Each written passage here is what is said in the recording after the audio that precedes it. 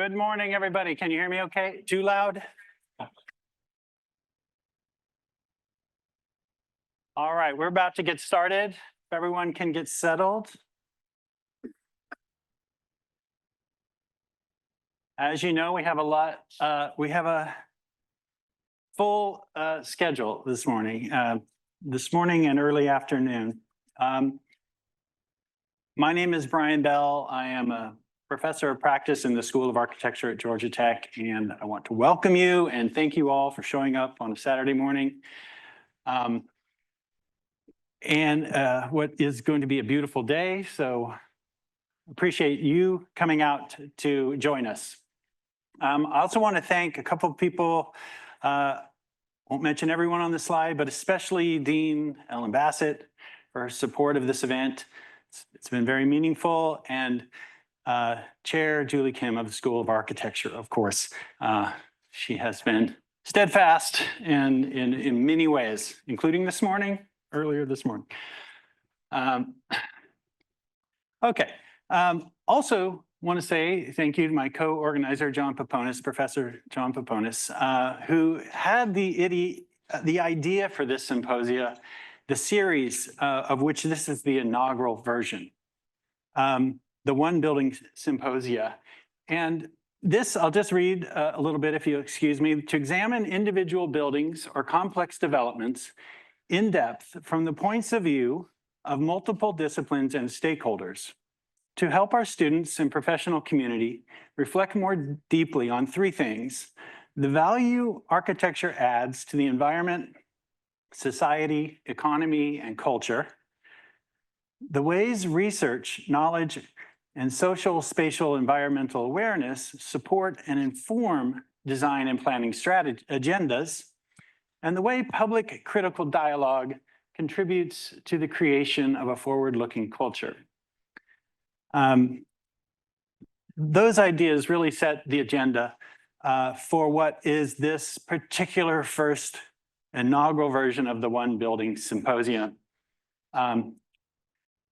where we are talking about a project that, as John and I were talking about this, what might fit the idea for the symposium, this project came immediately to mind for numerous reasons, which we will talk about for the rest of the day. But I will say initially, this is a project that is one project that transforms a brownfield industrial site into a new urban center. It delivers and expands on years of adjacent public investments. It assembles a team of internationally renowned practitioners, and it elevates the quality and meaningful complexity of public space in the city. And there are 6 projects involved in this one project. So our One Building Symposium is amplified, let's say, a little bit. But it's given us a fantastic list of a group of participants, let's say. Okay, I'll start with introductions for a few minutes, maybe 10 minutes, and then I'll set the stage for the project itself. Jim Irwin, founder and president of New City Properties in Atlanta. Also, I think it's interesting, he has a BA in English and an MBA in real estate finance from Emory University. Some students are interested in that that have come up to me are interested in development, how that works. Over the past 10 to 15 years, Jim has been building things that are unlike any other developer in the city, breaking all expectations for what a developer can and should do. The project of his that we are looking at today is just the latest in a string of projects of ever-increasing audacity, which is precisely why we think his work is worth more careful consideration for what we might learn, not just from the results, but how the results have been achieved and how they can inspire others. My sense of Jim is that he wants to be surprised by his work. He wants to be surprised by the creativity of the people around him and he wants to surprise the public as well. He wants to set the bar high, and then he wants to exceed those expectations in ways that no one ever imagined. He is conscious of the public as an audience, and he wants to show us what is possible. This is an absolutely rare quality for a developer in my experience. So today we are not just in conversation with Jim and his design and construction team, but we are in conversation about the formation of that team, the social, cultural, and economic frameworks that the team works within, and what can be achieved by such a team to create real public value. Okay, Cassie Branum, Principal Urban Design Practice Leader at Perkins and Will. We'll start by mentioning someone else, but many of you know Ryan Gravel, Georgia Tech architecture student and graduate whose thesis became the basis of the Beltline project, and who subsequently made it a reality, helped make it a reality. Well, Cassie recently told me that she recalls having Ryan, who had recently been hired by Perkins and Will, return to Georgia Tech on her professional practice course to talk about his experiences as a young practitioner, inspiring her to get a job with Perkins and Will, where she was able to work directly with him on the first segment of the Beltline. So Cassie is now their global urban design practice leader, which is significant. But her roots are inexplicably tied to the Beltline. Tom Kundig and Stephen Rainville from Olson Kundig Architects in Seattle. When I first heard Olson Kundig would be working in Atlanta, I was quite excited, having lived in Seattle when I was an undergraduate at the University of Washington. The city has intense atmospheric conditions, not just rain, which it's known for, but often moments like this when the sun comes out horizontally before a very dark sky. Happens everywhere, but it happens there in some frequency. It also has an intense interplay of land, water, and events like this. When there's very, very distant elements like Mount Rainier, they're brought into a local urban or architectural condition and situation. And knowing their work, I was very curious how it might translate to Atlanta, how it might tell us something more about Atlanta, perhaps because they would be seeing it with their fresh eyes. Olson Kundig's projects are grounded in the drama of nature, even when situated in the city, with a density of textures, materials, grids, and tectonic elements, almost absurdly surprising, and also absurdly surprising kinetic openings. Most powerfully, the use of scale, proportion, and monumentality, like we experience in nature, heighten our experience. Maurice Adjmi Architects. New York, New Orleans. Maurice is from New Orleans, also from New York now, where he moved in his early career to work with architect Aldo Rossi. There's a painting of Aldo Rossi's over his head. After Rossi's death in, I think, 97, hope I get that year right, Maurice completed Rossi's projects, closed the office, and started his own practice, but with continuity of Rossi's extremely influential ideas, especially about the city. Maurice is deeply invested in a dialogue between buildings and the city. His buildings are designed to hover at the edge of perception, either background or foreground, and this gives us a different way to consider and judge all urban architecture. David Seiter, Future Green Landscape Architecture. With his firm Future Green, David's work mixes nature and man-made urban building conditions in compelling and extreme ways.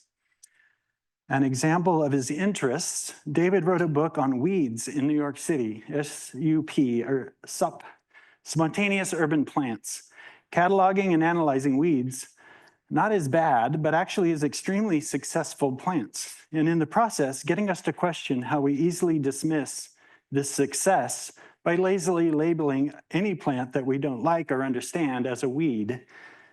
Here are two examples of his work in New York City, taking over a rooftop and a plaza, inviting people to use spaces in previously unexpected ways. Rob Weilacher, structural engineer, principal with Uzun and Case. Uzun and Case were the structural engineers on all of the projects we're looking at today, including New City's earlier projects for 725 Ponce. We're lucky to have Rob with us. He's incredible, not only for his engineering, but for the value he adds to the design process, working closely with architects to understand, clarify, and achieve astounding results. This is one of those results, I would say. Michael Keller, Vice President, Pre-Construction Director with Brasfield and Gorrie General Contractors. A contractor's work is essential to any successful project in many ways that go unseen in the final results, but also in many ways that are the most seen. The encounter with high quality in craft and construction uplifts our encounter with great architecture. It's essential.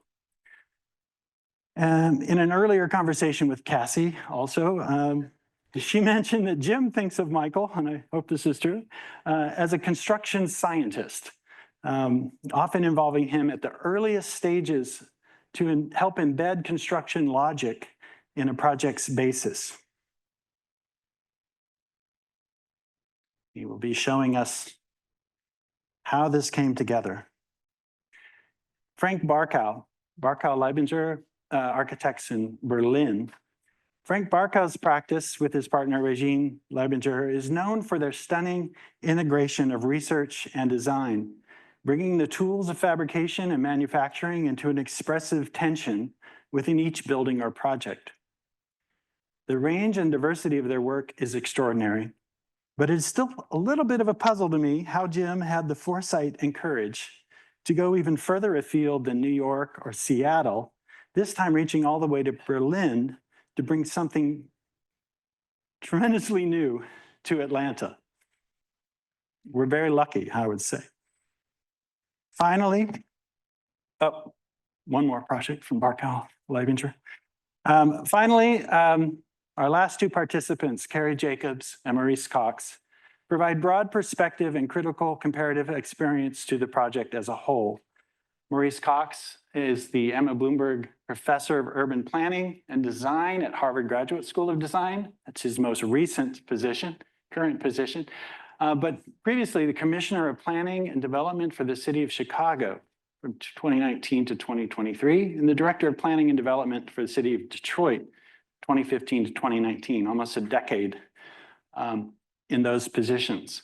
Former Mayor of Charlottesville, Virginia, and architect and urban designer. And I love this photograph because I think this is how he spends a lot of his time, which is in front of the camera and in front of the public. That's a very important aspect of his work.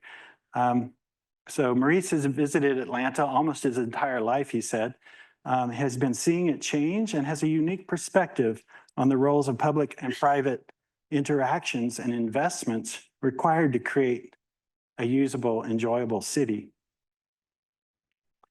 And Karrie Jacobs, she is a writer, a design critic, perhaps known most in some circles for her being a founding editor of Dwell magazine. And she's on the faculty from the earliest days of the DCRIT, or Design Criticism program at the School of Visual Arts in New York, which is an amazing program. I will be talking about it in my architectural criticism class. Karrie's interest in public space, and specifically how we are creating, using, and talking about buildings and public space in the first part of the 21st century, have particular relevance for the conversation we hope to have today. It is not only through this critical discourse that we can hope to learn from our actions and continue to improve the city and the lives of those in it. Karrie will be leading a discussion following the presentations. with the participants, other participants. Okay, and then just a note to say that we know any project like this where there are 10, 11 people here today, there's a vast team of people, and these are just a couple of them I wanted to acknowledge because the architects of record in Atlanta, HKS, and the landscape architects of record, Kimley Horn, many, many others. Okay, setting the stage. This is trying to be fact-based here about how this project came together, and Jim will have to give the nuance to it, but here we go. We know we are here at Georgia Tech, and the project is located on the East Side Beltline, just south of Ponce City Market. Most everybody in the city knows Ponce City Market these days. That was not always the case. And here we are showing that basic situation. But there are two underlying conditions to this site that have tremendously impacted everything we're going to talk about. One is the railroad, and the other is Clear Creek, this waterway, one on either side of the site. In 1928, may have that year wrong, but let's just say 1928, when the Sears building was built, it essentially was a dam over the creek, what was known as Ponce Springs at one point. And it's on the site of that amusement park called Ponce Springs. Over the years, expansions by Sears started further impacting the water system and started a situation of chronic flooding. We see in this photo from the 1950s, here's Ponce City Market, and all of these paved surfaces for parking were over in the valley of the creek bed. And by the 1990s, this is more or less what the site looked like, as it was a former industrial site. Concrete and asphalt had been breaking apart. And the city of Atlanta had larger problems, but there was a federal consent decree requiring the city to fix its sewer and stormwater systems. Well, in 2003, an activist engineer, Bill Eisenhower, he and a group of others developed a plan, an innovative plan for managing that stormwater through detention, which would be a public amenity. In 2006, the city separately forms Atlanta Beltline, Inc., to create the 22-mile Beltline in the railroad right-of-way. But as part of that, new parks, a few new parks were included, including as the first park as part of the Beltline would be the historic Old Fourth Ward Park. And here we really see now the magic of the site that we're going to be looking at, is it's caught between these two public amenities. And then in terms of the opening dates, the park opened in 2011. The Beltline opened in 2012. The first section did. 2014, Jamestown Properties completes and opens Ponce City Market. Jim Irwin was the vice president for Jamestown, responsible for the development of Ponce City Market. And in 2016, he starts his own practice, New City Properties. And his initial project is 725 Ponce across the Beltline. We'll be seeing that today also. And as that was being built, the property that was owned by Georgia Power becomes available, and Jim is able to purchase it. And this is what that site looked like in this Google area. Here's the historic Fourth Ward Park. Here's the Beltline under construction. Park is under construction in this. And you see the Georgia Power building and paved in former industrial site. Okay, finally, the six projects: urban design, Perkins, and Will. Olson Kundig has 2 towers, with a future tower coming at some point. in the future.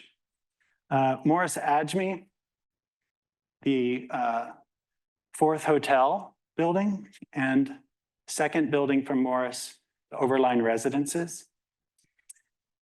Future Greens landscape, important connective tissue, tying all the buildings together and connecting the Beltline to the historic Fort Ward Park. And then two projects that are currently in design by Barkow Liebinger that we will see today. Okay, done with the introductions and setting the stage. I think our next speaker will be Jim Irwin.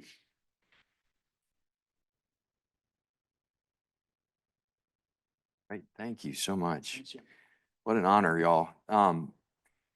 I'm super humbled both to be invited to this and also a lot of my journey, which I'll give you a short version, is kind of hero worship, and the list of people that are here today. For those of you who don't have context, this is like, imagine like a collection of the world's greatest professionals in one sport, and that's really what you have. So a lot of my job is to really assemble dream teams and then to coach them. And I thought that would be a great explanation to start off. Is a lot of people. I have like one of the hardest jobs to describe in the world. It sort of defies a clean job description, and so I think that's a helpful, kind of kickoff. What a developer is it's the equivalent of like an orchestra conductor, and the sort of power and responsibility that a developer has is to pick the music, pick the people who will actually play the music, and then influence them and coach. But really, the people doing the work and making the magic and the beauty happen are really the people that you're going to hear from after me. And so my job is to kind of provide context and help you understand the role that I play and New City and the team that we have, and then really to kind of kick off, what the real fun will be, which is to kind of hear about how these brilliant people think about our city. And so, the other important thing, I love that you went all the way back to, the Sears building. That's the other aspect of the story I think that's important here. Is I grew up in Atlanta. I'm from here, and I love that you included the early '90s photo, because that's the Fourth Ward that I remember. This was the part of town that I was not allowed to come to as a kid. And so therefore, I wanted to come there, right? And so I remember like crawling around in those industrial ruins and like being super intrigued by like, why is this place called Murder Kroger? And and there was a few events that happened in City Hall East, right in these doors, one floor down where the entrance was the Atlanta Flower Show. And that was like the one time a year where my mother, who had an art gallery in Atlanta for 35 years, she would come here with her friends, and they would feel kind of cool and hip and edgy. And it was sort of this thing, that otherwise this building was effectively abandoned. It was 2.1 million square feet, and it had been lost in plain sight. Ponce de Leon Avenue gets 33,000 vehicle trips a day, if you can imagine. That was 2010. And so you have some of the most incredible neighborhoods in Atlanta driving by a 2 million square foot abandoned building to go to work in Midtown, Buckhead, downtown. And so the idea with this is like, how can we sort of re-gift something back to the city? And so, this was like an incredible privilege for somebody growing up in Atlanta to be able to work on this thing that everyone knew and everyone had forgotten about. But the important part of it, and the deep responsibility that I felt as a native Atlantan, is you just touched, Brian, on, there was like hundreds and hundreds and hundreds of brilliant people working over decades to basically make this possible. And so I felt this deep, deep privilege and responsibility to really make it great. And then of course the Beltline comes along, Ryan's vision comes to life. And, you know, it was like literally pouring gas on a fire, because this 12-foot wide concrete sidewalk, as everybody loved to call it, you know, I would go out there before any of this was open, and I would walk a lot of, you know, Gucci loafer real estate brokers, you know, through the mud, and I would stand out here and I would say, this is going to change Atlanta forever. And they would all laugh at me. And what I had not told them was that, you know, a few hours before these tours, I would actually carry around coffee through Pond City Market, and I would wake up the folks that had been sleeping there, and I got to know them and got to be friends with them. And yeah, Mr. Ricketts, I'm so sorry, you know, we're bringing some group here. You know, I've got some coffee for you. Would you just kind of hang out upstairs or something? And of course, I wouldn't tell anybody that we tour, but I would give them headlamps and flashlights and maps as we would walk through, because the power had been cut, and it took a couple of years to literally just kind of clean the building out. But then sure enough, the Beltline opens and magic happens. And so really the chicken and the egg came at the same time. And about that time, you know, one of the tours that I led was actually the senior real estate people from Cincinnati, from Kroger. And they walked through the building, and I could just see their eyes getting huge, because what they're sitting on across the Beltline is the worst performing Kroger in Metro Atlanta. And it happens to be across the street from the highest performing Whole Foods in the city of Atlanta. And they're scratching their heads and they're saying, gosh, like what's going wrong? What do we need to do? Would you help us? And I think what they were asking at the time, and this was like 2013 or 14, what they were asking was, would you help us, you know, the neighborhood like us, so that they stop calling us Murder Kroger? And, you know, they tried some murals, you may remember, and a few other things. But what we did when I was at Jamestown is we took that as an opportunity to sort of show them a master plan and what would be possible. And to make a really long story short that I won't bore you with, they ended up getting really excited about it, wanting to move forward. Jamestown, for very, very good reasons. This was like the ultra marathon on ultra marathon, of course, of difficulty in terms of construction and redevelopment. And they said, you know what, we're okay. But it was such a great opportunity. I approached them and said, hey, would you mind if I kept working on it? And that was kind of the genesis of New City. And so we say in 2016. Technically, when we started, I'd been working on 725 Ponce for a couple of years by that point behind the scenes, but that was when it kind of became known that I moved offices from here and carried a box across the Beltline and into the attic of the Ford factory. And I'd gotten to know the owner of the Ford factory, and I said, can I just like fix up this abandoned attic space? And he's like, yeah, sure, yeah, no problem. So that was like our first global headquarters of New City. And then amazingly, when we weren't even halfway done with 725, Georgia Power, you know, had sort of looked around them, and they're incredible corporate citizens. They care deeply about communities that they work in, and all of this stuff had been going up around them.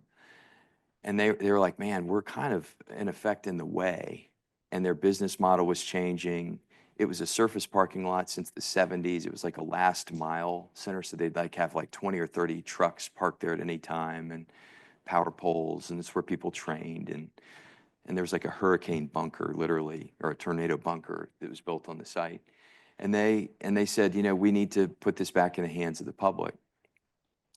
And this is where the great story begins.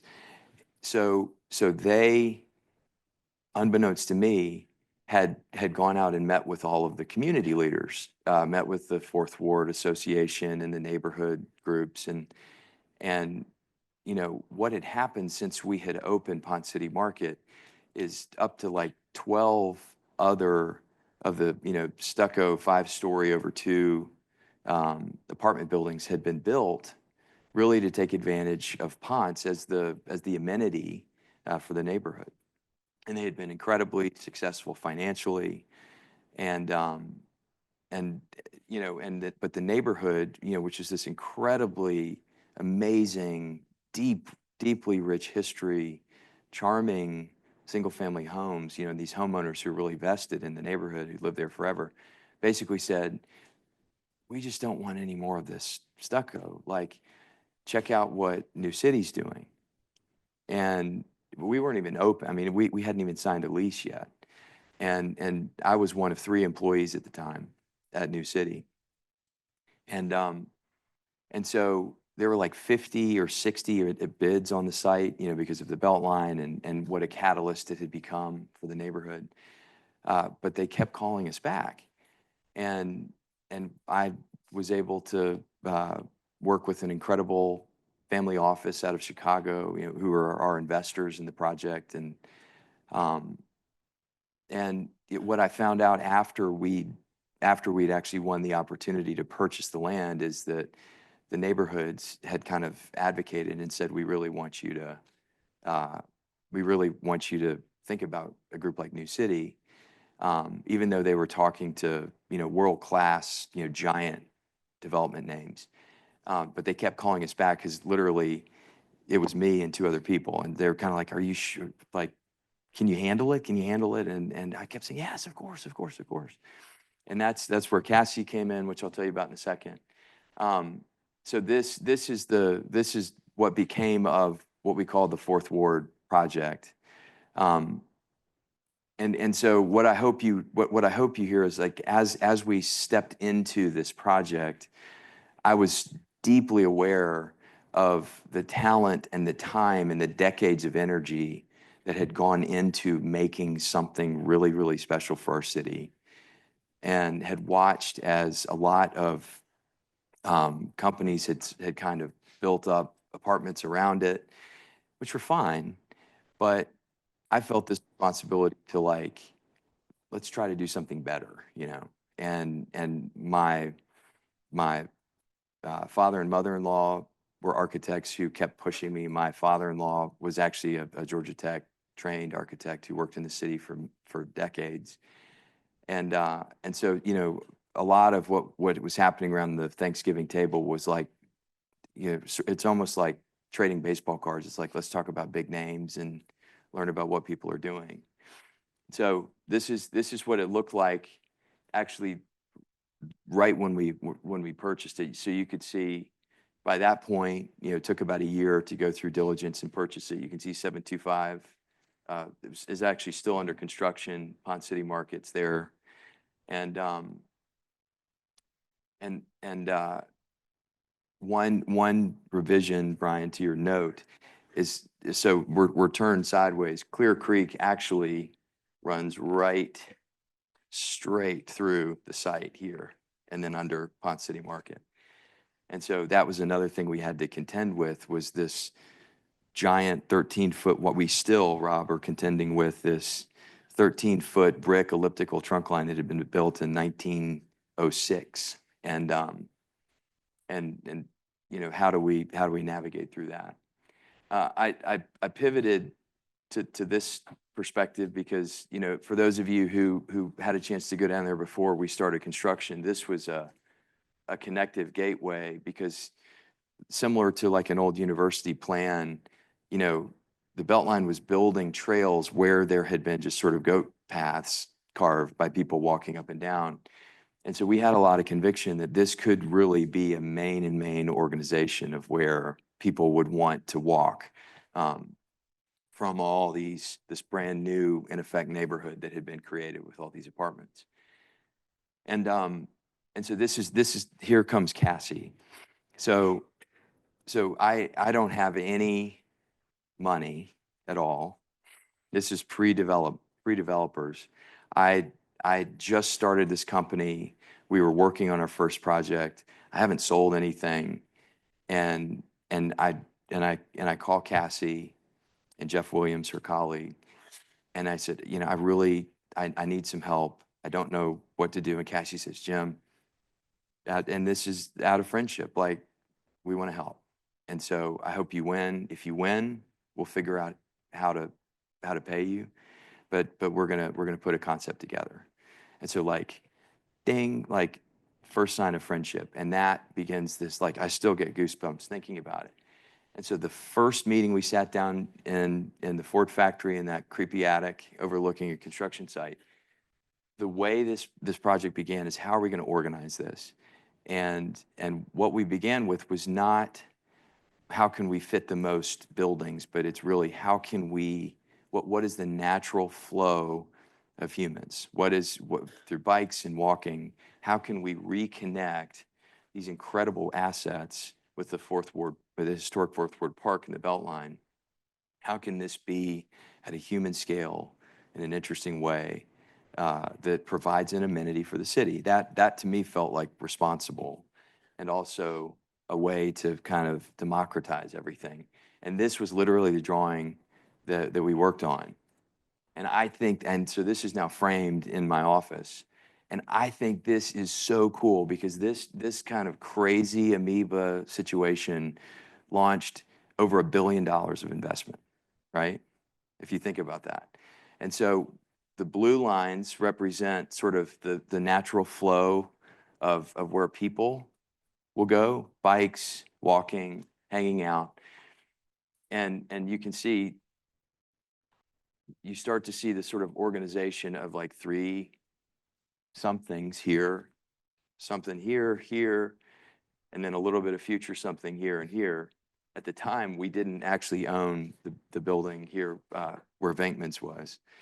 But, you know, that really launched. And then David Seiter will tell you in a few minutes about kind of that became like the heaviest bold line for the whole thing, which turned out to be that sort of central plaza space. So I'll toggle back and forth, but you can see it became the Olson Kundig projects, that main green line into the plaza, that's the future site, the hotel, the first multifamily tower, and then Frank Barkow's future site. So you can see it's kind of a neat how that worked, right? And then we started kind of noodling and sketching around, and one thing that I think is critical to everything that we do in the design world is just play and have fun, right?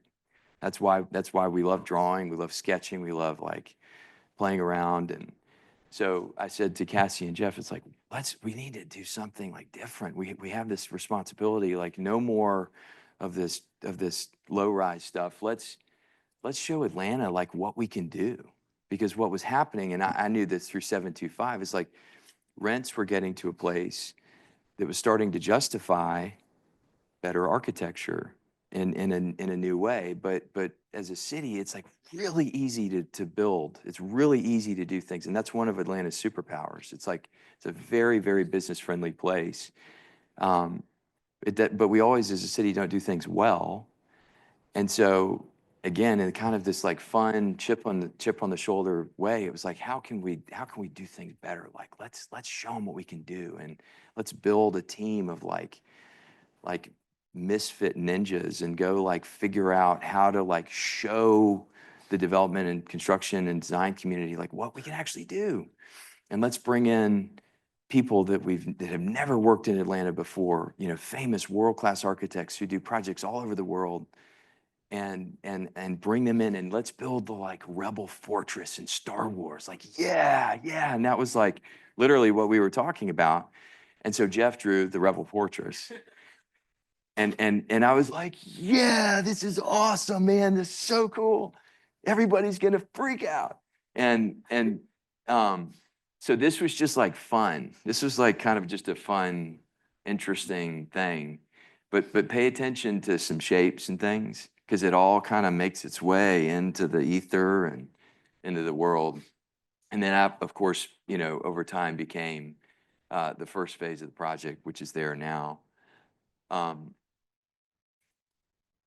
You're going to see a lot more beautiful photos, but about the time that we had finished the construction drawings for this and were ready to break ground, one of my dear friends, Dan Curzius, who was one of the founders of MailChimp, called and said, you know, this is like the call that you always want. It's like the dream call. He's like, man, we love being in Ponce City Market, but we've grown so much. I saw this like really cool like picture of something that y'all are working on, and so many of my colleagues have moved to this neighborhood because they love the Beltline, and they you know, he said it's crazy, but like a third of the people at MailChimp actually don't even have cars because they can walk and bike to work. And so I'd hate to move them anywhere else. You know, we've like tripled in size. We think we need like 300,000 square feet. Do you have that much? And I said, yes, Dan, yes, absolutely, yes. We can, yes, no problem. He's like, oh, that's great. Can we like work something out? I was like, yes, Dan, yes, we can. And so they ended up taking the entire northern tower and all 3 bridge floors, which has been a really special friendship and a partnership to do something really spectacular. We'll talk more. I'll leave all the goodies up to everybody. An amazing picture of how you can kind of collaborate between landscape and hardscape and vertical architecture. This became like one of the most essential kind of key moments of the entire project, and in terms of like creating this compressive energy to take all the people who are wanting to get up and back from the Beltline, from 4,000 plus apartment units that have been built, and just create public space and people space. And Brian, I actually teared up for a second when you were sort of guessing about that, but to me, like I feel like Willy Wonka, like that for me is like the joy of working with the best people in the world, and for them becoming your friends, and to like geek out and just like I get to pick the all-stars and watch them do what they do better than anyone else, and I get to kind of conduct and share ideas and watch them like respond and this whole thing blossom. And then I get to walk around for a couple of years or 3-4 years while it's all under construction, be like, oh man, everybody's gonna freak out when they see this. This is gonna be so cool. And I walk the site every day, and I get to know the guys at Brasfield who are actually like taking this epic composition and get to actually like bring it to life and walk around, and a lot of times the guys actually pouring the concrete and walking through, they don't really know what they're doing, they just know like one piece. And so I actually like print renderings and pictures and walk around and say like, this is what you're doing. And they go, oh man, this is so cool, and just kind of get everybody excited and try to just bring that positive energy. And because this stuff is hard, y'all. This is really, really hard. It is super, super hard. This is building anything, as you all know, drawing and building anything is not easy, particularly given the rigor that you're taught here. But to do this is like nuts. It's really nuts. We'll talk about the stepped slope, and then and one thing that Rob Weilacher, who's like the forever companion, who's like this crazy, brilliant mad scientist, triple jacket, Georgia Tech grad, is this is the first in the world cast in place concrete structural die grid on all 4 sides in the world. And we came up with this like crazy idea, Maurice and I. Rob's like, yeah, we'll figure that out. Yeah, we got it. It was just like, yeah, we can do that. A guy who loves being challenged. Michael, who you'll hear in a second, is the director of pre-construction for Brasfield, largest concrete company in the Southeast. Another story that you need to tell more of is, when we were actually pricing this with Brasfield, we still weren't sure that it was going to work, you know? And I don't mean like from a cost perspective. I mean, like, we weren't sure that it was going to actually like be able to stay up, you know? And I'll never forget, Michael met me in the lobby of Brasfield's office, because I was being summoned by Brasfield, and he caught me in the lobby, and I was like, "Hey, Mike, what's up, man?" And he's like, "Jim, you're about to go in a meeting, and they're gonna, you know, they're gonna say we can't do it. They're gonna try to kill the digrid. And do you really want to do it?" I was like, "Yes, like absolutely. Like no one. This is gonna make people's heads explode." And he's like, "All right, you gotta lay it down. You gotta throw the gauntlet. You gotta like challenge us." And I said, "Okay, I can do that." And so I you know, walked in, and I'll let him tell you about that meeting. But you know, sure enough, we have it here. And then another story that Rob won't tell you, but I will, is if you see the top bar, we call it the crown, that like horizontal brace, at the topping out party when the concrete was dry on that, I've never seen Rob more excited, because he came in and he said, "Jim, I didn't want to tell you while we were building it, but it wasn't entirely structurally stable until that brace." And I was like, "Dude, what do you mean?" This is like, I've pulled our team through this crazy adventure. This is not cheap. This is really a big deal. And he's like, "Yo, it's good. It's good now. It's good. We're good. We're good. We're good. We're good. We're good." It's like, okay. So anyway, I mean, again, like, it's just that, like, so like what a privilege, like what a fun adventure to be able to work with incredible people. And then to also, you know, at New City to have, like, now we're a team of 11 total. And we literally feel like misfit ninjas that are on a mission to do things with excellence, to surprise and delight people. And just the joy, hopefully, has kind of overcome the hard things, because it does take a long time to do stuff like this. But you know, even I hope you get a chance to go to the fourth. Many of you may have been to the rooftop of Moonlight. But notice all the touches and feels and the surprise and delightful moments. Another Georgia Tech grad who's a colleague of mine, George Krauth, is here, who's really responsible for kind of like creating all those moods and feelings and special things that kind of last 10% to really set the stage. He's almost like our Wes Anderson, if that makes sense, on the team. So back to this kind of crazy rebel fortress idea. Notice, like, see like the notch there? That's like the human notch in the Rebel Fortress where Luke is waiting for Han Solo when the Wookiee dies, you know? You know what I'm talking about? Like, kind of nuts how it shows up, right? Right? And then see that here? That's all those kind of crazy fun ideas and that playfulness that's executed with extreme seriousness and intentionality can lead to something that's pretty spectacular when you surround yourself by all stars. And for me, the privilege is just to like sit back and like listen to the music and just be delighted by that. So I can't wait to hear about how each story goes.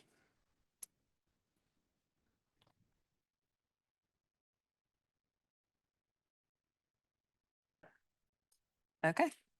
Okay, so planning fourth ward. So I'm the first in the six projects. And though Brian gave you a little bit of an introduction, I thought it would be helpful just to share, since we have so many students in the room and my past professors. Hi, George. So I am a Georgia Tech grad. I went to school here for Masters of Architecture, Masters of City Planning, and a Masters in Urban Design. And so I spent a lot of time in this room. I have taught on this stage or platform or whatever we want to call it. And I had the incredible opportunity to intern at Perkins and Will as I was finishing my my last 2 degrees. And during that time, as was mentioned earlier, we won the Beltline. I got to work on not only the 25% design of the full 22 miles, but also the East Side Trail, which this project sits on. And then in more recent years, I get the opportunity to work with people like Jim and think about parks, open space, and development along the trail and kind of how that might impact the future of the city. So I did some reflecting coming into this room today of what makes this project special. And I feel like I'm setting like the third table for Brian, if you will, a little bit.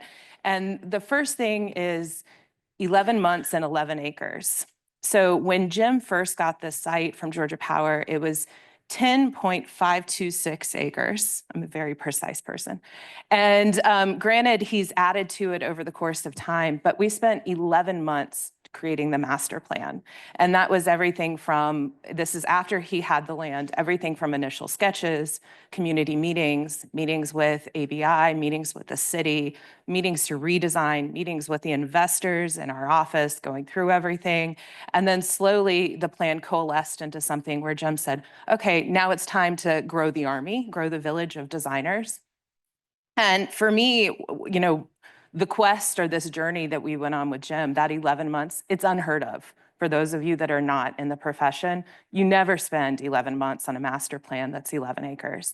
But it was the dedication of Jim and the new city team at that time that it has to be right. We have to uncover all the stones and see what's under them and see what we find. And that's the other kind of major aha and reflection, is that this is a project of many hands and many minds. You heard about that a lot in this conversation. And Jim, the conductor, is the perfect term for him. But he also, also picks up an instrument from time to time. For example, he would pick up the foam in our office and be cutting foam for models and helping us figure out massing and think about it. And I think this active participation from the new city team and this ability to kind of take on the vision as they're working with their design teams is really kind of a hallmark of how this project came to be. Another kind of big principle, I was looking at my notes, and Jim may or may not remember this, but there was a challenge. This is not a project, this is city building. And the first time you think about this as a big development or as a campus or as a singular thing, the whole kind of idea falls apart. We're building parts of a city. And that's why the buildings have their own personalities. It's why the public realm is unified. You can sense it when you're there that it's a little bit different than some other projects around the world where all the buildings riff off of each other with a similar material palette or a similar form or massing. And to me, that makes it really special. The other thing is the creative tension that I think Jim brings to the project with the design team. So this fun fact, we all went on a site walk yesterday, and some people were like, Cassie, it's nice to meet you. So what did you do on the project? And I said, I worked on the master plan. Oh, I've never met you. And it's like, well, that's intentional, because there's this creative layering of ideas that sit on top of each other. And Jim is the shepherd with the new city team and people like George. And it's this building up of layers and ideas that you could see in those images Jim was just sharing, and this intentional kind of building up or crescendoing. So with that, you guys saw a bit of this, but just again, to like kind of context of where we started. So you can see 4th Ward, North Avenue, Ponce, downtown, Ponce City Market. And so this was when the land was essentially acquired. You can see it from this perspective as well, that there were projects, you know, now that seem like they've been there for ages that were under construction. And I should mention, New Grape Lofts is a historic loft building there on the corner. They had their parking lot, so this was a constraint. This is the widest portion of the Beltline in all 22 miles, so it creates a really special site condition. Originally, Jim didn't have this piece of land, so we had like this tiny little slot condition here. The extension leads all the way up to the park and creates kind of a weird corner in the site. But it's beautiful.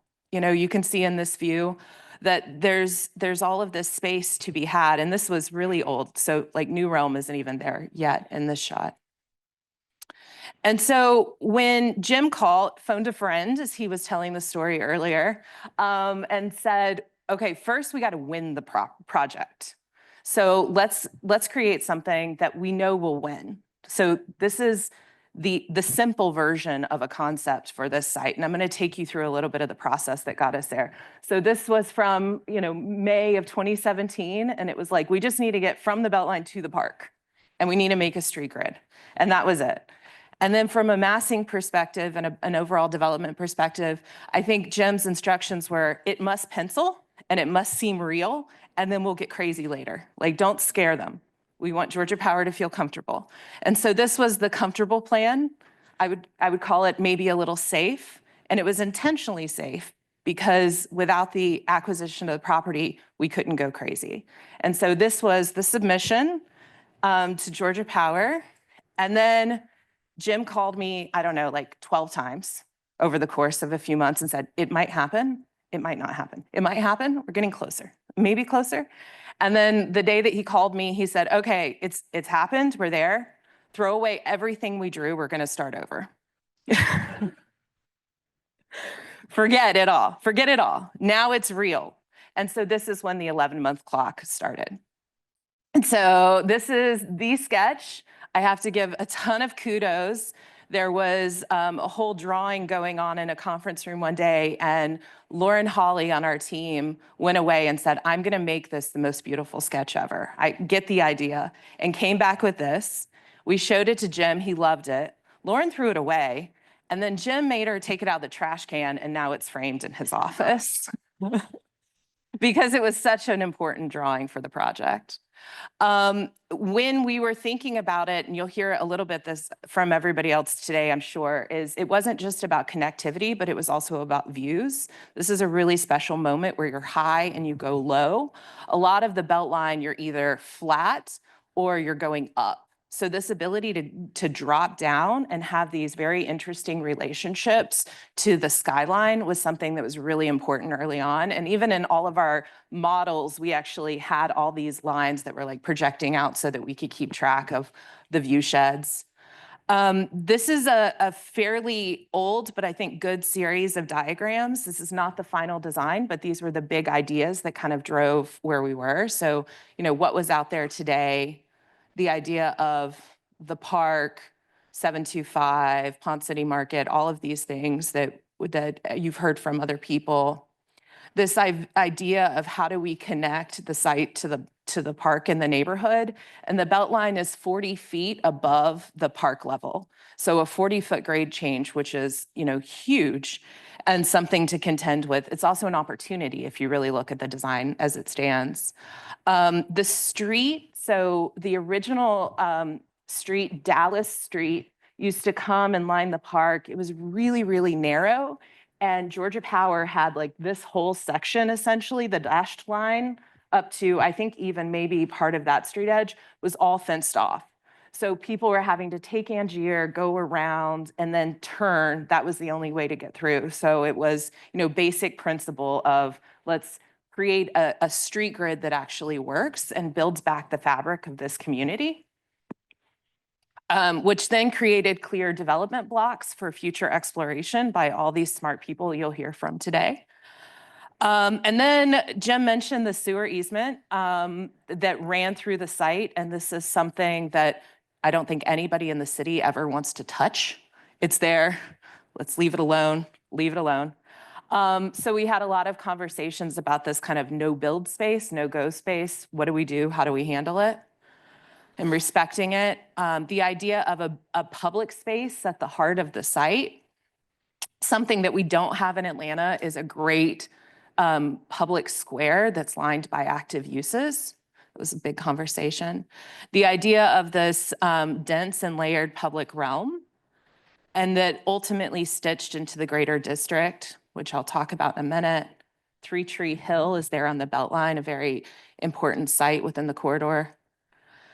And then this idea of how do we actually activate the framework, and then how do we think about a height gradient that steps in a way that touches the park lightly. And that turned into a whole series of framework sketches, early on, we had this idea of this loop that would connect all of the buildings into this like lily pad approach. And maybe there would be, different moments where it would connect in at different levels. And of course, we talked about people, Brian, to your point, getting surprised and getting lost and confused and getting to a dead end and being like, well, I guess I'm off the loop now. I need to go back. Of these kind of very interesting moments of exploration that's three-dimensional. And so the loop had this whole mid-level where we had figured out all of the grading of how you could traverse that 40-foot grade change and switchback stairs and ramps and little hideaway places and bridges over streets. And so this was very early on of how do we set the framework for then future architects and landscape architects to kind of make it real. These were early inspiration photos. These were like the new city approved images at the time.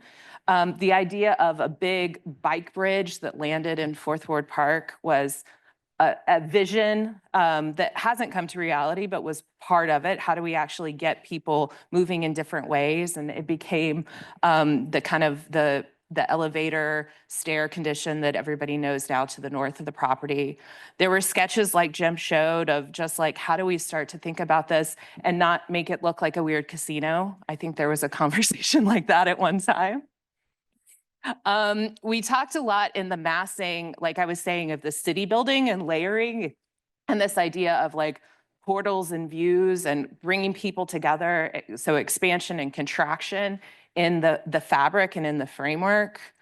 And also how do we mitigate all of these crazy heights and grade changes? And this went on and on and on. What entry might feel like if you're coming from the Beltline or coming from the park, how do you see this as an object in the landscape? And then the foam came out. And with those ideas, it became more about really development quantifications started to become part of the conversation. How many square feet are we going to get? How many units? What does it look like? How do you connect all these things? I think this is Jeff pointing to something important one day. And then, it started to take even further shape. And I'm sharing these because you'll see how much it's actually changed, but stayed the same. The core principles were, I think, there in the beginning, and looking at what's out there today, there's a lot of differences on the ground, but I think those core ideas are there.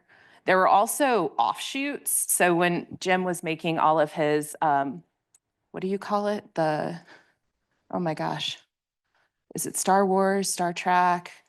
I'm not with either one of those clans, so I'm not entirely sure. But we did have visions of a big building, what is now the hotel, coming and stretching and landing and extending that portal. And this was like a side quest that we went on. And then we were probably told by Brasfield that was too expensive and impossible. And then there were things like this where there was an idea of, well, maybe the plaza needs to get bigger and it needs to have all of these pavilions and, titles like Messy Concept Sketch and a random email to Jim, which then had alternatives. And then there was another one, but then we decided we didn't like that one. So there was this whole process of real dialogue. And in the end, where the Perkins and Will team landed was on a very simple framework. With this model, this was the last foam model, and you can see that, even buildings don't line up with the plan. It got to the point where this wasn't something where there's like a master plan book. It's a thread, a series of ideas. And at a certain point, Jim said, I think the ideas are there, and it's time to talk about who might come in and inform that next layer of creative tension. And so kind of the last set of things that we did for our scope of work were create this series of sketches, which were shared with the public during the rezoning and became kind of the bringing together of all the principles and conversations into one set of drawings that were then shared with a lot of the next design team leaders. And so this idea of the project that sits on the Beltline and its larger views and orientation, of this grand staircase that would come down, and this idea at the time to have a bridge that would come over, an amazing public realm with active streets, stormwater collection, amazing kind of trees and elements of nature. And then this was like the last big sort of hero sketch. And you can see how much is different, or you will see how much is different as we go through it today. But this was kind of the big culmination of the framework and laying the groundwork for all of the creative tension that got piled on in the subsequent phases. And so with that, I think, Brian, we're going to architects and landscape architects and how all this came to the next step. That goes. Okay, good. Hi, everybody. Thank you, Brian. Yeah. Thank you, Jim, for inviting me to participate in this project and also today. You're going to hear from a lot of us. Misfit ninjas, I guess is what you call this. I'm definitely ready to play the part. I think one thing that was really important to hear, and I wrote down these words that Jim had said earlier: adventure, passion, mission, excellence, surprise, delight, and joy. And I think this project checked all those boxes for us. And I think Jim, more than a conductor, I think was like blocking and tackling in the background and allowing us to just keep running and doing our thing. So thank you for that. I'm going to tell you a little bit about my firm. I don't want to spend too much time there, and then talk to you about the two buildings, the Overline and the fourth. And so Brian had mentioned I work with Aldo Rossi. I studied with him at Institute for Architecture and Urban Studies in New York, and then ended up working in Milan, helping on a competition that I thought was going to be 3 weeks, and it turned out to be 3 years. We'd won a competition in Berlin and then in Genoa for an opera house. And then I worked with him for 10 years in New York. So that really set the foundation for what we do in my office today. Started as an architecture firm and have added planning, interior design, and art services, which enables us to look at the big picture all the way down to the selection of the furniture and the art in projects. And I'll show you a little bit of that as well. We work in residential, hospitality, office, and we just finished a dorm for Berkeley. So those are the areas that we work in.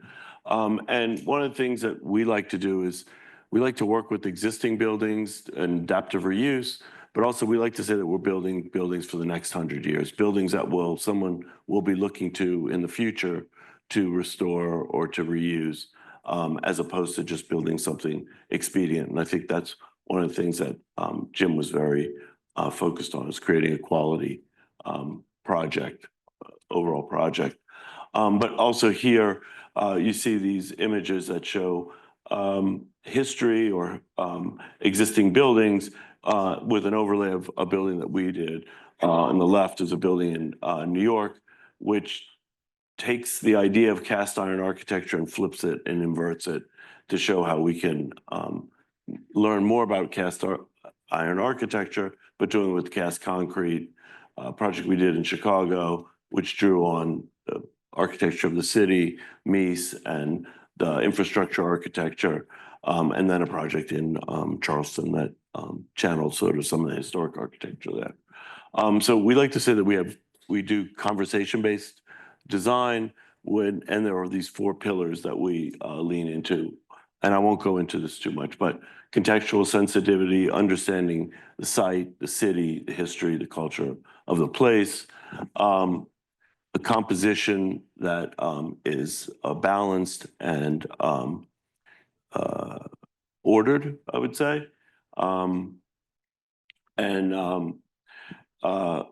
a mixture of tradition and innovation. And this is something that I really learned in Italy, was this idea that architecture is part of a continuum, and that what we do needs to reflect our time, but it also needs to tie back into the history of the place. This is a project we recently finished in Little Italy in New York. And there's two images that coexist on this project. One is the image of a tenement building rendered with these pixels as brick that we custom made or had made, and then the new building, which has a very regular grid. So you have those two tensions. And then we like to look at art, music, and other things to inspire our architecture. So here are some of those ideas, the art, and then the results. The building on the end here is 837 Samsung building, which is, I think, the reason Jim called us, because he really liked that project, and I'll tell a little bit more about that.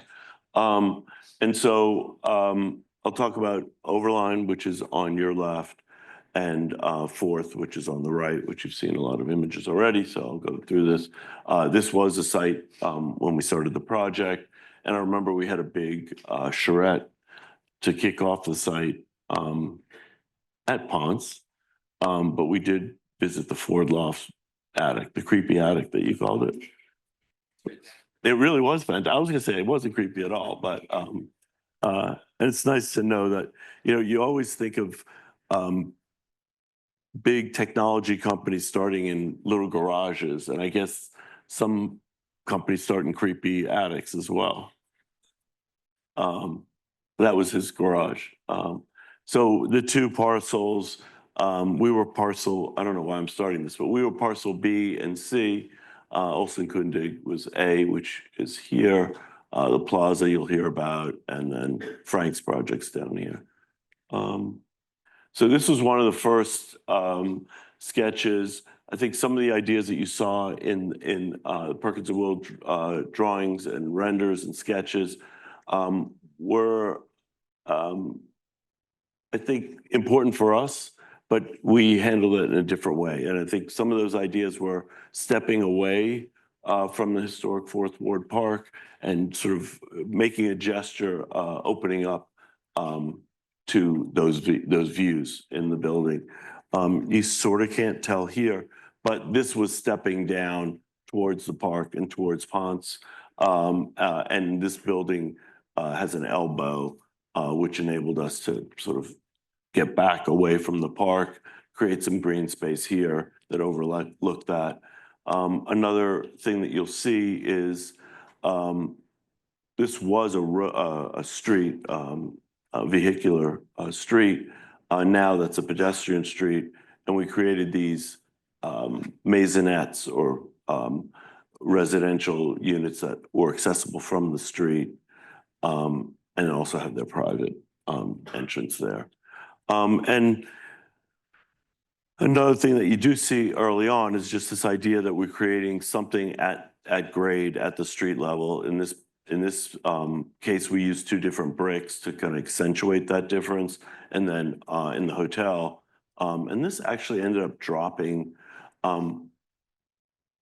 Jim makes it all seem really easy, but there were times when he'd call us and say, "Oh, we have an issue or a problem. We need to do this or that." And but he kept encouraging us to keep going. Yeah, so again, creating sort of a strong base for the project, and then this iconic tower above. And you see the Woonarf. David's going to talk to us, hopefully, about plants. I think that's what he told me, but also some of the thinking about how the hardscape and all that plant material work together. And so this is an overline. The stats are on the left, but wait, sorry. Oh, it's okay again. So we looked at Ponce and the brick as an inspiration for the materials that we're going to use in the project. Also, the sort of rigor of this industrial facade, but with a little bit of a twist, and sort of accentuating that brick into sort of a super scaled, almost Lego-like construction that celebrated brick on the project. Here's that the maisonettes and the entrances that you see here, and a view of that, the building on the right. Here's some of the interiors, really playing with that industrial aesthetic, but cleaning it up and doing something that felt fresh, but also inspired by the metal and the other materials that you see in the project. And then here we can see the maisonettes with their own private outdoor space, and then the communal space for the rest of the building here. One of the things that Jim wanted us to do was create public spaces and amenity spaces in the residential building, but also through the bridge and the connection to have shared spaces in the hotel and club, which is across the street. Yeah, Jim was really passionate about creating something that was special and unique for the hotel tower. And as I mentioned earlier, he called me after seeing this project, and this is a steel exoskeleton which supports the floors in this project. And Jim said, but we can't do it in steel. Atlanta's a concrete town, I think is what he told me. And so we came up with this idea of doing it with concrete, and I didn't know it was the only one in the world. If I had, maybe we wouldn't have done it, but yeah. And Allison Schwartz, who is a native of Atlanta, was very passionate about working out every single connection and detail and just making sure the geometry really worked out well. So we're super excited about that. Also excited about the fact that you really read that structure from a distance, up close, and also inside the hotel rooms, which you see there. And just a couple of shots of the interiors to give you a sense of what it's like there, and really trying to create a warm, welcoming experience that had this sense of adventure that Jim wanted to instill in the project. This is a little highlight.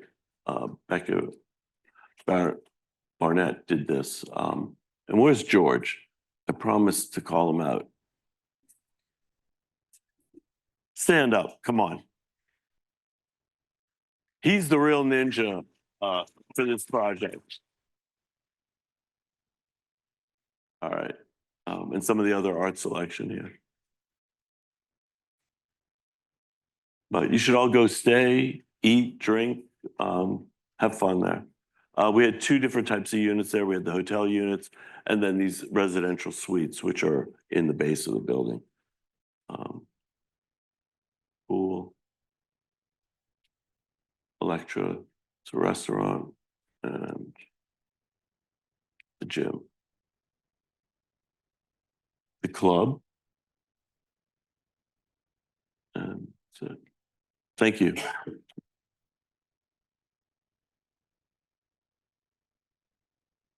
Thank you, Steve. Okay, great. As with tradition at Olson Kundig, I'm going to try to keep this snappy. Not talk too much about us, more about the project. But I will say that first, some thank yous. It never gets mentioned enough, but our partners on this project on the design level was HKS. I don't know if anybody from HKS is here, but they get a big thanks. Great collaborative partners. I'd say extend that to all the consultants that we worked with. It's a big deal. That's how these projects get done. It's not just us standing up here. It's the process. And then I really want to say thanks to all those that came before us. I think Perkins and Will and Jim really set the table for us. And we've going through that process before with municipalities, et cetera. Not having to do it this time was fantastic. And basically being able to just start, I think Maurice said this too, just be able to go is an incredible thing, not only because it's easier, but because there's a momentum that builds, which I think is really powerful. Once you get the ball rolling, the ideas can really continually build upon themselves and then, you know, kind of culminate in a very linear process to what you'll see. Just a quick note about us. If you don't know, Olson Kundig is, I like the misfit ninja. There's a lot of other things that we've been called, and we'd like to think that we are. Ultimately, I think we're risk takers, and we're looking for clients that are risk takers too, willing to do crazy things. We're a firm of yes. We don't say no to stuff. And I think when we kind of came together, it felt like kismet. It's kind of meant to be. So half our work is residential, and I think that's the root of how we think. We think about what it is you're going to be touching and experiencing at that human scale. And then the challenge is, how do you take that to the next level? It's something that is public, something that is bigger, something that's shared by many people. So the other half of our work is work like you're going to see. It's sports, it's hospitality, it's kind of everything in between. And usually we get invited to the table as the outsider, and that's great. And we try to approach that with a humility that of discovery and of understanding, and you'll kind of see what I'm talking about here in a minute. We didn't know anything really about Atlanta. So the first thing was to eat some humble pie and understand about the site, understand the context, and understand how we could find opportunities to leverage some stories within the project. Obviously, being in the Northwest, we are very connected to nature. And I think one of the first things that we were challenged by in looking at the site was, how can we reintroduce nature into the site? Think about the context just beyond this site, but to the entirety of the region. And so we started with some context. And for us, the site is huge. And these are just some comparisons to where we live. That's 2 city blocks. In Portland, that would be 3. So this is a huge amount of property. And so how do you break that down for human scale? With all of our work, we start with the environment, and we analyze what our opportunities might be for wind and sun. And I think there was an initial idea that we had about connecting to outside, and we hit a wall immediately, and that was, nope, not in Atlanta. Buildings are sealed, and it's hot, and it needs to be air conditioned. And so that's just the sort of thing to get us going. We'll show you. So we started to look at some ways where we could get people connected to the outside, and we always try to find opportunities. And on the left are some of those ideas, and they'll come into play a little bit later. The other part we looked at was the history. It didn't take us long to figure out that there was a rich history about this site, all the way back to the Civil War, and then the industrial legacy that is literally written on the site. And this idea about, yes, history is great, but this project is actually a catalyst to a new history and a connection to what is going to come, and what could this site help Atlanta strive towards, and the region. And so you start to think about it as a portal in time, both reaching backwards and moving forward. Movement was a huge part of this project. As you can see, you've got people from the Beltline trying to get different places. There potentially is going to be a light rail stop along this area. So you've got people coming to, through, on, above, around. So how do you encourage that, and how do you democratize the ground plane so that people can move wherever they really choose to go, choose your own adventure, so to speak? And then we're next to water in the Northwest and at our home, and you guys don't have water per se, but what you do have is a different kind of ocean, an ocean of trees, which is just absolutely amazing. That the idea that I'm stealing a line, but this is a city in a forest, is incredible to us, because trees can do so many amazing things. Obviously, there's the connection that we all have with trees, but trees also have the functional benefit of cooling, of shade, and we wanted to incorporate some of what trees do in maybe a new way of thinking and how the building works. So we had this bread loaf, and there were some ideas about how to carve this bread loaf up, and there were some motivators about how to carve this bread loaf up, trying to connect things, as I've said before. So we started looking at all the possible ways one could carve up the bread loaf. We also got into the foam modeling. And then we sort of landed on this portal idea. And as we move from the left to the right here, we landed on the one on the far right. So from there, sort of the order of operations, if you will, was to lift the building up in that second step to allow, again, more movement between the Beltline and the park below, but then also in the other direction. We felt like from building to building, there needed to be a connection and not a series of walls. So if you go there now, you can see one of those connections that move in the other direction, parallel to the Beltline. And then we noticed something interesting that, the massing, trying to be somewhat sympathetic to the adjacent neighborhoods, needed to break down in scale. So we came up with these mega floor ideas and broke the building up into thirds to create some relief to the scale. Next, we noticed that, as mentioned before, this is an amazing part of the Beltline where it was a little bit wider. And we thought, given that there might be a stop and light rail, and given it the opportunity to create a place to stop off the Beltline, we wanted to twist the northernmost tower to create a porch for the Beltline. And then,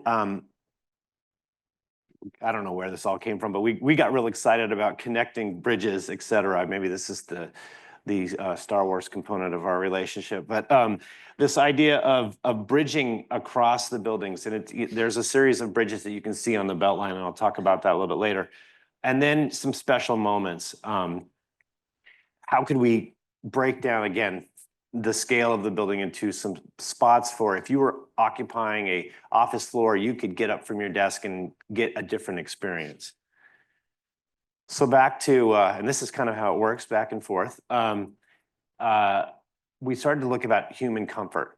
And one of the things we noticed about with office life is I might be sitting in a corner and it might be comfortable for me, but someone on the other side, it might not be comfortable for them. So we started to think about, well, okay, how can we create a equitable floor plate, a place where it doesn't matter where you sit. And we were hoping that that would resonate with someone who's trying to lease some space. By every square foot of the building is a great place to be. And so we started to riff on this idea of how can the architecture mimic what some of the trees are doing, but maybe in a different orientation to create that comfort.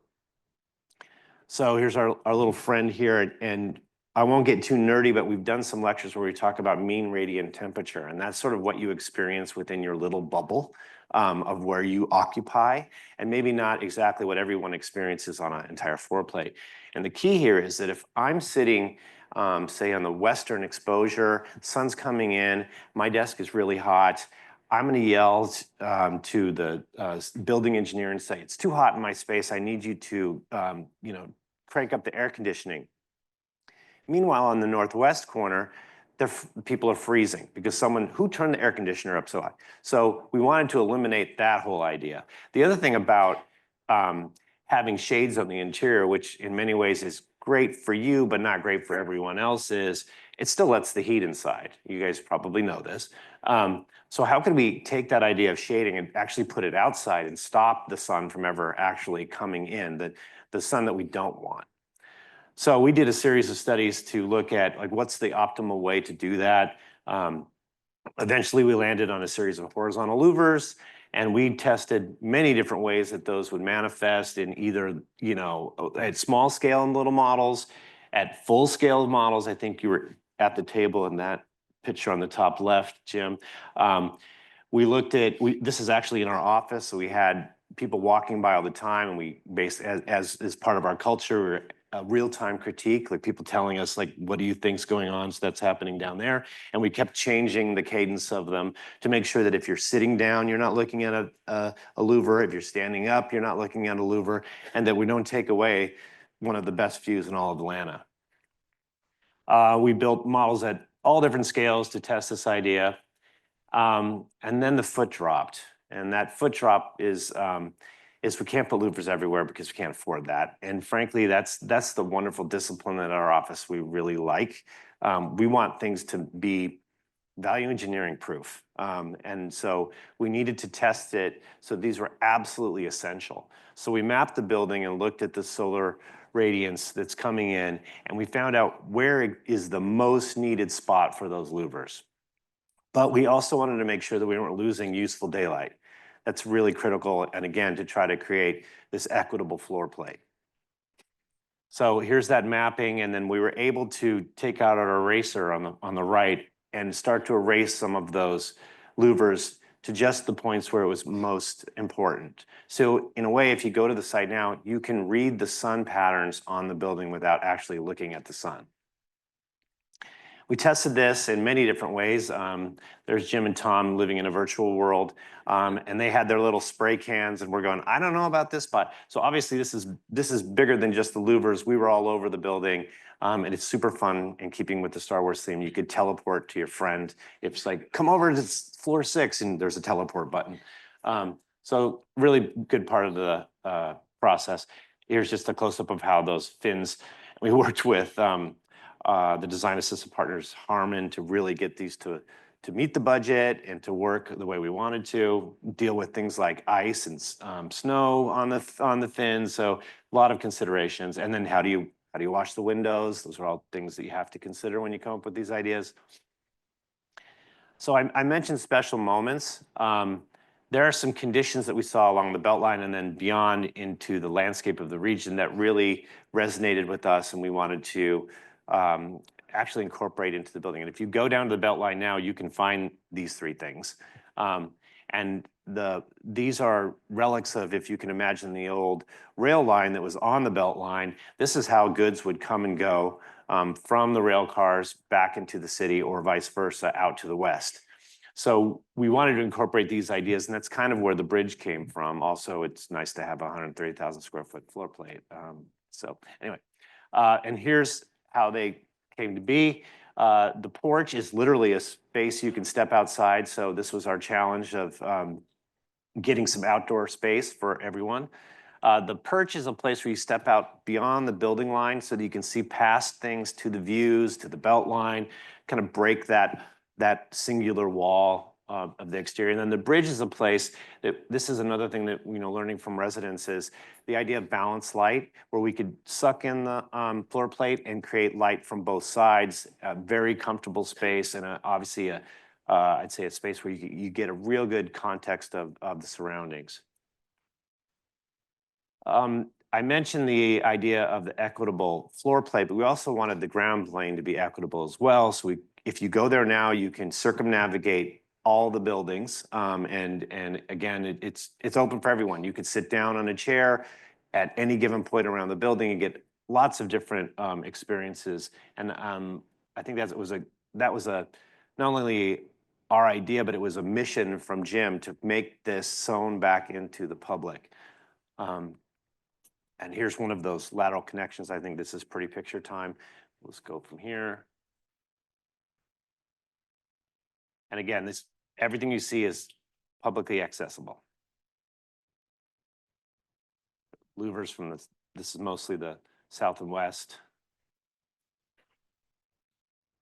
It is surprising how close this rendering is to what is there now. I think Future Green and Olson Kundig worked on this like down to the level of the handrail and the step. It was super fun working back and forth. And this idea that the green that you saw, the city in the forest, actually has made its way through.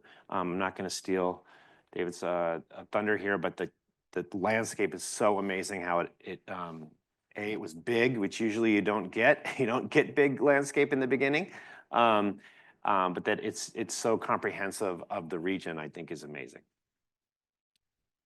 The biggest high in the United States. High. And we're hoping to get that other tower to complete it. Those portals that we talked about in the very beginning. And the Beltline view. It is uncannily familiar, that stepping back that you saw in Perkins and Wells. Look, so there it is. And then, we do things where we really try to blur the line between what is inside and outside as much as we can. And Jim gave us a chance and and said, I really want a gizmo. And so we wanted to create a place where we just dissolved the building. If you saw it while the plant store was there, it was open almost every day, which was super cool. Hopefully when the restaurant comes, it'll be similar. Just a quick note about, we did the lobbies as well. And we, again, really tried to understand with great sensitivity and vetting with Jim, some of the regional context and how we could bring that into the lobbies. So this one is really about the Blue Mountains and that magic green fog, that blue fog that's above the mountains. And this is very much about the sky. This is Tower 2, the middle one eventually. And then this one's more about the earth, rust and just earth tones. We had custom light fixtures made for that. Okay, and that's that. Okay.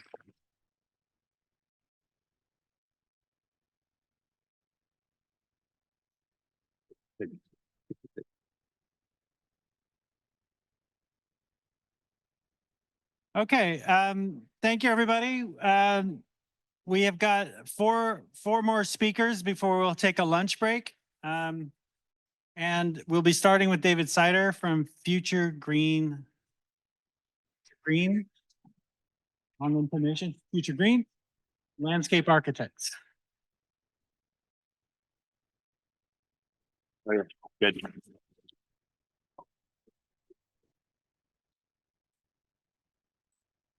Great, can you hear me?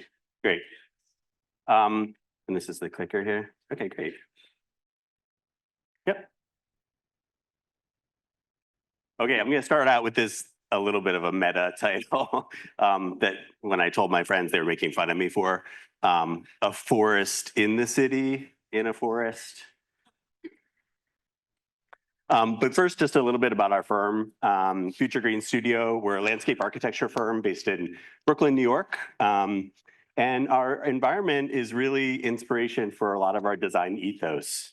Our local bar, Sunny's, the kind of weedy plants that grow up at the kind of liminal edges of Brooklyn, this kind of post-industrial territory where it becomes a little bit like no man's land and you have the ability to kind of freely roam.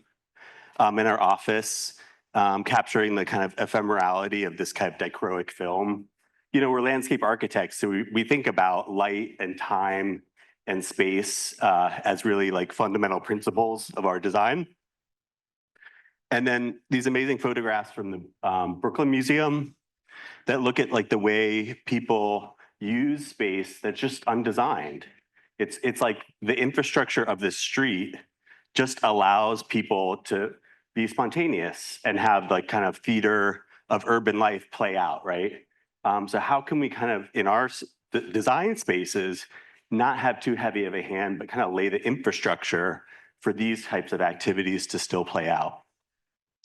And then this kind of way of looking at the patchwork ecology of our landscapes in cities and how they take the form not just of large parks or waterfronts or those traditionally, you know, understood nodes of kind of landscape architecture, but all the spaces in between, you know, the surfaces of our paving, of our buildings, of our roofs, objects that we sit in and around, all become kind of constructs of our work. So our team is both landscape architects and makers. We have a wood shop and metal shop in the Hudson Valley where we make a lot of our own products. So this project, you know, is highly collaborative. The list of consultants goes way beyond this list. And I think we always started with this image in our presentation. And we probably had like 40 different presentations, but this was always at the beginning. This quote from Tom Wolfe. He looked away from the buildings and out over the ocean of trees. I think Stephen referred to it as that. That, you know, Atlanta was not just a port city, but in fact, far inland. The trees stretched in every direction. They were Atlanta's greatest resource. Those trees people loved to live beneath them. You know, this land, you know, as it is now, was not always, you know, our land and kind of looking back to the Creek peoples, the Muskegee peoples, kind of understanding that indigenous populations had a different relationship with land that was much more reciprocal, and that they understood these fundamental principles somehow about the way that trees interact and that nature interacts with humans. The trees act not as individuals, but somehow as a collective. Exactly how they do this, we don't yet know. But what we see is the power of unity. What happens to one happens to us all. And I think that's just like a really fundamental principle of landscape architecture in the 21st century that we try to like hold as part of our process in considering spaces. So flashing forward to this amazing map by Augustus Koch, who did renderings of cities all over the United States. He was originally German born, but here from 1892. And looking at the kind of periphery of where our site was on the edges of Atlanta. And as I kind of zoom in here, on the right, you see Angier Avenue coming through, Ponce de Leon Avenue at the top there, the curvy one. And then these kind of the stream running through the folds in the landscape. And then this earlier kind of rendering of Atlanta from 1871, kind of showing the rolling topography of Atlanta, the kind of dominant hills, and Brian said yesterday, valleys as well, right? So you're constantly up and down and kind of experiencing that topographic change in the city. And so this site held like a really unique way of kind of taking the city's landscape and thereby, perhaps that kind of regional landscape and then weaving it into the site design. Going forward, 30 years here, we're looking at the industrial edge, right? The rail line has started to develop. You still have views out to Piedmont Park, to downtown, to Stone Mountain, but the industrial corridor is starting to develop. And that lays the groundwork really for the next 100 years that ends up with our site, which you've seen this looking largely impervious, largely covered by asphalt, right? But yet holding a lot of potential for really a strategic infill project that can make the public realm sing, and as people noted, link together these two existing green spaces. So our site investigation always starts with kind of wandering, right? Just kind of walking loosely around, not necessarily having a trajectory in mind, but becoming ourselves familiar with all these kind of unique connection points throughout the site and its adjacencies, from Three Tree Hill, which holds really complicated history, to just the amazing activity on just like a random Tuesday afternoon of all these people out on the Beltline. As a New Yorker, I was really excited to see that kind of level of activity in the city.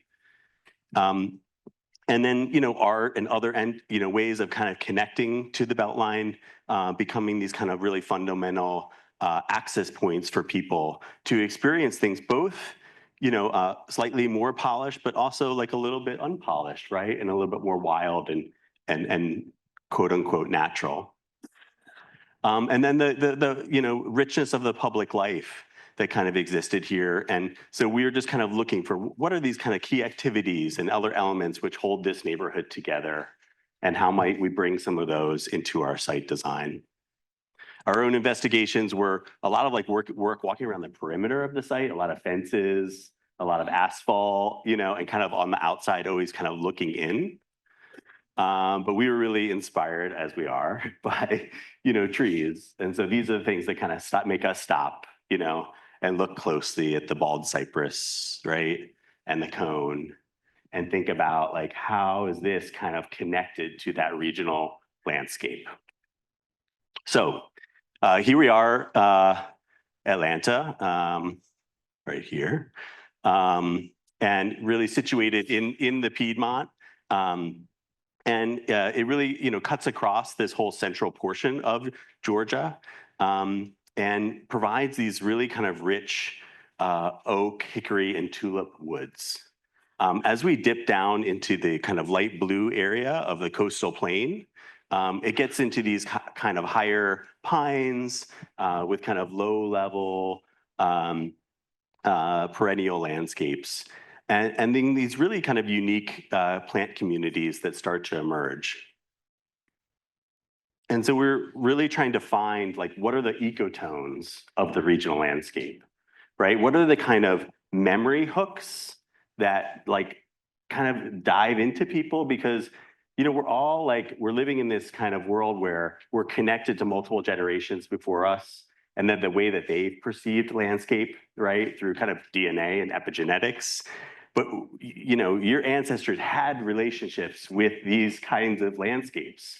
So how can we kind of create those threads and through landscape kind of tie people back to a sense of place that makes the project that we're designing, that's obviously so new, feel like more permanent and feel like a part of the city. So we not only kind of looked at those kind of larger biomes and kind of larger ecological gestures, but also the kind of water dynamics. The fact that the Chattahoochee River actually flowed the opposite way than most rivers, going southwest instead of southeast. And then realizing that actually we were still part of that watershed. We were connected to that. And that the water that was flowing through our site was eventually going right there. And that water, you know, from the Chattahoochee provided 70% of the drinking water in Atlanta. You know, this amazing kind of, you know, connection between people and landscape that kind of goes unobserved, right? So what could we then, you know, find, you know, that may be the kind of spaces that people inhabit that draws that forward into our site. So one of the references that came up, I don't know, Jim, if it was you or somebody else at the meeting, they kind of suggested like, you should really think of Panther Creek Falls, you know, and this kind of space that is an hour and a half outside the city, people go to as this kind of destination, but it's a kind of local landmark that people know. So that definitely factored into our thinking of the Appalachian Steps. And then the geology, both the monadnocks and then the faults. Here, the monadnocks, these kind of granite outcroppings, right, exposed from the way that sediment has kind of been pulled away around it to expose it at the top, really creates these amoeba-like kind of strange pockets of vegetation, which then create these unique plant communities. So we thought that was one of our concepts, the monadnocks, right, in terms of design. How could we kind of take that formal language and geometry, pull that in, and then create this kind of loose kit of parts? Originally, these were sketches and much more loose, and I couldn't find all those. I don't know if we didn't scan them or what, but we did create these kind of little vignettes, these isolated moments that showed, you know, how that concept might work its way into a landscape design. And then into a gesture up the Appalachian Steps. And a lot of the design started here in this particular place between the Olson Kundig buildings and then kind of played out onto the site itself. The other concept that we explored was the idea of faults, that the Brevard Fault runs just north of Atlanta and creates these kind of fractured landscapes, this idea of slipping and juxtaposition of the kind of different sedimentary rocks against one another. And then moments where that's really expressed, like the local Ballard Quarry, where you really kind of get those erodible soils and red clays to be exposed. And likewise, that kind of worked its way into kit of parts option number 2, many of which these ideas have kind of played their way into some of the final design.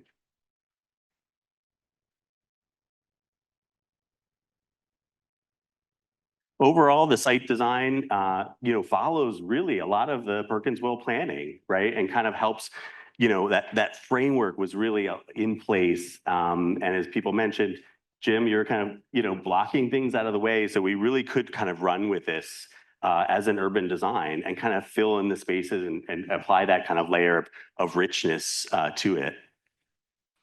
And one of our first kind of gestures at an overall site plan showing how that connective thread runs down Rankin, north Angiers, cuts between buildings B and C, and then out to Ralph McGill. An aerial view of an early rendering of the plaza. Again, this kind of recreation of a forest I'm going to talk about all the trees we added and kind of go through that process a little bit for you. But the intention was to create a great diversity of plant types, right? That we were not just going to do a patch of one trees here and a patch of another trees here, but this kind of biodiversity that we could weave into a site design, both at the canopy level, but also at the ground plane.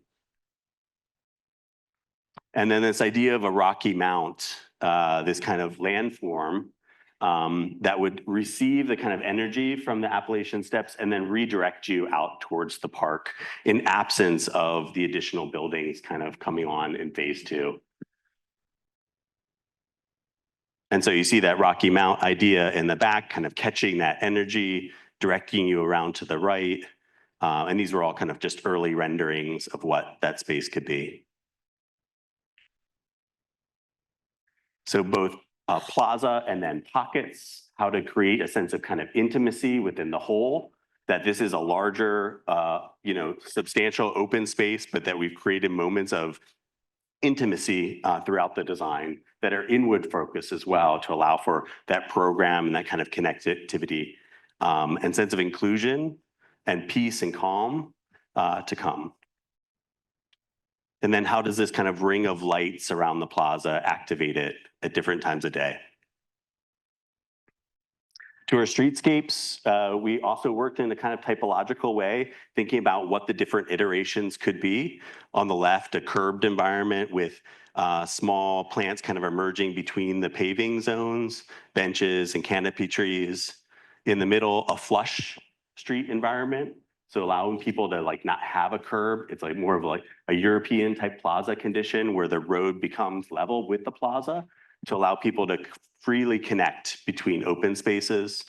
And then the integration of the multi-purpose path, separated by kind of textured paving and planting to create space zones for mobility.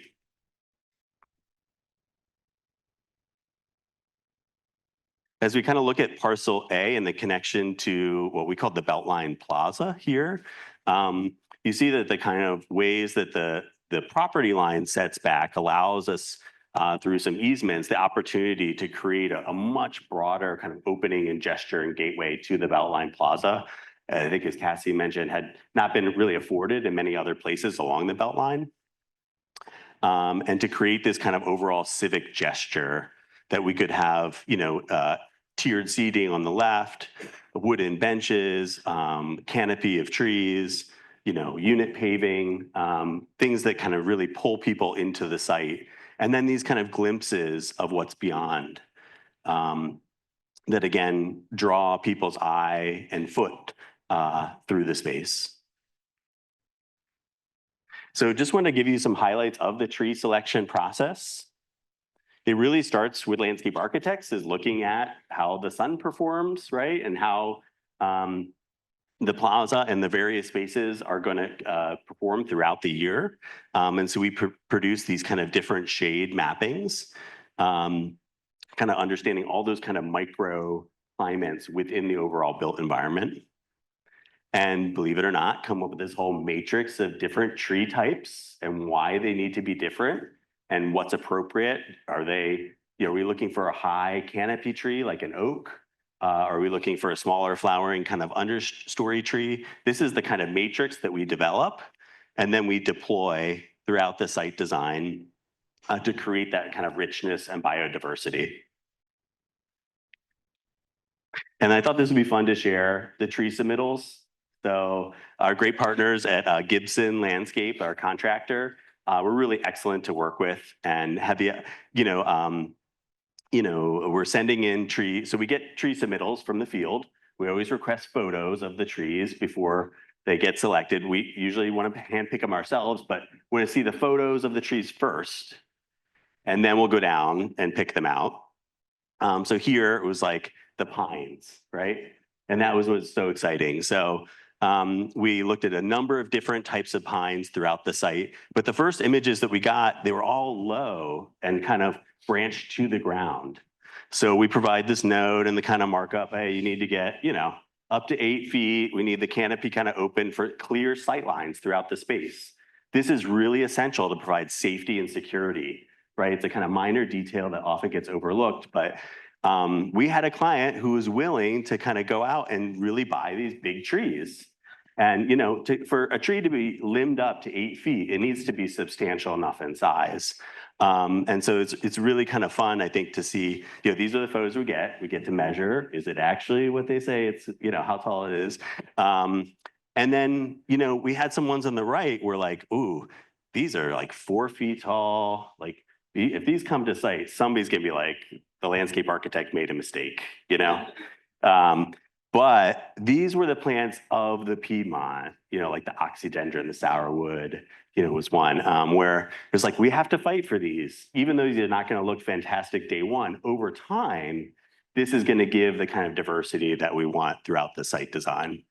And so we had this amazing visit to the nursery a couple of weeks later, right, to Bold Spring down in, I think, Macon, Georgia. And fantastic trees.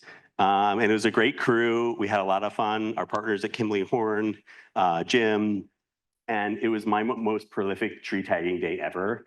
I think there's like 206 trees that we tagged in one day, which is mind blowing. Because like I look at trees and I want to look at like every angle of it and make sure it's like the right one. It doesn't have the wrong branching structure, blah, blah, blah.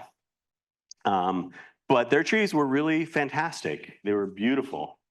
They were often stick straight, which is how they like to grow things down here, because it's a little bit more of a conservative clientele as it comes to planting design, right? And landscape design. So we looked for a lot of the weird ones, the things that had like a little wiggle, or to have maybe something, I guess the misfits, right?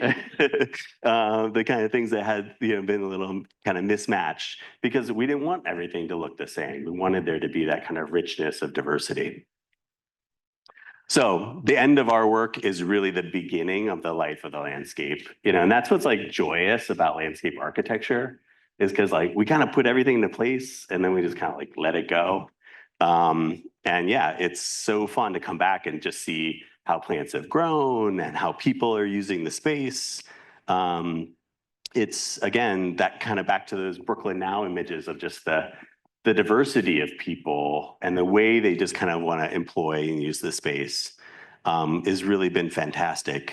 I got to get to and then there's like people back here in the red that are doing like TikTok dance, like in front of the water feature. And I guarantee you, we never imagined that. You know? And so, yeah, it's really kind of fun to see the way that people come through. And then the amount of people walking with their dogs also was like a major highlight as a dog owner myself, you know, just kind of really see people out and about and using this space and connecting to the Beltline that way.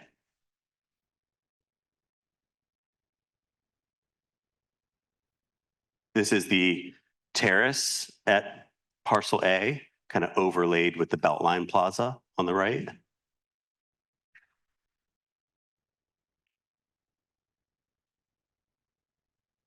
And then image you sent me, Jim. Jim texts me all the time. It's really great. Here's what's happening on the site. Look at the way people are using it. It's so fun. And so this, I think, Design Trust for Public Space, yeah, event, which is really great. So not to give too much clues about what's coming next, but there is a phase 2. And so we're more in this kind of sketching stage. We just finished a little bit of our schematic design, but really fun to see kind of the next things that are coming and the way the landscape has a different character, but wants to relate and be pulled through and connect back to some of the moves that have been made so far. Thank you.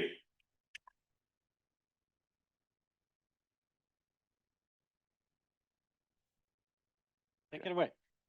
Okay, so my name is Rob Weilacher. I'm the structural engineer, as Brian said.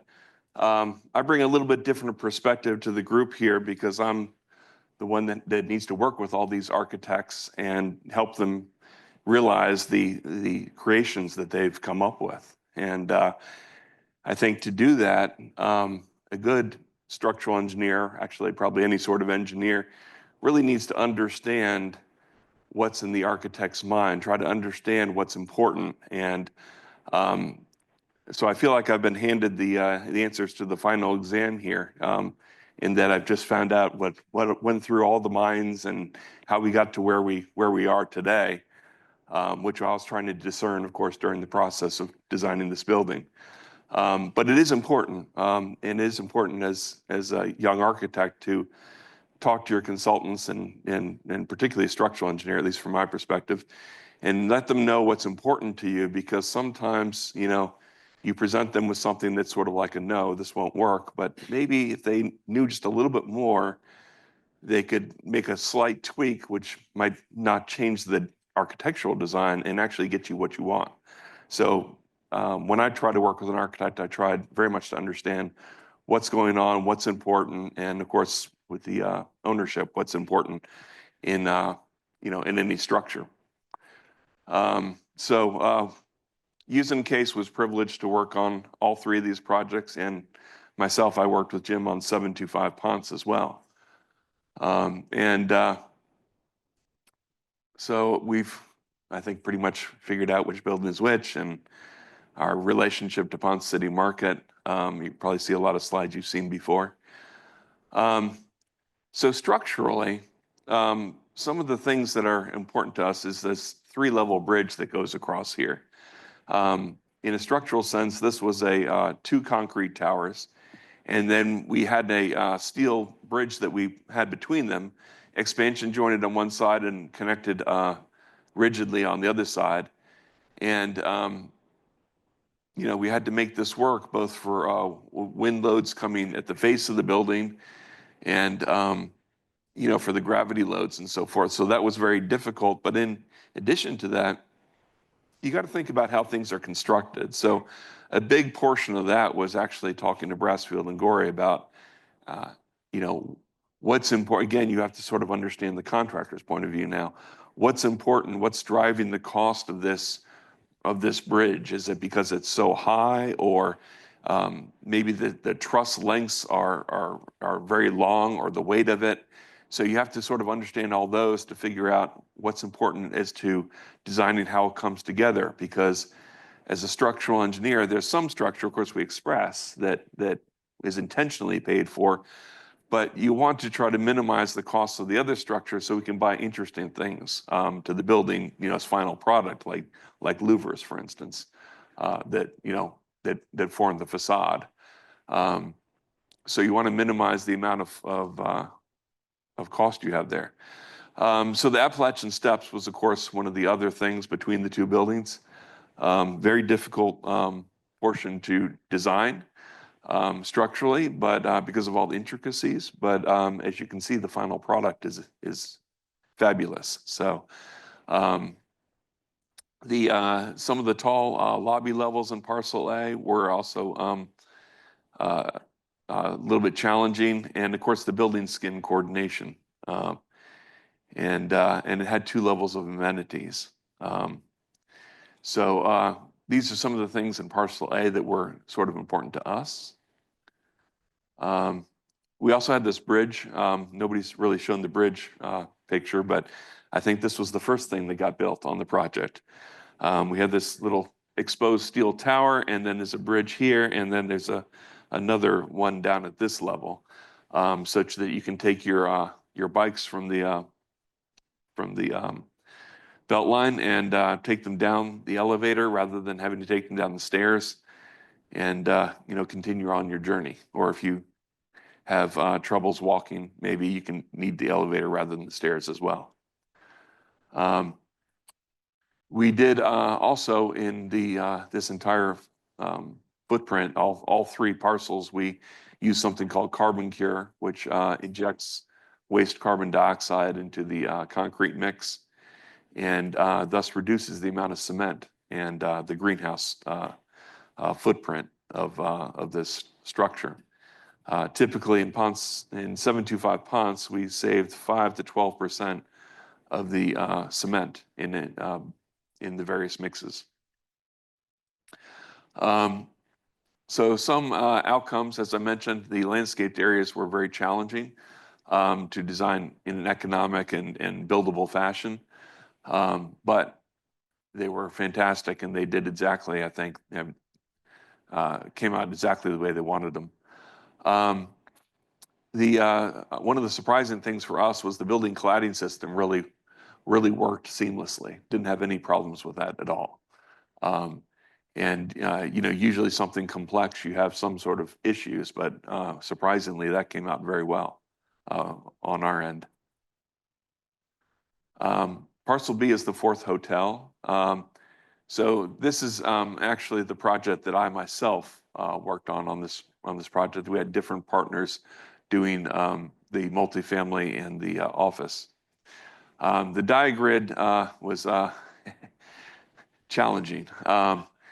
There are 3 straight columns on the inside of this building and a shear wall. The rest of it is all on the exterior. Some interesting things about it is all of these diagonal members here are not particularly under a lot of stress. I remember sometime during the design process, Maurice Adjmi asked us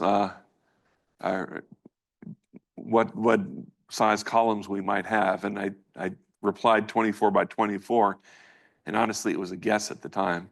And they seemed to be happy with the size, and it turns out that that was the correct answer. Just what happens is you can see that the columns are a little bit proud of the slab, and what this means is your slab, the 24 by 24 column, only grabs the slab for 12 inches. And that exacerbates a phenomenon called punching shear, where the slab wants to slip away from the column. And so we use stud rails, and we also used a decent amount of rebar to tie this back into the structure, because we wanted to make sure that the column didn't decide to delaminate itself from the building. If you know a certain amount of structural mechanics, you'll know something called Euler buckling, which is where your column bends and then breaks. And if you are able to engage it to a certain degree at each floor, it has to bend at each floor rather than bend overall amongst many floors, and it becomes much stronger. And what you need to do is determine the force in the column and basically get a resistance at each floor of about 10%. But the biggest challenge right here was the corner. If you can imagine, you have a big force coming down this guy here, and then he takes a hard angle right here and comes back. What that results in is there's a tension force that goes back in the slab. And we may or may not know, probably know, that concrete is not good in tension. So that was a big issue. There's a fair amount of reinforcing in this level, and of course the similar levels up there. And crucially, that 200 to 300 kips has to be anchored right there in that joint. You can't develop the rebar outside of the joint. You have about something like 18 to 20 inches, if I recall correctly, that all that force had to be developed right there. It's a huge amount of load, but we were able to do that, and that was crucial for the whole structure. If these columns were 20 inches, that corner would not have worked. And of course, if we had gone larger, we're just adding weight to the whole situation, and it wouldn't look, I don't think, as elegant as it does with the relatively small columns it has. I've seen a couple of diagrid projects that have some much heavier properties to them, and it doesn't have the same grace as this building, in my opinion. One other interesting thing is the floor directly between these. That corner right there is a 15-foot cantilever in 2 directions. So it's very difficult with the 9-inch slab, but came out perfectly. We really had very little trouble, if any, in construction on this job, which surprised me a little bit, in that we were doing something so different. But we had done our homework with Brasfield and Gorrie, I think, and it really shows. They have the concrete work on this structure is beautiful, and that's because of their skill. The rooftop is wonderful. There's a bar with great views up there. A little bit tricky to design, but is all sort of in the details of trying to throw all that stuff up there. You had a nice pool deck at this level. which I think you've seen pictures of. And as I mentioned, the carbon cure. So as I mentioned, the die-grade construction went flawlessly, and the finishes were excellent. I think the environment in this building, as you know, the interiors and architecture's design is really quite beautiful. So it's really fantastic building. I did want to show one thing. So I mentioned the corner connection. This is actually a mock-up that Brasfield and Gorrie did of that corner. It's a reinforcing mock-up. It's not the mock-up that you would normally as an architect call for to see what it looks like. This is the structural engineer's mock-up where we see if everything can actually fit, because we could draw this joint, but all these bars are coming off at different angles, you know, coming from the bottom and extending through the top. And then we have this is post-tension anchorages here. You can see several post-tension anchorages in here. And then for the bars, you can see some shear studs here for punching shear. But then you can also see quite a few bars here. And they're the ones that are holding that tension force, that 200 to 300 kips of tension force. And they have these terminators on the end. It's sort of like a roofer's nail or a mushroom head. So instead of doing hooks, which would really congest this joint, we use those, and they seem to work to great effect. This mock-up was built, no problems getting it together. There's just enough room for everything. And as they built each floor, this condition exists 4 times on 3 different floors, so total 12 times, and we had no fit problems. So doing the mock-up really, I think helped things and gave some confidence that we knew how to put everything together. And we didn't do the regular edge mock-ups, just the corners, because the edge mock-ups are easy if you can get the corner to work. So a little forward thinking really helped out. Parcel C is the multifamily. The views are fantastic on this. The step terraces on the north side are really terrific, and I know there was a lot of coordination to get those terraces to work architecturally and structurally. Has a really unique facade. My knowledge of architecture is not great. I just know what I like seeing at the end. It really has been very interesting to see how these concepts have been created by these really fantastic design architects and landscape. So the challenges, the north wing had many stepped columns at the terraces. Inset balconies had to step in and then slope down. And this was challenged near some of the columns, because when you have a step near a column, you reduce your punching shear capacities. And also you have to coordinate rebar heights and so forth as they go through the steps. So a lot of very specific coordination there. This is the architectural mock-up of the X. You can see the podium for the hotel is made here, but we haven't gone vertical yet. So this is sort of, I want to talk a little bit about working with Jim particularly. I put this together before I saw all the answers to the exam, when, you know, Olson, Kundig, and Maurice showed what went through their heads. But to me, Jim's projects all look very different in many ways, but yet they seem to fit together nicely.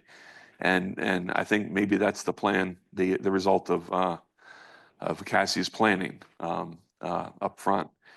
And so to me, that's sort of amazing that it all sort of works so well.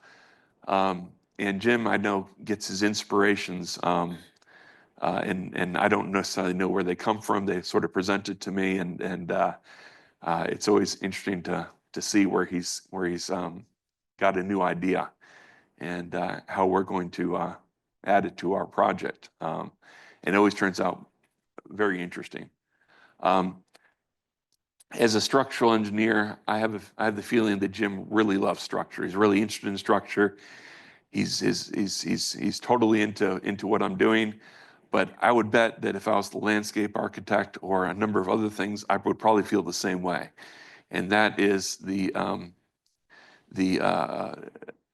that is Jim's personal attention to a great amount of detail in everything that goes in these projects. I've noticed over, now 4 projects, if you count, these 3 as 3, is he wants to fully understand what's going on. He has very specific ideas, but he also likes to hear different, different viewpoints and hear what the pertinent things are and try to understand. It's a much level higher of detail, I think, than you get from a lot of developers, and it really shows, in my opinion, in the quality of the final product.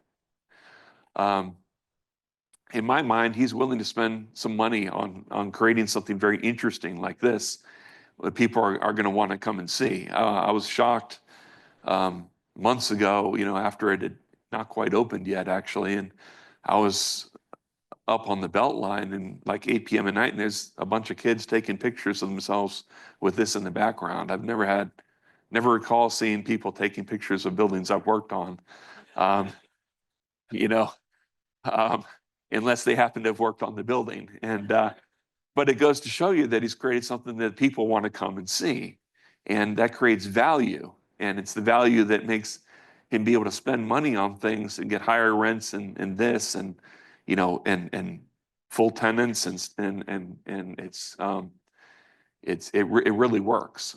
So he knows how to spend more to get more, and most developers want to spend less to try to maximize profits, and it's sort of you can do it a different way. It's like so many things, he's proven that you could do things a different way.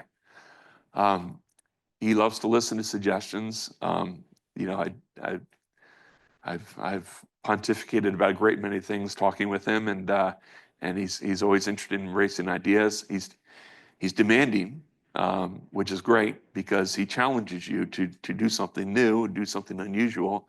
He's very creative, and I think he's also very fair and very understanding when things, when you run into roadblocks, and then we try to find ways to get it done. And of course, as I mentioned, he likes to express structure, which is dear to my heart. The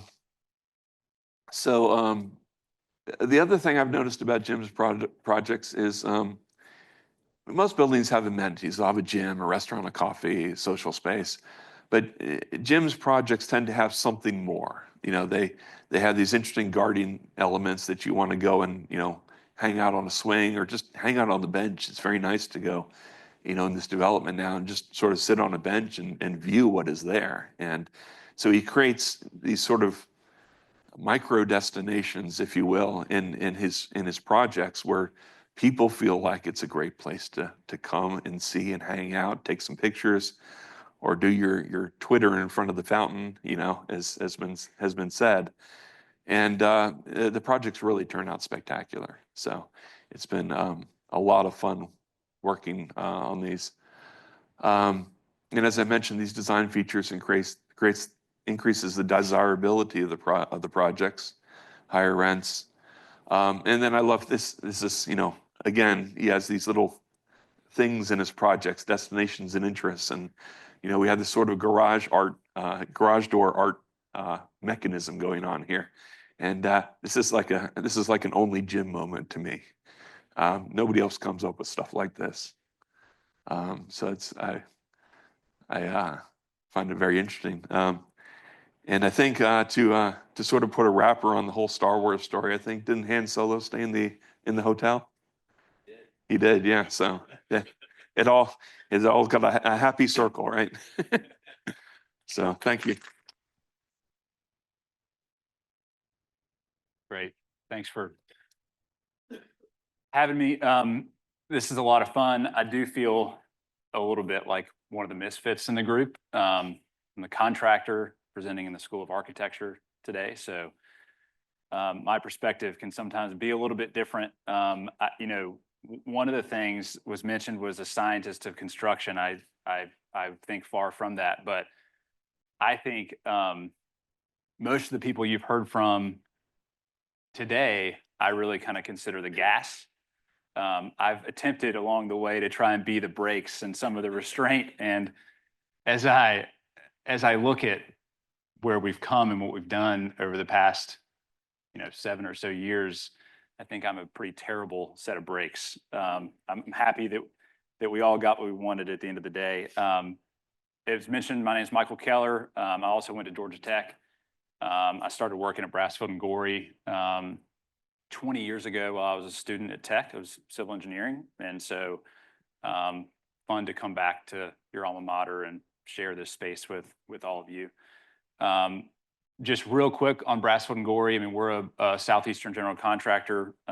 We do commercial work like this. We do industrial work. We do heavy civil. We do healthcare, mission critical, and federal work. So, but this is really kind of the space that I've enjoyed being a part of over those many years. And so glad that B&G could be a part of the team. I titled this slide, Challenging the Status Quo. I think, as has been mentioned today, it's pretty clear that, this project has definitely challenged the status quo. It has broken many norms in real estate in Atlanta, and really just kind of changed our perspective of what's possible and raised the bar. So Jim likes to say that one of his missions in life is to make sure that folks like the contractors at Brasfield and Gorrie have to do hard things. And I think you were very successful in that regard, and I'm glad it's behind us. It was a lot of fun. So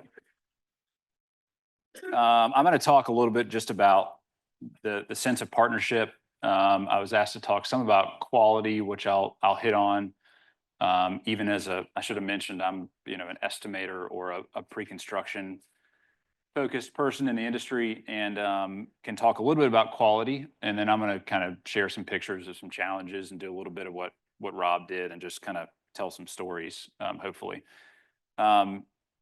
I think, this is a really good illustration of just what the partnership looked like on this project. I mean, in the bottom right, this is an overall schedule, but in the bottom right is the construction schedule for the project in blue. So you can see, the big bar there, that's about a 4-year construction project. There's, as we've mentioned, 3 different parcels. They kind of went A and then C and then B, and each of those was roughly a 2 or 2.5 year project, but it's 4 years of construction. And I think the point that I want to make is in the top left is all of the planning and really where the partnership kind of kicked off. And this total time frame spans 7 years for a 4-year project. So, we got involved when Cassie was working on, the Star Wars stuff, and, literally got involved in the middle of 2017, 4.5 years before, or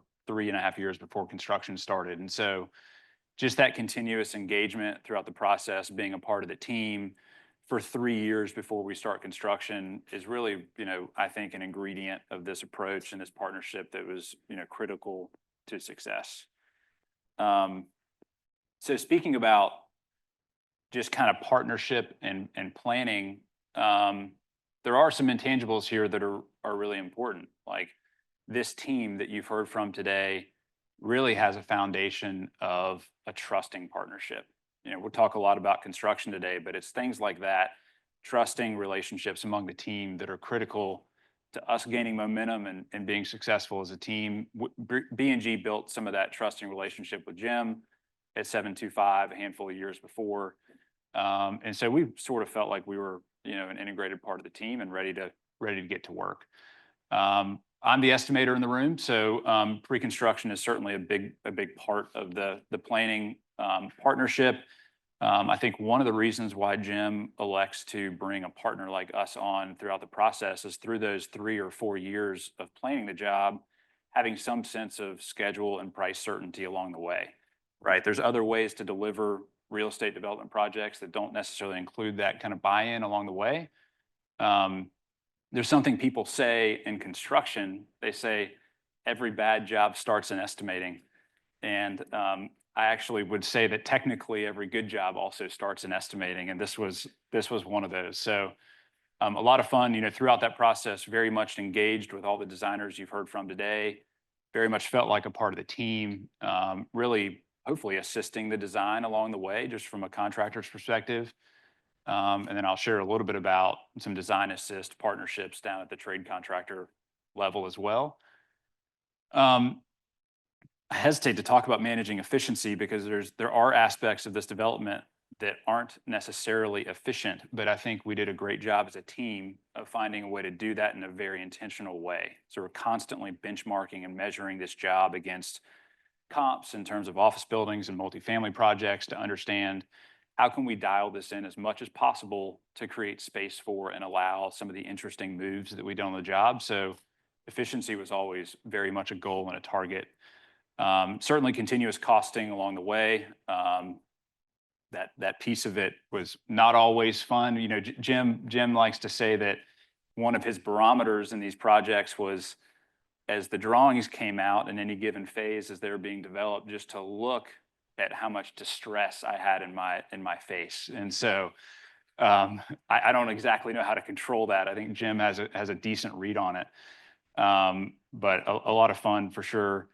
You know, throughout the planning, the input on constructability, sequencing, phasing, and logistics, I would say that we did, and the design team did a very good job of working together to integrate how would construction and constructability influence the design and vice versa. It was very much kind of locking arms and working together on that front. And then, of course, finding ways to skin the cat differently along the way. As we came up with an idea, how could we maintain the vision but find the most kind of economical way to skin the cat and to deliver what this team was hoping for and aiming for.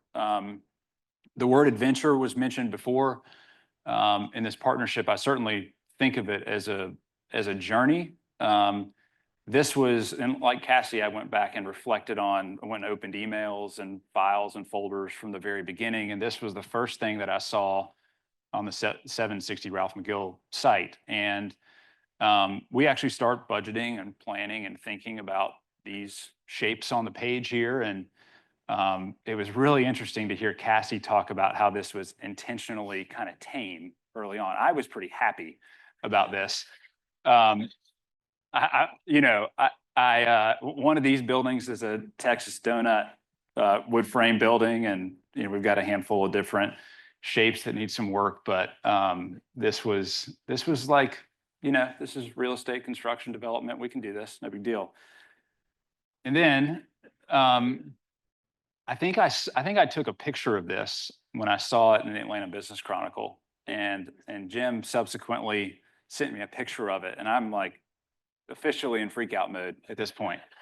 And I think he sent me a text with this and said, "Good?" ? And I'm like, no, this is a real problem. Like, I'm trying to keep you out of trouble here, but this thing is about to take off into orbit. And I didn't know all the Star Wars references at the point, but literally, I mean, you kind of get the intent there. So we had plenty of work to do at this point. It's amazing that it actually ended up looking kind of like this. Brian asked me to talk a little bit about quality. There's a lot of things I could say about quality as it pertains to construction in the field, in terms of kind of our quality plans. But I also think really the key to quality for us is just in partnership and planning and working together with the team, solving problems early, right? And so I think that's a big success when you look at this project and you hear Rob talk about how the diagrid went quote unquote flawlessly. That comes from planning. That comes from a team that knows how to work together, that's engaged and solves problems together.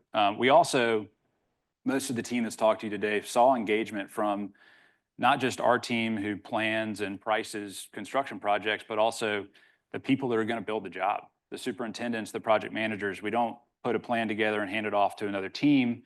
We want to make sure that those folks and individuals are bought into and a part of developing the plan. So that kind of no handoff concept from a general contractor's perspective is incredibly important to having a quality execution down the road.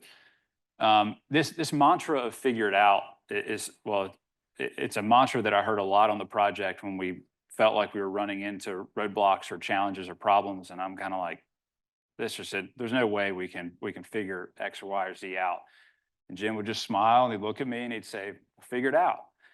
And I think there's actually, it sounds simple, but there's something to that kind of conviction that kept the team moving forward even when things got hard, right? And so that was a theme of the project for me was, we'll figure it out. So it sounds simple, but pretty important.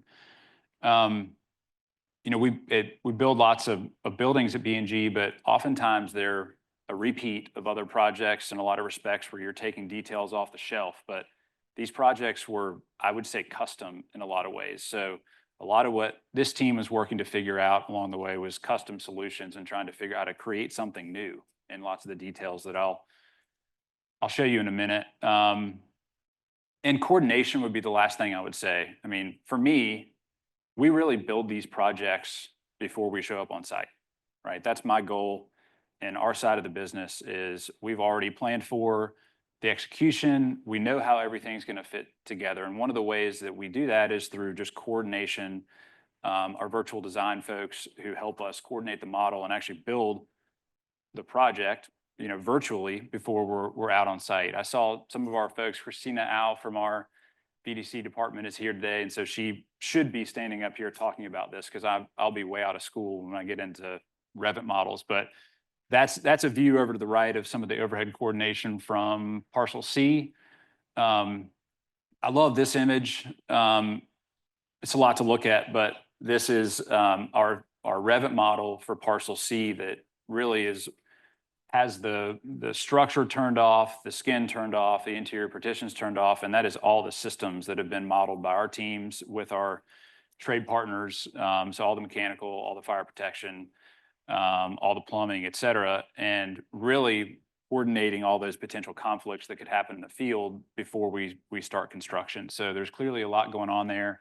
We thought we were building a multifamily tower. It felt more like we were building a Swiss watch. So a lot of, in particular with the stepping of the building that we talked about, a lot of challenges, but again, it went very well in the field. And I think that's a testament to a planning approach. So I'll shift gears a little bit and I'll talk about some of the unique challenges, some of which Rob mentioned, but of course the bridge was a big challenge, right? When I first heard and found out that we were going to do a 100-foot span bridge with 1 inch of construction tolerance, again, we were, you know, concerned. And so lots of great meetings and collaboration with the engineering team, with the architects to figure out how we could pull this off in a way that 1 was buildable, 2 is designable and would hold up at the end of the day, but also met the intent of aesthetics and interiors and all the things that kind of came along with that. So we had a lot of fun with this. I'll show you a video here at the end of this going in, but we talked about, you know, concrete was an option at one point. Were we going to build this thing out of concrete? It's a concrete town, as was mentioned. Were we going to build this out of steel? Was it going to be stick built? Was it going to be a truss? Were we going to shore this thing up, which would complicate other aspects of construction around it? You know, were we going to have shoring towers during construction? And we ended up, I'd say, with what I would consider a hybrid solution.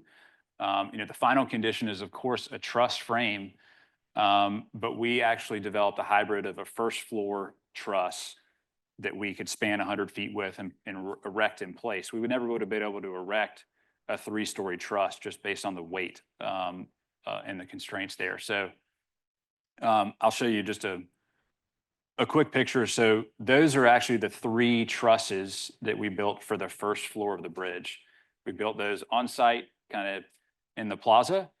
So those were built in place, and then those were of size and of weight that we could actually pick each of those individual first floor trusses into place, and then we could stick build the second 2 levels above that in place. So a picture of that kind of going in, and you know, really that first floor truss just had to be engineered for the construction loads of building the rest of the bridge on top of it, which once it was all in place, and Rob could, you know, speak to this in more detail, but once it was all in place, that could actually support the occupancy loads, dead loads, and live loads in the final condition. But a really fun thing to be a part of. Certainly a challenge, not the kind of thing you get to deal with every day in construction. So there's a picture of the final condition. Talk a little bit about the lantern. I don't know if we still call it the lantern, but this is the curtain wall that was kind of discussed earlier. It's a good example of something when we saw the design, we realized we need to bring in some experts to help us figure out how to do this. Is this all going to be just a curtain wall system, or is it going to be steel penetrating and punching through a curtain wall system? So we really went national. We started talking to the key players in New York and Chicago and across the country to kind of procure and find the best partner that we could bring on the team, which ended up being Harman. They did a really great job. They fabricated and installed this system for us. Worked, I think, really well with the designers. One of the things that we did, and it was mentioned that Atlanta's a concrete town. Well, I would say it's also a stick-built curtain wall town. Okay, most of the curtain wall in town gets built in pieces. The metal goes up and the glass goes in, and the gaskets and everything go on in the field. And so I think this is a real testament to quality that we ended up going with a unitized system. So if you're not familiar, they built the panels of the curtain wall system in a controlled manufacturing environment, and then they would ship them out, and then we would fly them into place and erect them with our tower cranes. Usually, you don't have to use tower cranes to skin a building, but in this case, each panel was 2 modules, so it's 10 feet wide, 14 feet tall, and probably 5 foot deep. So there's these big masses that were having to fly into place, and really benefited the project in terms of speed, quality, tolerances. I think everybody was happy that we were using a unitized system. It's a more, quality construction for sure. So there's just another picture of it. All right. So this was definitely the most challenging part of the project. I think for us, I was glad to hear Rob say that it went so well. I think our field teams really did incredible work making this happen. But the diagrid, on most projects, the structure is just that. It's columns and shear walls and slabs, and it's hidden, right? It's sort of out of view. And, you could argue this building is kind of inside out. And we had to build a concrete frame, but have it also be part of the architectural vision for the project. And so that just presented a lot of different challenges for us. So I distinctly remember the first meeting with Rob and Jesse at Uzun and Case and our teams in-house, and we had seen Maurice Adjmi's first pass at what this thing was going to look like.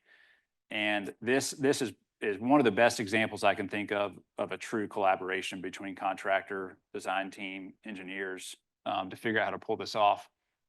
I remember meeting with the Uzun and Case guys, and we were, of course, figuring out how in the world could we build this. I think Rob and y'all were trying to figure out if it was possible to design it. Meanwhile, I was trying to figure out what I was going to tell our superintendents. We hadn't gotten to that yet, but I knew that I was in big trouble, that's for sure. So it all went very well. We ended up self-performing this frame. Brasfield and Gorrie is not only a construction manager, but also a true general contractor in the sense that we, it's our carpenters, laborers, and field teams that built this frame. I think that meant we were kind of taking a lot of the risk, but it also gave us a lot of control over schedule and over quality at the end of the day. I do want to mention some key points on this, and I'll show you some pictures that illustrate some of these, but certainly a custom formwork design, right? This was a challenge. Like, it's not just going to be the off-the-shelf column forms on this project to figure this out. I'll show you some images on formwork cycling. Coordination was different on this project in the sense that from a layout standpoint, we really had to work hand in hand with the engineer to make sure that layout was going to also create perfect symmetry and alignment that would kind of honor the architectural vision for what we were trying to do. The mixed designs were a pretty important part of this. So as I mentioned, normally your concrete columns are inside the building. On this project, they're outside the building. So trying to figure out the correct mix design with our ready mix suppliers and with the engineer to figure out this wasn't just going to be the same old concrete on any job. So the mix design had to have color to make sure that You don't get a white mix and a darker mix from one truck to the next. It had to have a waterproofing admixture because obviously this is exposed to the elements. And then consolidation and finding a way to make sure that the concrete actually would fully consolidate and wouldn't honeycomb at the end of the day was a big piece of this. I'll show you some more pictures on that. And really the goal here was that when we poured the concrete and then we erected the forms, we were done, right? We weren't painting it, we weren't rubbing it, we weren't touching it. We wanted to expose the craftsmanship of the concrete construction. And so really a lot of time and attention and detail went into figuring out how to do that and be successful and not get the concrete erasers or the chipping hammers out very often because we like to pour it one time. So the mock-up was mentioned. I mean, this was a very important, and I would say a more robust mock-up than we typically do, but trying to take a ready, aim, fire approach to really understanding how this goes together.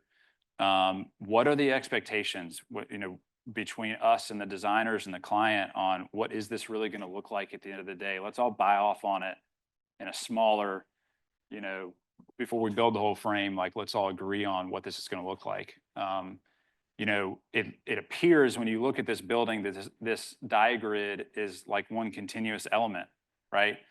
But it is still columns and then slabs poured on top of those columns and then columns poured on top of those slabs. So there's lots of joints that have to be treated correctly to try and create that continuous look at the end of the day. And then of course, PT pockets coming out. So all kinds of challenges, but I think at the end of the day, went really well. Some of the highlighting isn't showing up here, but I mentioned formwork cycling. I mean, a big goal for us, we had these expensive custom concrete forms, was how can we minimize the amount of material we have to build this frame, right? So how can we create reuse and efficiency in our approach?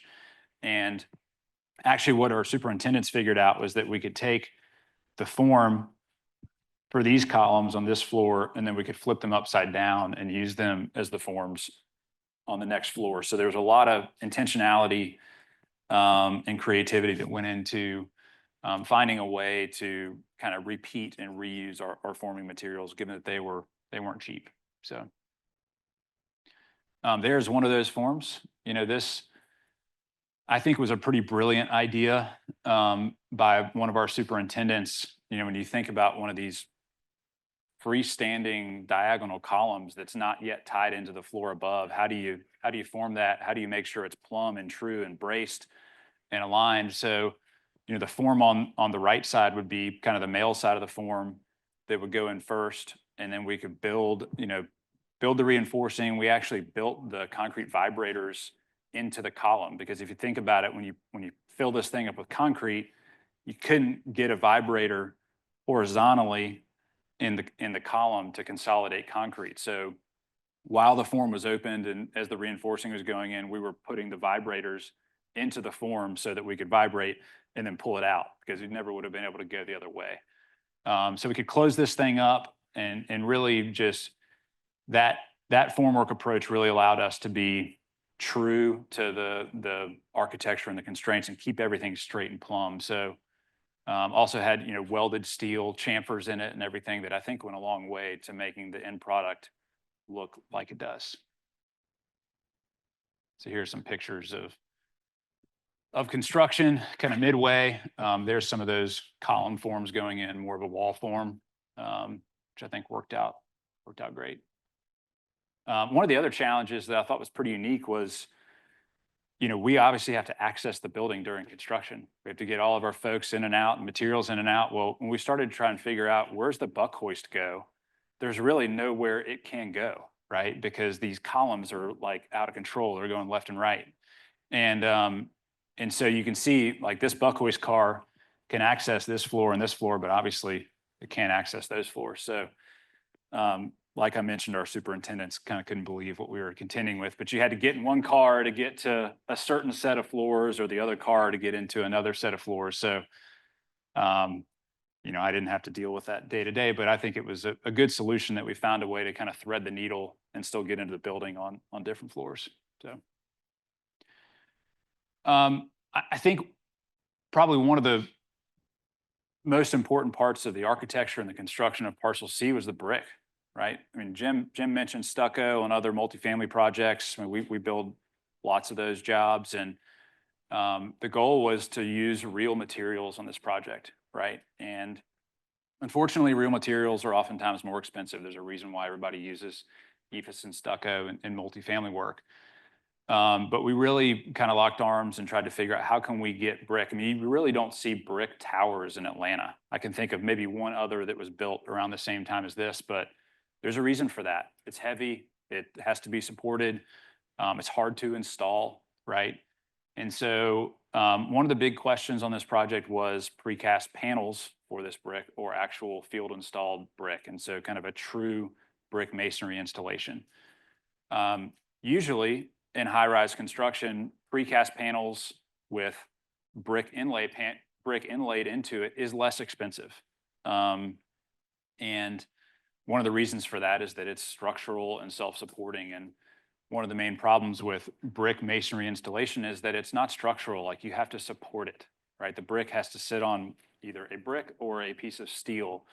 And so back to our superintendents, I mean, I had superintendents that were telling me, make sure that building's precast, you know, because the complexity of installing brick masonry can be a real challenge. But in the end of the day, we found some creative solutions, I think, that allowed us to actually do real brick, which is what the team wanted. That's what Maurice Adjmi wanted. It's what Jim wanted.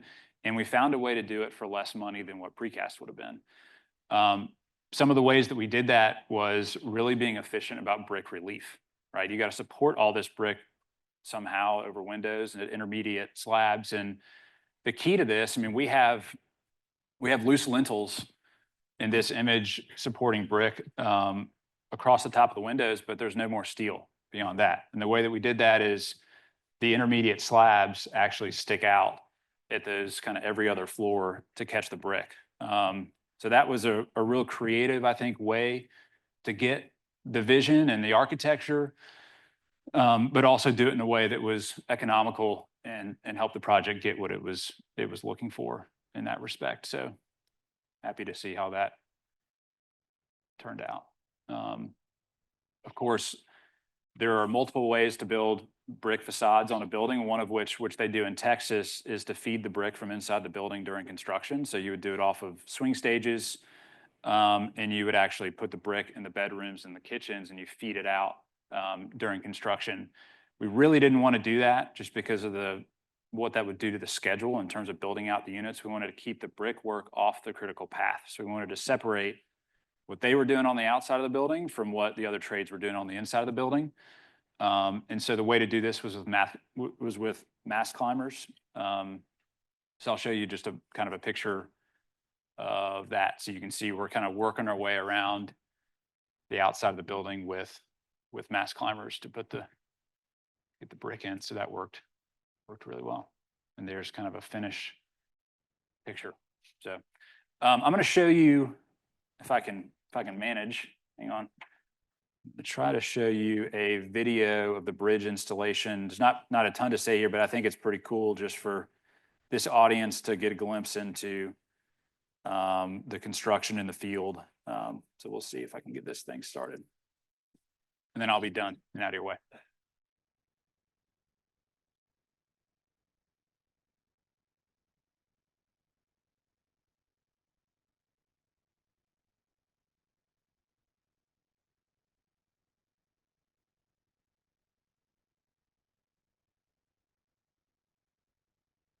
There's those 3 first floors of trusses built in place on the site.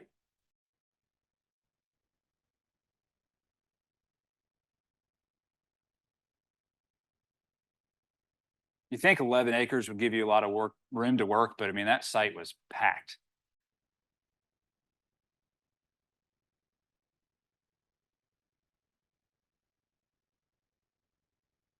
This was a lot of fun on the site, by the way. It was a big day. I brought my 16-year-old out when we were doing this. I mean, it was something that you didn't want to miss. It was pretty cool.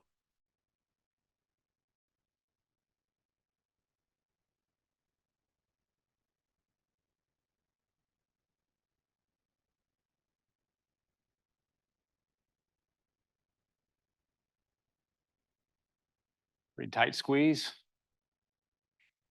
1 inch.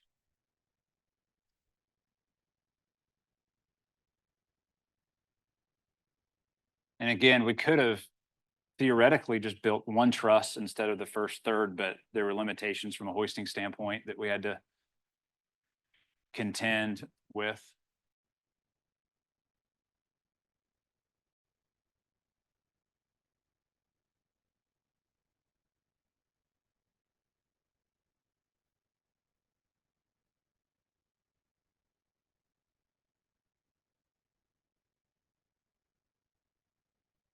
If you stand on these floors today, you can actually see the steel in the space. And one of the ways we did that was intumescent fireproofing, right? So we're coating it as opposed to doing all the fuzzy stuff that would have clouded the kind of architectural element. So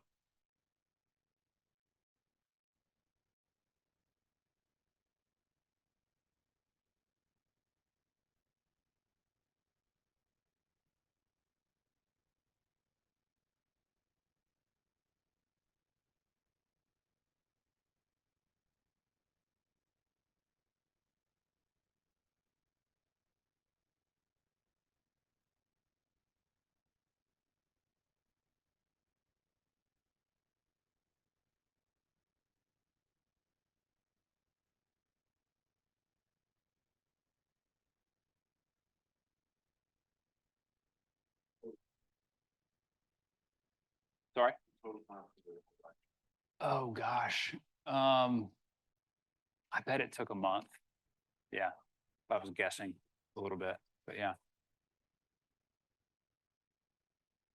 Maybe longer if you include building up those first floor trusses on the ground, but the erection, yeah. So, yeah, that's pretty much it. Thanks for having me today.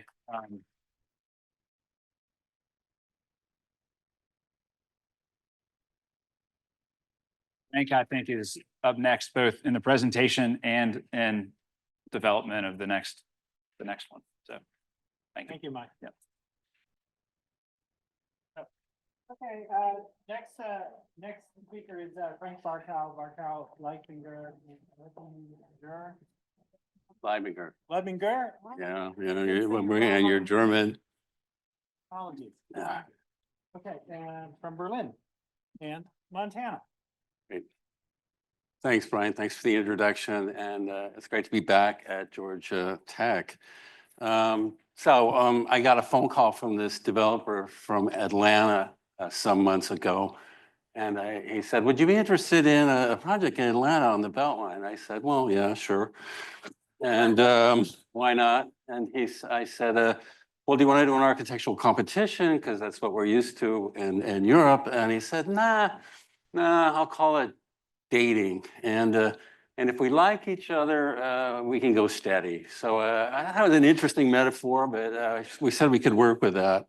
So then the second thing he said, you need to come to Atlanta and you need to say you all. So that's the second thing you need to know in Atlanta. And then he said, you're not going to be working in gray, cold, depressing Berlin. You're going to be working in Atlanta, which we call the devil's armpit. So you're going to need to get your head around these things. So we said, okay, well, we'll get started, and which was a great process. I mean, very much a workshop process. So I put this presentation together, and it's very much for students.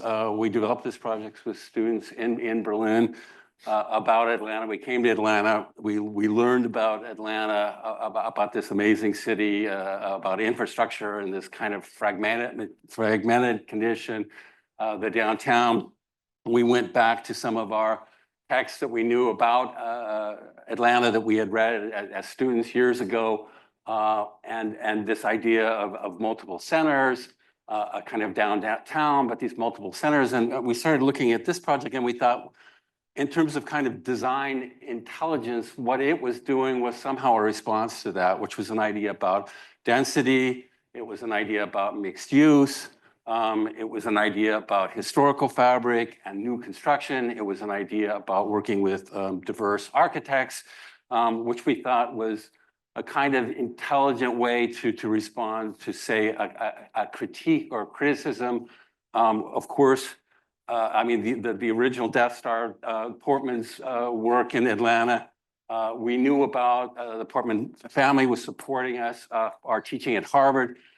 So we knew about these things, which to us were fantastic. We also learned about a history of modernism in Atlanta, which we call iconographic buildings or precedents for us that were powerful, and some of these things were unknown to us as a way of starting.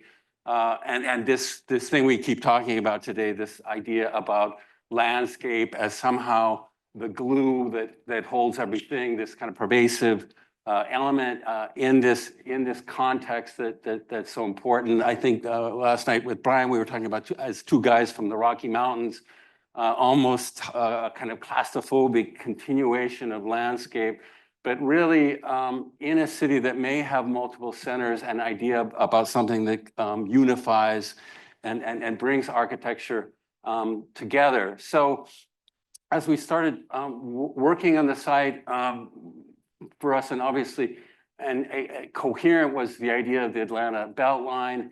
And for us, it was an incredible experience being on that in a way more dynamic, more public, in a way more inclusive for us, even than something like New York's High Line, which we all know, but as a kind of adjacency, as a really amazing thing to be kind of attached to as a kind of architectural idea and how we might respond to that. So, and it was amazing to see your presentations today because we hadn't seen all the processes of your projects, and I think Jim was sort of how we would respond to this site was one of the questions we were asked. So this is where we started to work.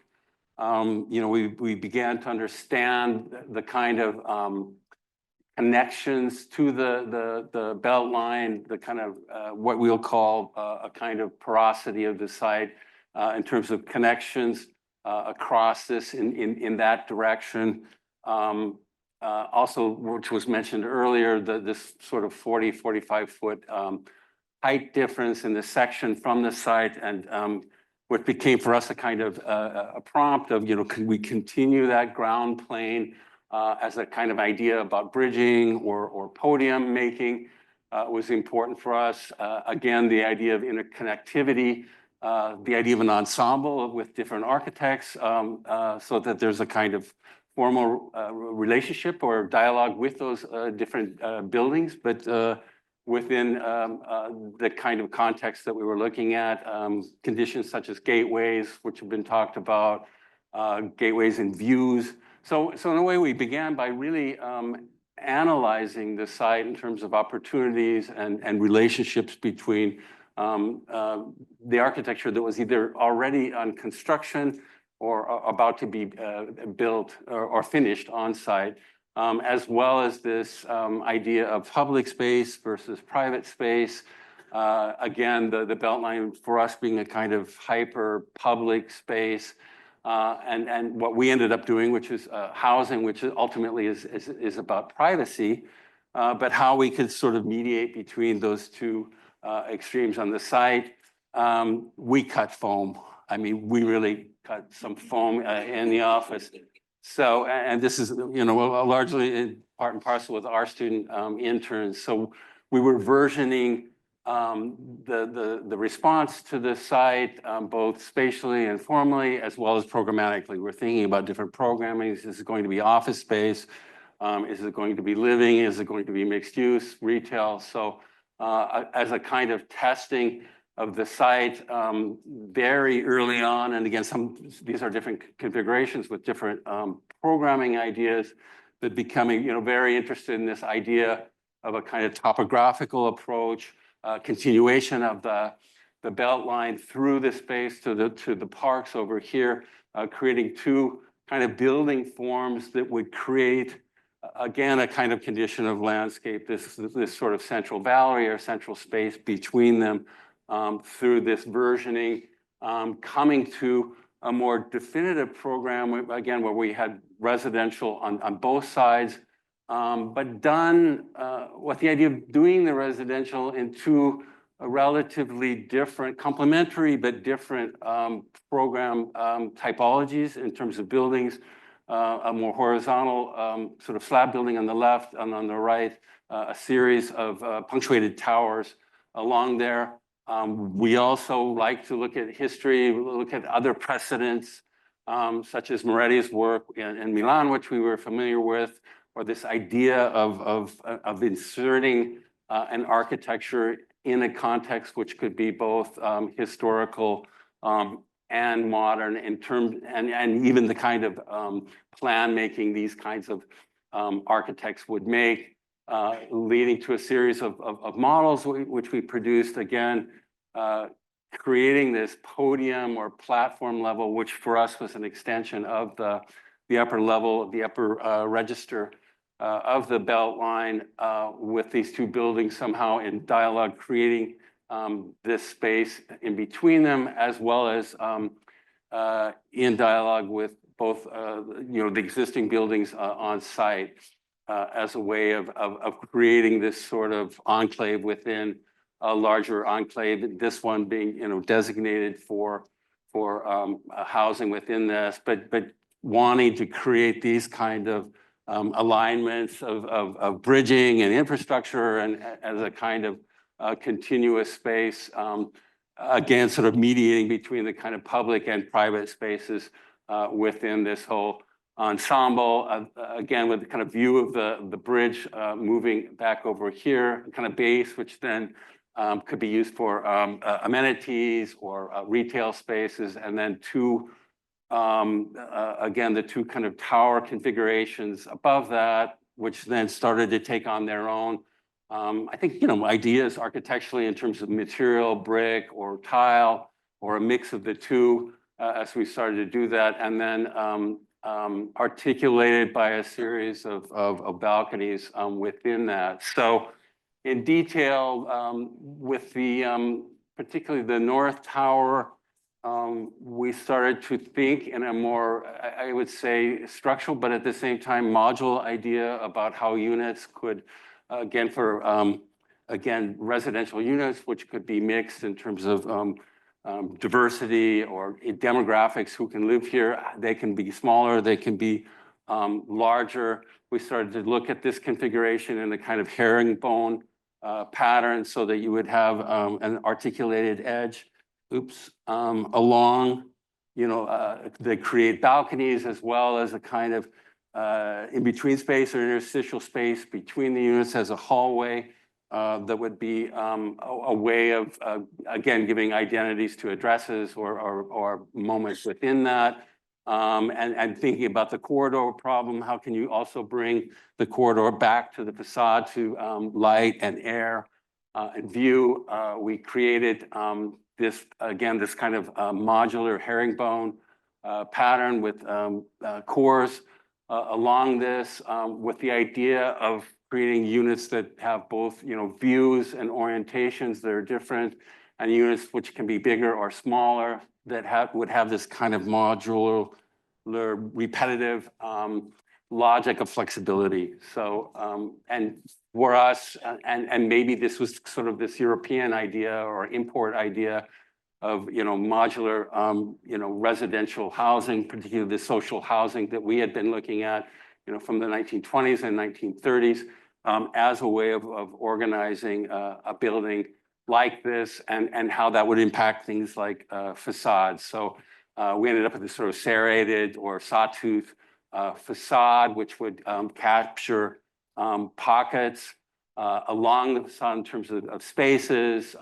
which could be larger or smaller, or even, we even talked about the social component of if you like your neighbor, you can move next to the next one or back and forth through that, and how that could also be impacted by a kind of landscape within that space. So again, as a kind of spatial slice adjacent to the units, but then again with potentially with amazing views and orientations back out to the city, as well as the corridors, which we've been working with Finger Fogarty as a kind of figure of space that would create addresses for these units within this, which I think, you know, was a singular or an aspect of this particular scheme. Jim and his group mocked this up here to see what that would be like spatially, how it would work dimensionally, which we could then go back and make small adjustments to this. But as an idea, movement through that, as well as the kind of diversity of creating different kinds of units from end units, corners to small studios, to larger 2 or even 3 bedroom units, but as a kind of catalog of apartment typologies for this building that could have again, a modular system, but one that can connect from unit to unit along the facade and can be used in a very, very flexible way. In the South Tower, we looked at a very different configuration where we were really looking at towers with a kind of circulation system that works through that. I'll show in a second, but had taken these towers and then created these concaves, kind of indentations on that, as well as you know, really looking at the corners, which are chamfered to create balconies or outdoor spaces along that, and then a kind of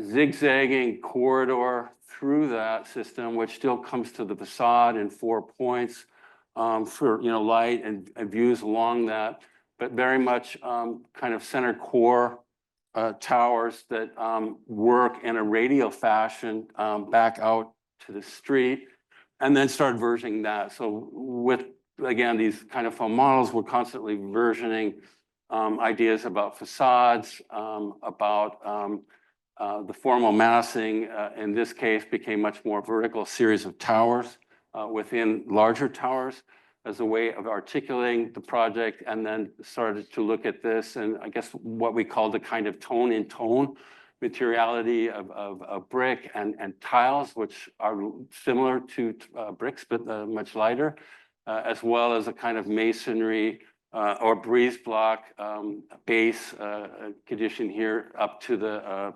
podium level over here in this blow up where we have these kind of pockets here for the balconies, glazing here, and then articulating these as really as series of ladders or tower type configurations with the idea of always being able to come out to a kind of balcony outdoor point within the architecture, like the North Tower. Again, looking at a kind of diversity of dwellings and dwelling types, from you know, larger corner units to smaller ones, but really got interested and really invested in sort of lifestyle, this idea of creating these kinds of spaces that could, what we would imagine as a Saturday night in Atlanta. Pretty close, huh? Which would, on a corner unit here, but again, we're sort of imagining where this might go in terms of living here. As well as the podium, as everybody's been talking about, this sort of infrastructural, logistical complexity of working here. How do you get cars in? How do you maintain things like trunk lines and adjacencies to landscapes and mechanical stuff and transformers and all this stuff as a kind of amazingly complex component to sort of enable the kind of freeing up of the light and air of the living towers above it, and integrating things like amenities and again, the kind of identity of this platform or podium above it. So these are just quick vignettes or views of what we're doing. This is sort of a kind of entrance gateway here, an entrance here to a passage through and over the trunk line here with internal bridges. Still working out the detail on the swimming pool here. and animate these, through adjacents to activity, cafes, restaurants, retail, but capturing some of these spaces for the interior, as well as some dwelling or residences within the sort of podium level. Here, looking out at the Olson Kundig building, or having balconies or these kind of smaller units over here. Again, as David was saying, this kind of integration, trying to puzzle all of this together, the integration between the existing plaza, a new, monumental stair up to the podium level, the exit of the platform here, and a bridge condition here, which is one which we can phase, where we can build it in two components, in concrete with the podium, and then a later element in concrete or steel at a later date. So, and we really thought about the bridges maybe slightly different, but really as a kind of land bridge, or the bridges as an extension of the belt line, tangent to, but into this space over here. As well as, again, detailing the base, the breeze block condition here, wanting the platform really to be a kind of container for landscape, to find that as a kind of artificial ground plane or extension of the belt line, as has been said. As well as, again, I think there has been an emphasis on structural engineering, where we could create an arcade, almost like a sculpture park of different columns that respond to the loading, sort of, above it, in these kinds of configurations, or tucking a sports club and pool under the structure here. So we, in Atlanta, became very interested in both balconies, the kind of deep facade idea, but also an idea of tucking activities under the spaces of the building itself, such as the lap pool through here, and using others. So in a way, sort of finding program spots within the whole building complex, which are flexible and can sort of adapt to and accommodate programming as we're constantly kind of changing and testing and trying different kind of configurations within this. So this is what's coming up. This is what we've been working very hard on in the last 12 to 18 months, and look forward to continuing with this project. Thank you very much.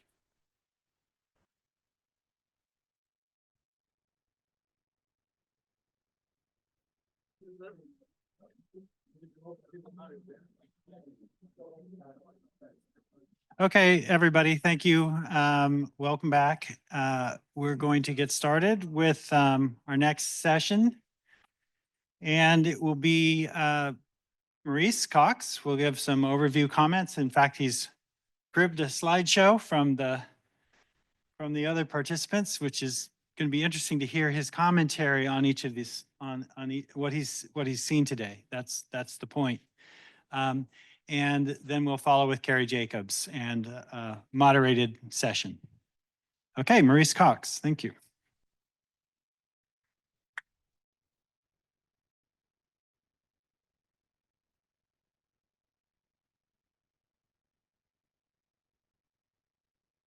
Okay, this is talk about fast on your feet. This is about the fastest presentation I've ever put together.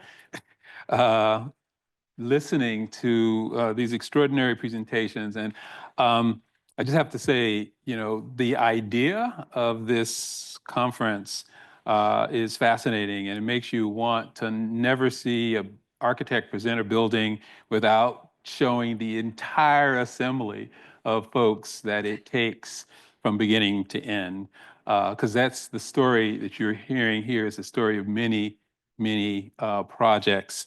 So, but it does start with the visionary. And I have to say, Jim, part of being, visionary is being able to see opportunity where no one else sees it. And I would argue that the early stages of Ponce Market and the Beltline, to be able to sit in that environment and see a future that was city building is a pretty extraordinary leap. So for a lot of us, the leap is, this is the Atlanta that we know, built around highways and disparate centers, as it was called. But the Visionary Act was being able to see what ultimately is a pedestrian meandering path, and see the buildings, the potential for city building in that context. Seeing the potential of putting history, kind of historic buildings, in the same juxtaposition as contemporary buildings. So this image of the city in a forest literally comes into reality. And the idea that you could build a city around a pedestrian way as opposed to a motor vehicle way. So I actually think it starts with, one visionary inspiring another visionary that inspires the next visionary. And so I think, Ryan's early conception that the city could be organized around a rail corridor as opposed to a city grid was a visionary leap. And I would argue 20 years later, we're seeing an entirely different conception of city building based on that original vision. But I think it's also important that the the Belt Line is not just the connector of neighborhoods that never thought they would be connected, but it actually becomes a connector to adjacent neighborhoods to it. And so this idea that the Beltline and the Fourth Ward then get connected through this historic Fourth Ward Park is, again, a very important, I think, kind of promise about the future. Someone, and I don't know the full story, realized that that retention pond could actually be a catalytic park and set in motion city building. But if anyone could look at this and say, I see opportunity, that's, I think, where that visionary lens comes in. Again, I think the first one in is this historic building and the vision that it could become a hub and a center. But you have to still imagine, Jim going through this site here and saying, I see a city. I see a place where we can build the next Atlanta.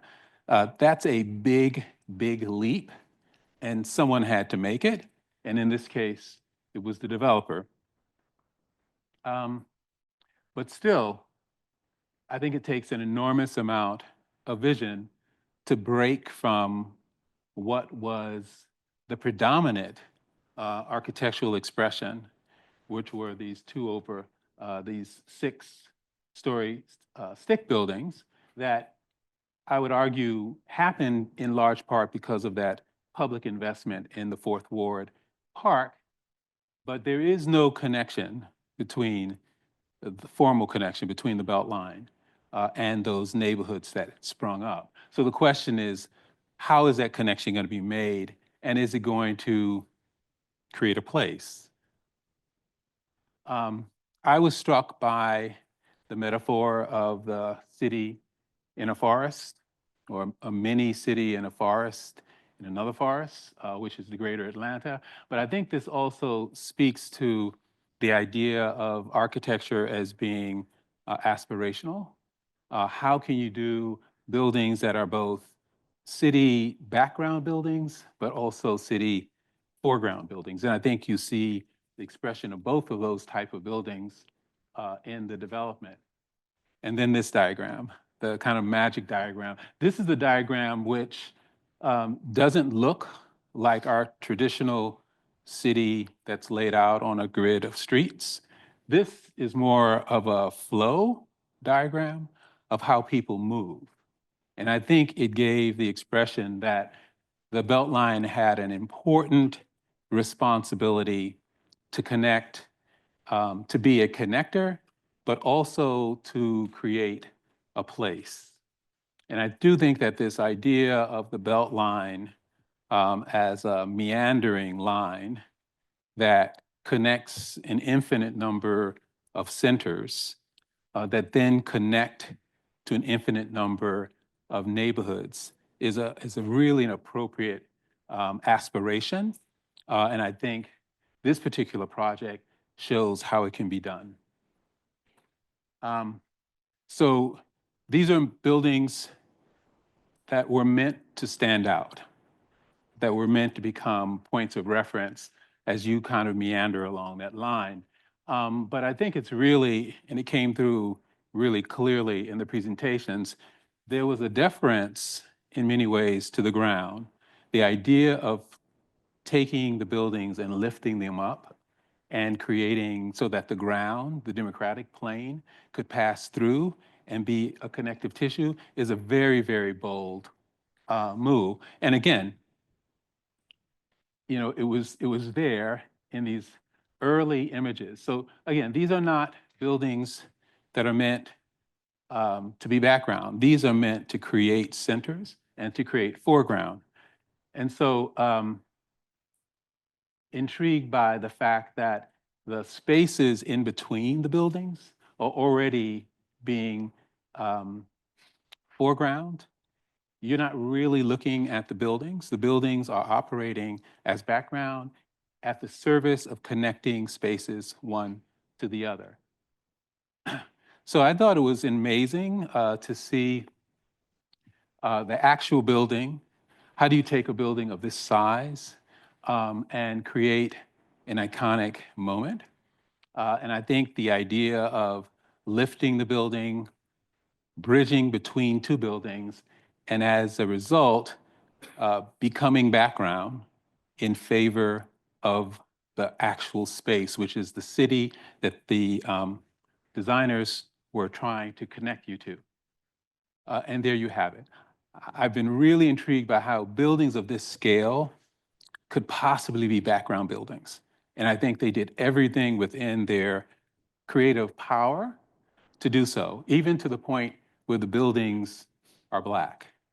So they recede away in favor of this kind of brilliant landscape.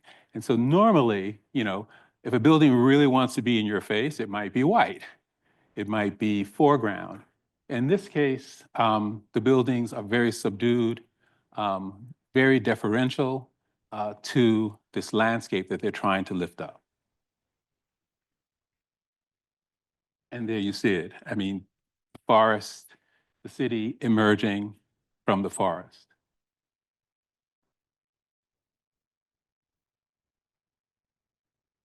Again, I am intrigued by the background, foreground ability of the buildings, so that this time you literally see buildings in the city emerging from the forest.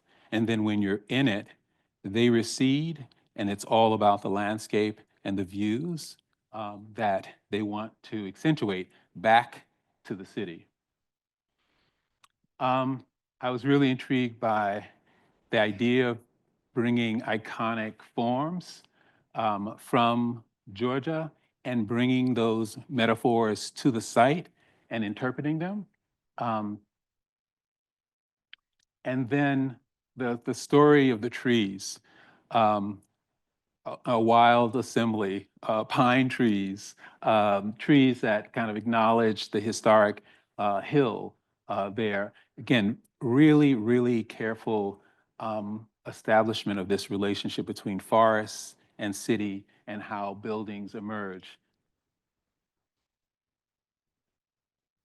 And I love these shots. Again, it's all about the spaces that are being framed, looking back towards the city, a landscape that dominates, picking up on the clues that the Beltline itself gave, and just animating the topographic changes, which are really quite varied and extraordinary along the Beltline, but I think they become quite dramatic at this particular point.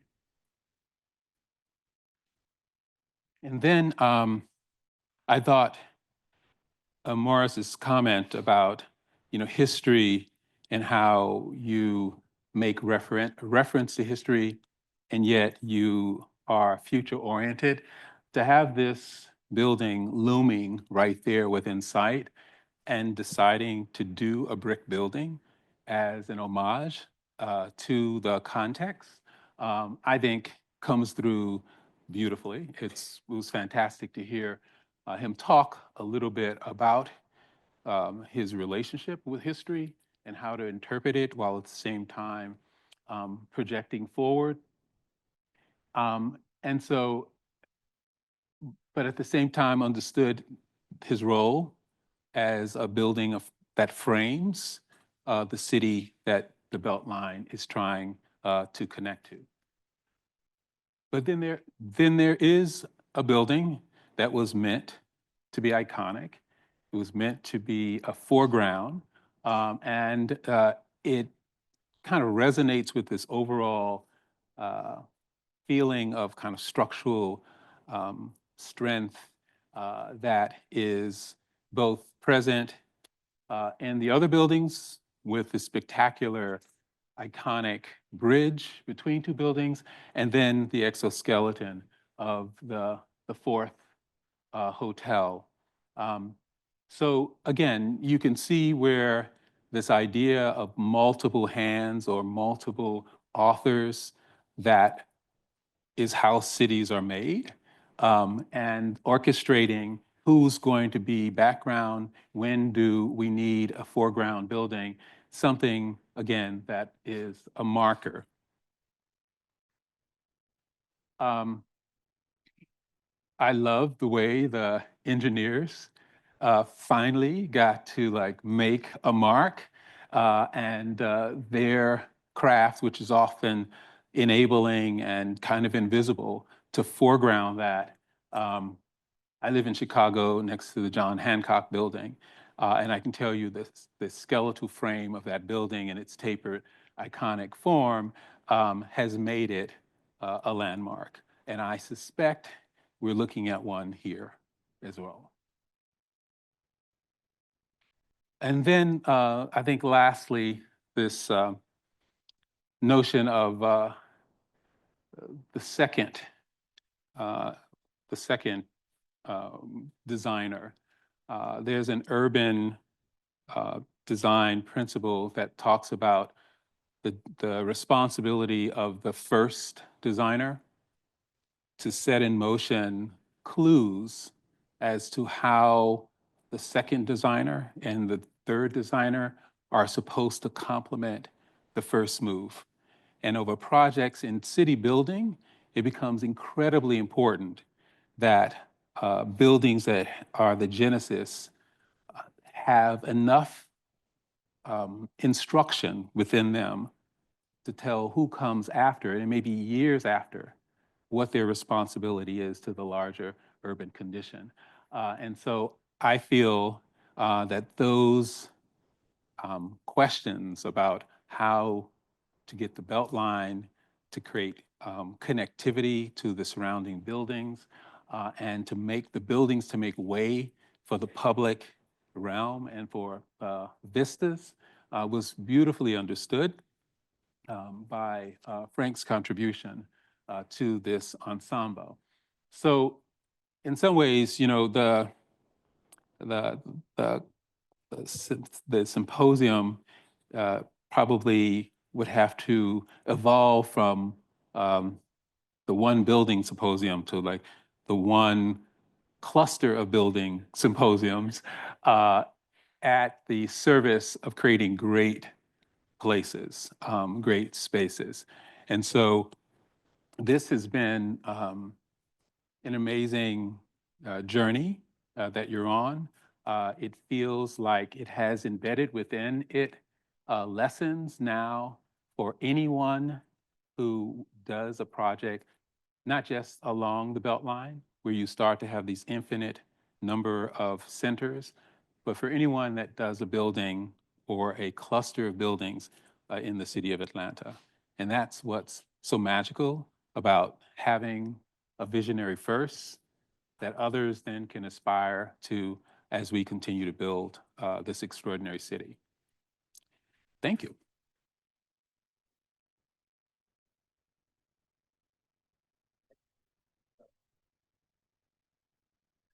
Okay, hi. So I was going to say that my theory about panel discussions is that they should be conversations and people should be talking to each other. So it's a little impeded by the small number of microphones, but if someone says something that you want to respond to, don't look to me, just respond. You know, a good panel discussion should be a little like a good party, and that doesn't happen too often, but we'll see if that's possible. Since you're all ninjas, I think we can do it. I just wanted to mention, the last time I was in Atlanta was about 20 years ago, so it was really exciting and interesting for me to come here. I just want to very briefly mention what I did yesterday, which is that I took the train in from the airport. I took Marta in from the airport. I realized that Peachtree Center was 2 stops south of where I got off for the hotel.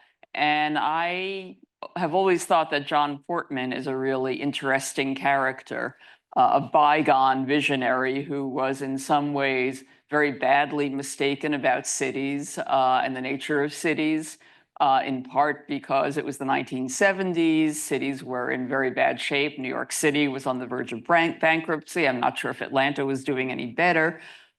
So he determined that city streets and walking around outdoors was a bad thing. And so he built these bunkers that were fabulous indoors, but really cold outdoors. And so I went down to take a look at Peachtree Center. And it was really confounding because I was trying to find the Marriott Marquis, which should be easy. But it took, I had to, you know, Google Maps was no help. I had to ask people on the street, where's the Marriott Marquis? Oh, it's right over there. Okay. Then I realized, of course, you're not supposed to be able to find it from the street. You're supposed to take the sky bridges.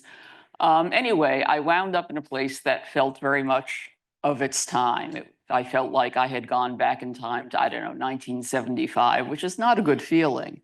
And then a little later in the day, I went on the tour of this project, and I realized that one of the things I could say about it is it feels like it's very much of this moment, which turns out to be a really good thing. And I'm just wondering, I mean, do you, when you, Jim, or when the rest of you go there, does it feel like the present moment? And is that good? And what does that mean to you? What does the present moment in architecture and urban planning look like and feel like? That is such a good question. Wow, man. I think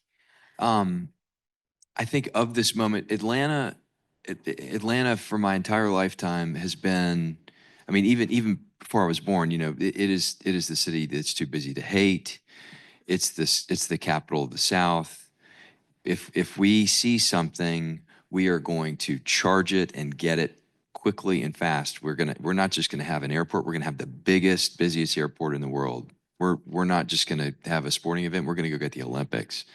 And we do things really, really fast. And I think aspirationally for me, the thing that is of this moment is really challenging our city to really not just do things fast, but also do things well, and to do things with intention and of excellence, because I think that's really what our city's been known for. I think Frank's photo was a perfect one. You know, if you think about, you know, the living here, you know, for those of us who were born here, you know, there's always the joke about the airport. It's like, well, have you been to Atlanta? Well, I've been to the airport, you know. It's like whether when you die, whether you go to hell or you go to heaven, you're going through Hartsfield-Jackson. I mean, and that's Atlanta. I mean, and I think what the Beltline has done is accelerated this opportunity to really create things that are timeless. And that's really, I think, of this moment, that's really the challenge that I felt is like, this is I think what our city should be. And Wait a and second, timelessness is of the moment? Okay. I think so, yeah. Really? All right. Yeah. Okay. It should be. It should be in the way that, you know, where you live. You know, they're timeless aspects of New York, and it's that movable feast that brings past, present, and future together that makes for great places to live. And I think what's happening in this particular moment in you know, in this kind of post-COVID world that we live in, I think that in a good way, I think what developers and architects are saying is like, we can't just build blue cereal boxes and jam as many people in there as we can. We have to actually think about humans. And when we go into a grocery store, it shouldn't feel the same in Seattle as it feels in Miami. It has to be of the place. It has to involve context. That to me was like the gift that everyone provided today. It's like what we all saw was like these amazing minds, like showing you how they came up with their ideas, looking at the context of the place, of the moment, of the, you know, the ecological history, the physical history, the cultural history, to come up with these ideas. And that to me is like the feast that this was, you know. Okay. Anybody want to jump in with that? No? Well, I would say that I think Do you need a microphone or can you hear him?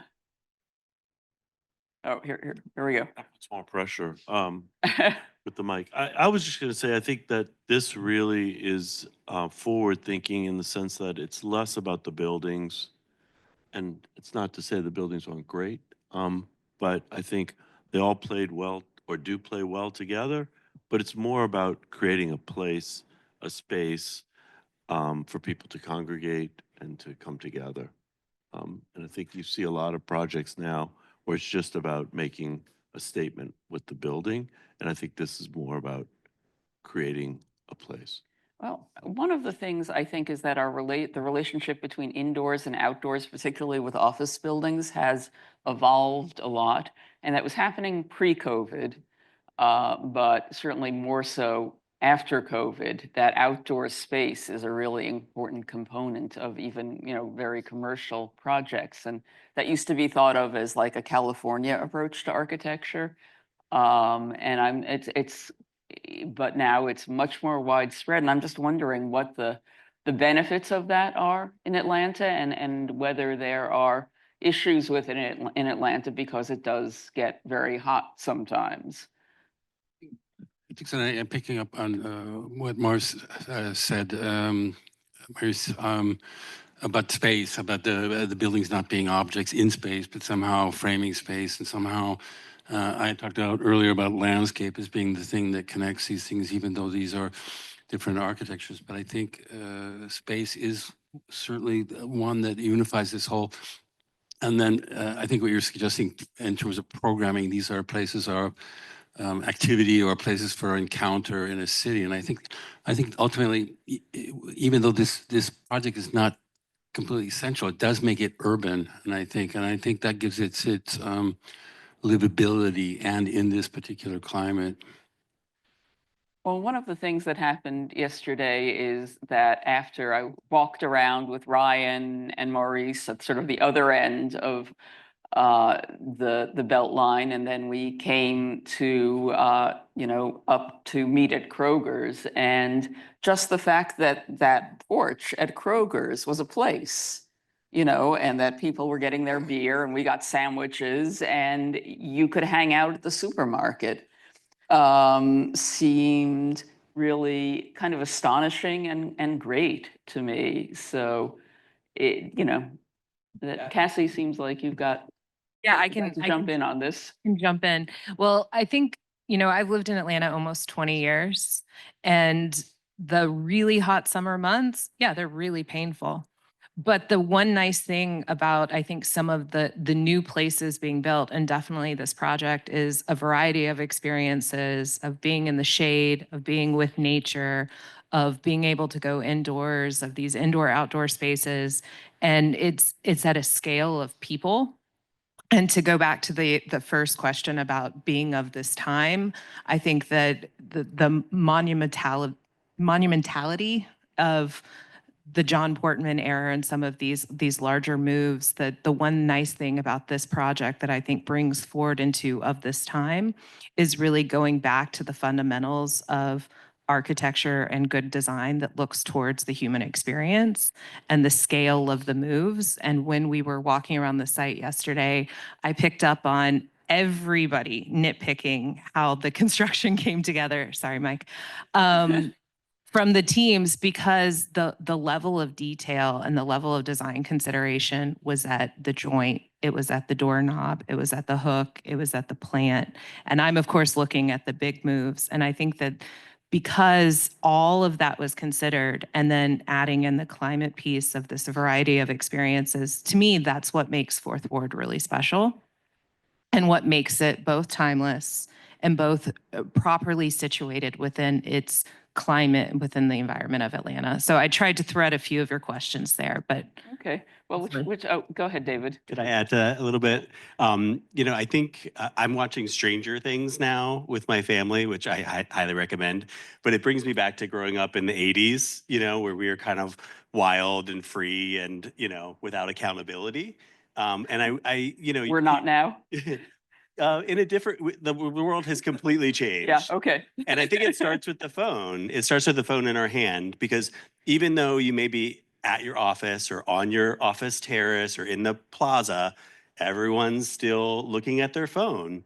And even like the way we shop and relate to like a main street or a retail quarter is actually in our phone now. Like it's through Amazon or whatever other, thing you're buying, right? So we're using like public space in a different way. We're not using it to shop, and we're not using it to be like wild and free, I think in the same way that the way I was raised. And I think, in a way that creates like certain barriers to public space and to the access. And so being able to kind of like create these immersive environments with landscape, it's not just like about the psychological connection that people have, that it makes you feel more at peace or more situated.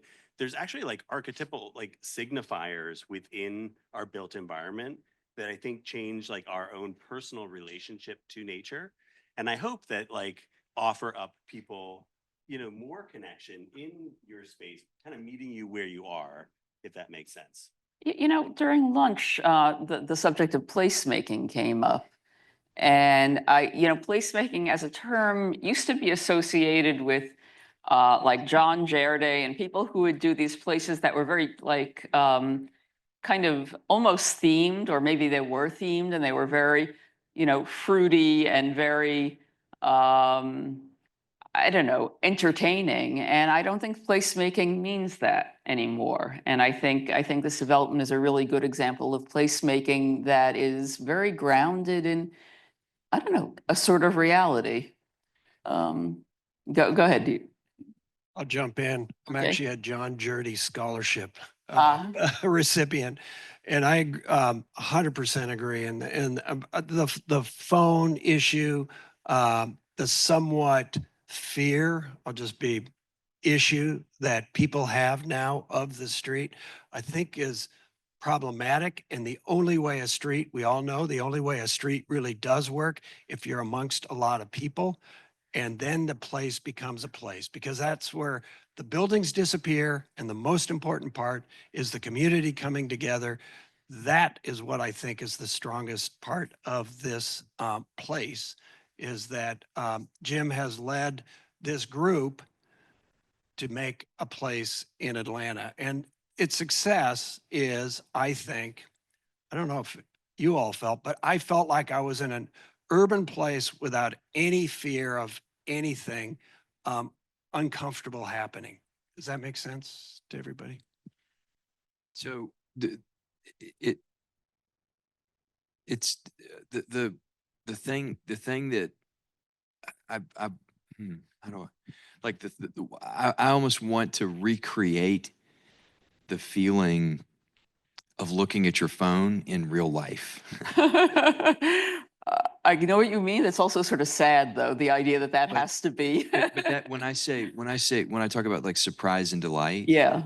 it's like what Tom's building does is like you're looking at your phone, you're walking the Beltline, and you look up, you go, oh my, whoa, and it's like not what you're expecting, and because you're so fixated on this little 8-inch piece of glass, when you feel it, it's like, wow, and then you start paying attention, and you start actually listening to your friend who's telling you about some crisis he's going through. In that conversation, you start, your synapses start spinning a little bit, but the human eye, I mean, really what you're digesting anytime you're looking around is really just 22 feet high. And so you pay particular attention to the ground plane, and then all of a sudden, then you turn a corner and you see the portal, the frame of the city that Stephen was talking about, and it feels like, wow, this actually feels better than looking at my phone. And it's like, wow, like, oh. And, you know, and I will sit on those stairs, on the sort of stadium steps that David designed up on the Beltline. And like at lunch, I'll just sit and watch people. And this happens like literally every day. People are doing this, you know, they're walking, they're kind of walking. And then, oh, like that happens all the time. And then they find these pockets. So you've got their attention. And then they cross down into the steps and their seating areas. And those seating areas, you know, the owner of the wine shop ran out to me a couple months ago. She says, Jim, you're not going to believe it. Those steps are the #1 trending place on TikTok for photo shoots. And I'm like, So is you've that good? succeeded, you've succeeded and you've failed because you've Right, got people right. looking up from their phones. Right. But then they're using your place that you've made so beautifully as their TikTok videos to get other people to look at their phones. And they're paying attention. Yeah. And that's why I wanted to bring that back, is because that is of the moment that we are in now. No, I think that's a really noble cause. Any of the architects have any response to that? Was that part of your mission statement? I'll just jump in really quickly. What Jim was saying, hopefully what's happening here is all you Atlantans are being reintroduced to Atlanta. So if we frame a space, make a needle's eye back to the city, it's not the big horizon. It's that vignette that reintroduces you to your special place that you have here. Well, yesterday, I mean, as I say, I walked around with Maurice and Ryan sort of talked about some of the things that maybe should have happened with the Beltline that haven't so far, like the light rail.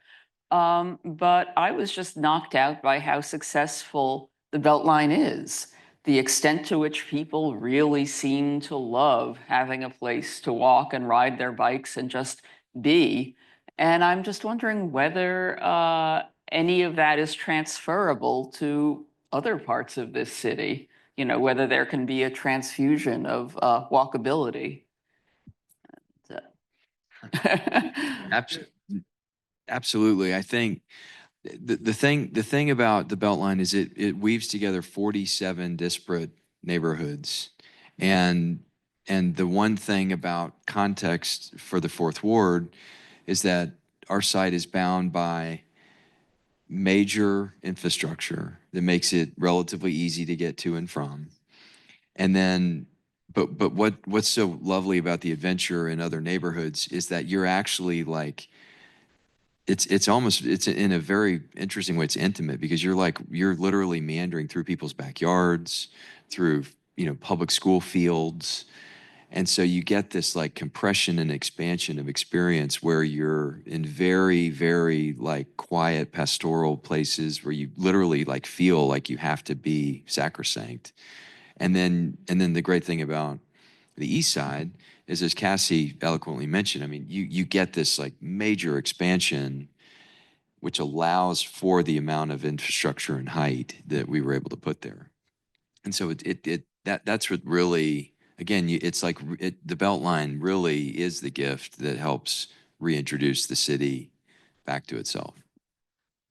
Right, I guess my question though is, can that gift be shared with other parts of the city? Can, The Beltline itself is what is allowing that. right, Because of the but this idea communication. of having, you know, it be interesting and fun to be a pedestrian, can other streets, other parts of this city embrace that? Because the other thing I noticed walking around is that this is mostly not a place that is very fun to be a pedestrian. Right. You know, and I'm just wondering if that, you know, the idea might catch on, that walking around. Yes. Yes. I study what's happening out in the burbs. Yeah. Every single suburb of Atlanta says, we want a Beltline. For decades, Atlanta was trying to imitate what was happening in the suburbs because the market was always going out that way. That the Beltline has been huge in absolutely reversing that. And I mean, we're only another sort of 15 miles away before we will have direct Beltline access to Alabama. Where that, I mean, it's real, the trail-oriented development is a thing. So we can walk to Alabama, is that what you're saying? We actually, for Mike's 40th birthday last year, we actually rode out to Alabama on a trail. Okay. Yeah. On a bike, not in a car. Well, this is another thing very that hard. I was thinking about, actually, that what is cool about the Beltline and other projects in other cities. I mean, Atlanta was defined in a lot of ways by interstate highway, by highway building, and shaped by highway building, and that's true of a lot of other American cities. And now, at this moment, American cities and elsewhere are being reshaped by this pedestrian infrastructure and bicycle infrastructure, and that's becoming the most desirable. Those are the desirable places in a lot of, you know, there was you know, much more development along the High Line in New York than they originally thought. And that seems, I'm not sure if that's the case with the Beltline, but there does seem to be quite a lot of development along it, that these are the desirable new places, which is, you know, great for the most part. I mean, are you guys seeing that in the world, or? Everyone's just nodding. Okay. No, absolutely. I think it's, I love beginning tours of the project, particularly when we're hosting businesses that are considering Atlanta. You know, that's a pretty frequent part of my job is, you know, a real estate broker will bring a Sprinter van, and you know, you'll have probably 20 people in the van who they only give you their first names. They don't tell you what the business is. They're considering, and they have like code names. It's, you know, Project Turtle or whatever. And they say, you know, we're from New York, and that's all you know, or we're from New England or something. And you willingly get in this van?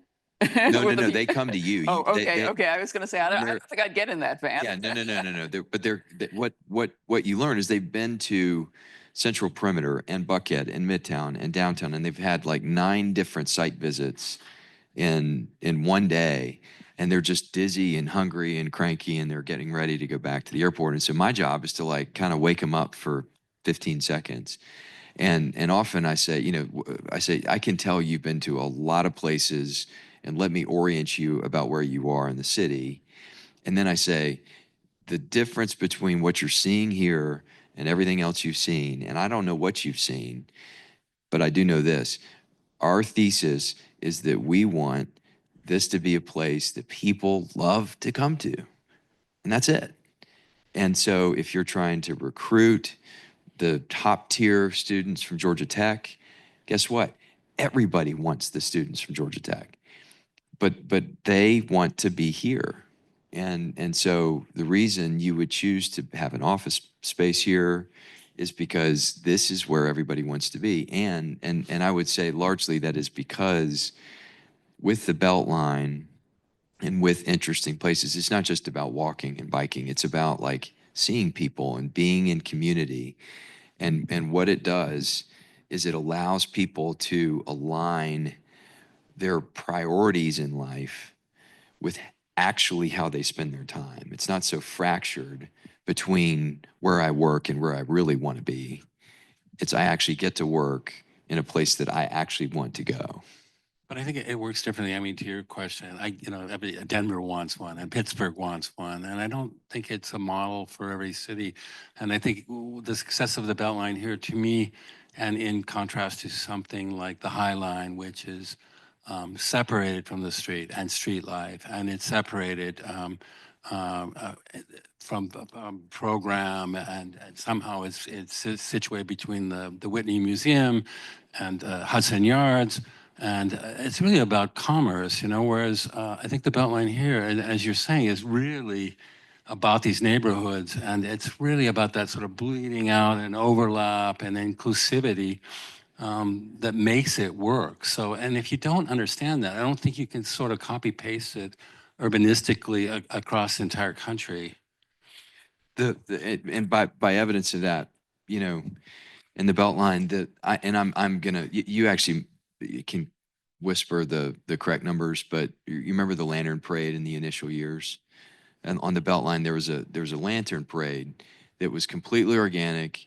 It was really not advertised that much, and on the East Side Trail, the first year there were like, I'm making up numbers, but it's like 700 people, 200 people, and then year two, 400, 800, 1,200, 12,000, 20,000, and then 60,000. And completely organic. And people, I mean, and it was elaborate. People would spend a fortune on creating these elaborate things. And it's just because it's like, it's where we want to be.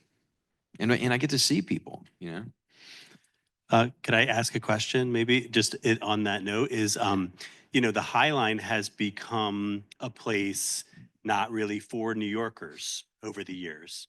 And I wonder, flash forward 20 years is, how do you keep the Beltline really what it is now, which seems like extremely egalitarian and accessible for really everyone, for every person? I would argue you add transit. That would help, but there's also the other part of egalitarian, which is about who can afford to live by the Beltline. And I know that there is something like inclusionary zoning, that there's a certain number of affordable units. Is that enough? Are there other things that might be done to? The Beltline also is locked off at night, which I think sends a cultural message. Oh, I didn't know that. You might want a microphone. The High Line. The High Line is. Sorry, High Line. Yes. High Line can be locked off at night. Well, it is. It has a closing time. Yep. And so I think that says a lot about what the High Line is. But the thing I would say about this question, really the antidote, I would say, is really the secret sauce with what David's done. And that is that the part that the vast majority of people get to experience is completely and totally free. And it is, and no one's charged for taking TikTok videos, but they get that good Not effect. yet. Yeah, well, whatever the tech is, but Yeah. it is totally free, and that experience is for everyone. Yeah, I think you've set that model, which is amazing, because a lot of times in these larger urban planning projects, that first project to go really sets the tone for the rest of the neighborhood or district to develop. So it's great that there are all those standards, and that inclusion of all the open space was such a big part of it. Yeah, well, I mean, in New York, for example, along the East River waterfront in Williamsburg and Greenpoint, neighborhoods that were industrial and have been redeveloped as, at least the waterfronts have been redeveloped as residential. The city said, okay, every developer must put in X amount of public space, X amount of park, which was great up to a point. They forgot to say that all the parks had to line up, connect, so that you could actually walk along the waterfront without interruption. But I'm just wondering whether relying on private developers to supply the great public places is the right way to go. I mean, you've done a splendid job, but the next developer may not. Is that a way to build out the public spaces of the Beltline? Or should there be parks and plazas and, you know, I don't know, swimming pools, whatever? I think it needs to be a mix of both. And I think that, again, back to something I said a few minutes ago, the thing that has led to a lot of the economic success in Atlanta is that it is easy to work here. It is easy to build. But I also would say that the double-edged sword of that is that it is really easy to build here. And I think the city's trying to take steps with inclusionary zoning, with whenever you build within the Beltline Overlay District, there's a design review committee that's made up of some really talented architects and public officials who, you know, have a chance to critique your projects. I would argue it doesn't have necessarily enough teeth yet, but I think there's steps being made and recognition of the fact that the architecture does need to be better, and you do have a responsibility when you're building near the Beltline. And most of my peers and colleagues like to grouse and grumble about it because you have to kind of subject yourself to criticism. But I think to the public spaces and, you know, the community gathering, I think is something that I think, again, this is the thing to understand about Atlanta. It's like it is a like profoundly good like copycat city. Somebody mentioned it earlier, and so like before Ponce City Market, it wasn't even a second thought. People just tore buildings down. It was like, we just got to get it out of here. It's not efficient. We got to do something more. And then when people have seen that you know, adapting old brick structures and things that aren't quite as efficient is actually an economically viable process. Since 2016, like the number of building demolitions is vastly decreased, and people start to think about it, and there's a lot more quirky buildings around the city.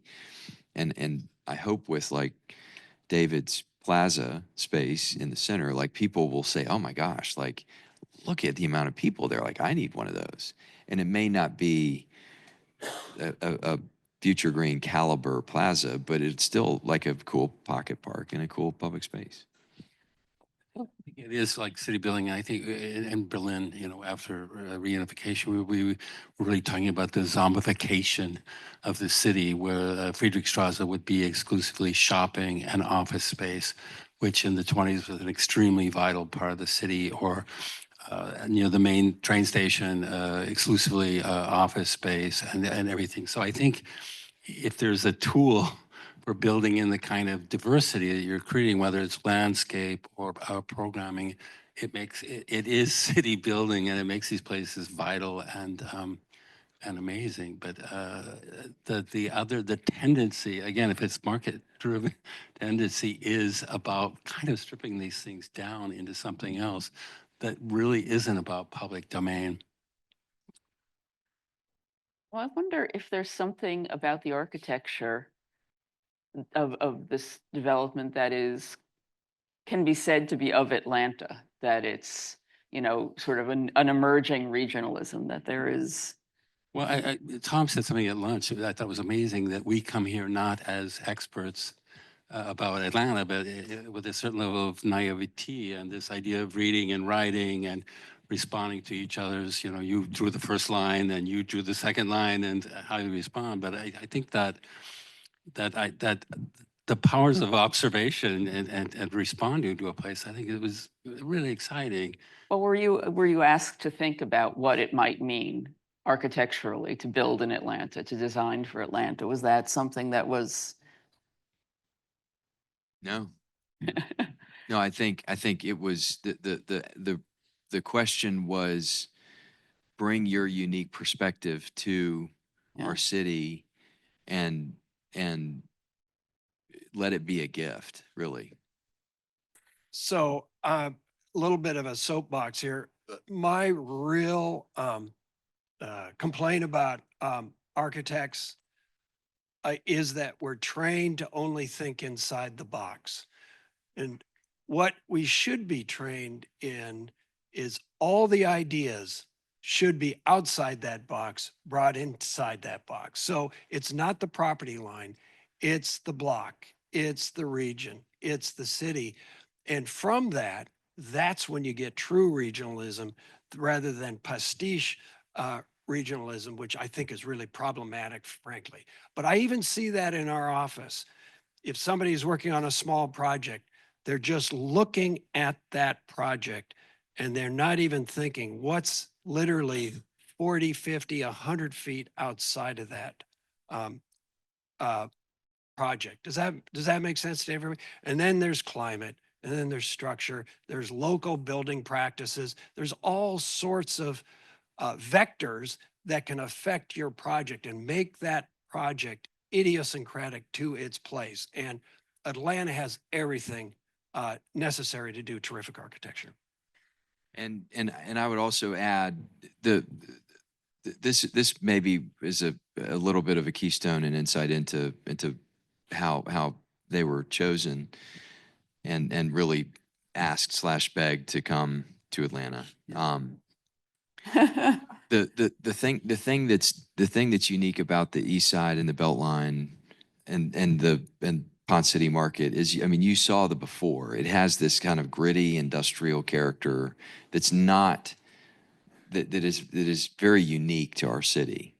You know, the north-south spine of our city historically, the Peachtree Street has been, you know, really the focal point of development, and Yeah. which has largely left the eastern and western bars of our city where there was heavy rail in this kind of gritty industrial space. And so if you look around the city, as you know better than any of us, you know, South Lake Union, Williamsburg, the Meatpacking District, the Pearl District in Portland, Fulton Market, you know, these places that have sort of historically been forgotten. And so for me, what was interesting was to really not screw that up, but to find architects who are used to working in that context, who are not to pick on any, you know, a lot of world-class architects would not have worked that well there. And I remember the first time I met Tom, you know, he and I were talking about how it's crazy to me that developers just go pick 1-800-architect and they expect everyone to have the same opinion and the same aesthetic and the same, you know, I'm just going to draw a big blue cereal box. And there are great architects who do that, but you don't call Tom unless you want this kind of moody, cool, black, gizmo door, ninja building. I mean, that is what they do. And so for me, the fun was like saying, who's going to play well? Who's going to like complement Ponce City Market and be kind of gritty and cool? Speaking, I don't ever like to contradict Maurice, but I don't think that's a background building, by the way. Just saying. But I think it's both.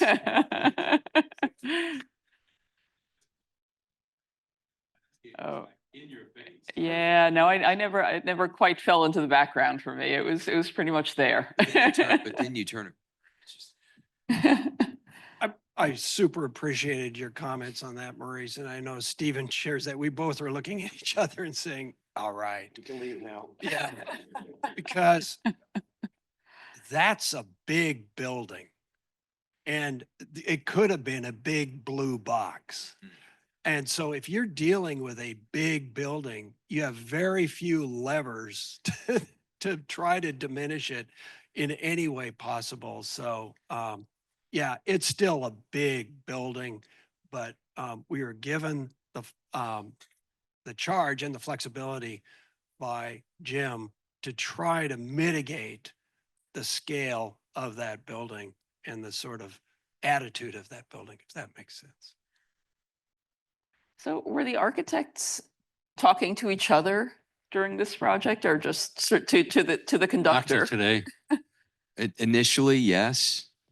Like it was that was, talk about like a wild ride. Like, you know, we brought everybody together for these few key moments to collaborate, to sort of sort out how everyone was going to fit into the sandbox. And then we had to allow them to manage their own teams, because obviously the folks on this team, or the folks on this stage, along with HKS and everyone else, Kimley Horn, I mean, it was hundreds and hundreds and hundreds of people working on them at the same time. Michael, I have a question for you. You said your role was to step on the brake in the process.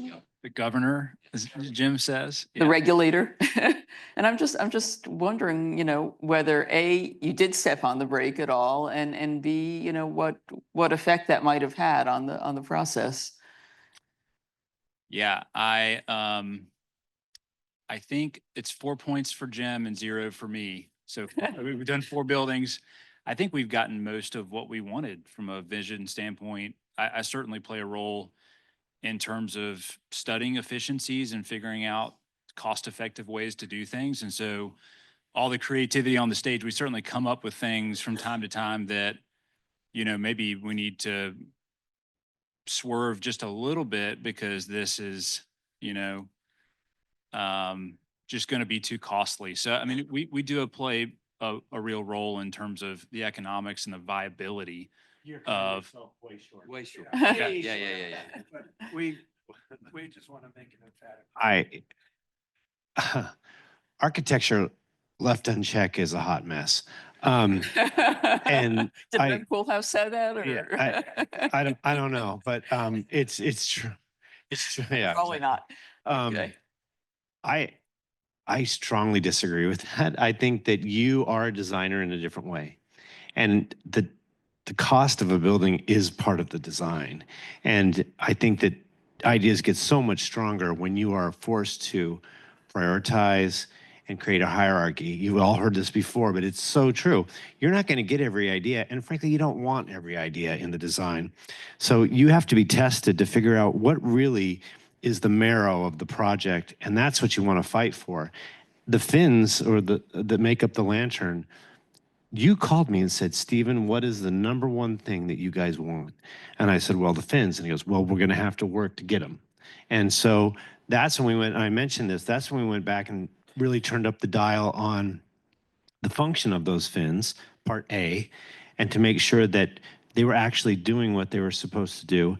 Part B is work really hard with those that are going to build the fins, put them in place, the unitization, all of that to get them to survive. So it wasn't one threshold, it was a continuous series of thresholds we were going through to keep those things alive.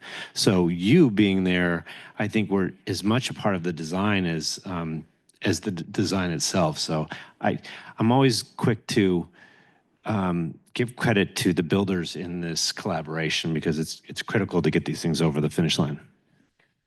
So budgets are editors, and editing is always about, to what Stephen is saying, and this is for the students in particular. Right now, you have no budgets on your projects.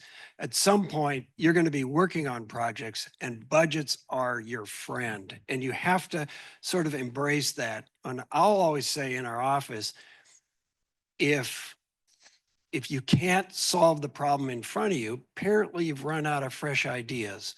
So you have to see it as a editor to make the building better. I think the building that Stephen and I worked on is better because the budget forced us to think about how those shutters are used. So it's an authentic building, right? It works.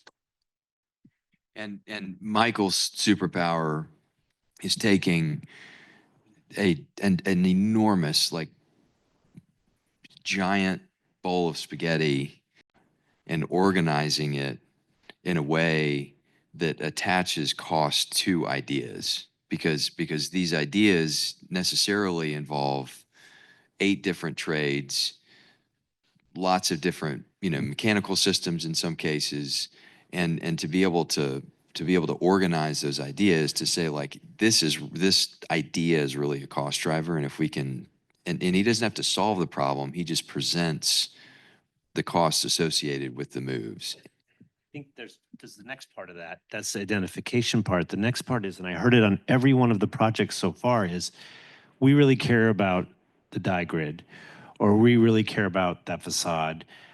How do we do it? Tell us what's the way to get there that we're not thinking of. And I think your willingness to give those ideas back, it's like, oh, okay, that's the dance. That's really where good architecture comes from. Maurice, do you feel that way about Budget? about the process? About Absolutely. I think, well, I did have one project that had an unlimited budget. That was when I was working with Aldo in Japan in the 80s, when there were no limits. And anything we proposed, we wanted solid stone columns that were 2 feet by 10 feet, sure. Or we wanted gold on an entire wall, okay. But short of that, every other project I've worked on has had budgets, and I always say that we can do great design within a budget, and I think it is an editor.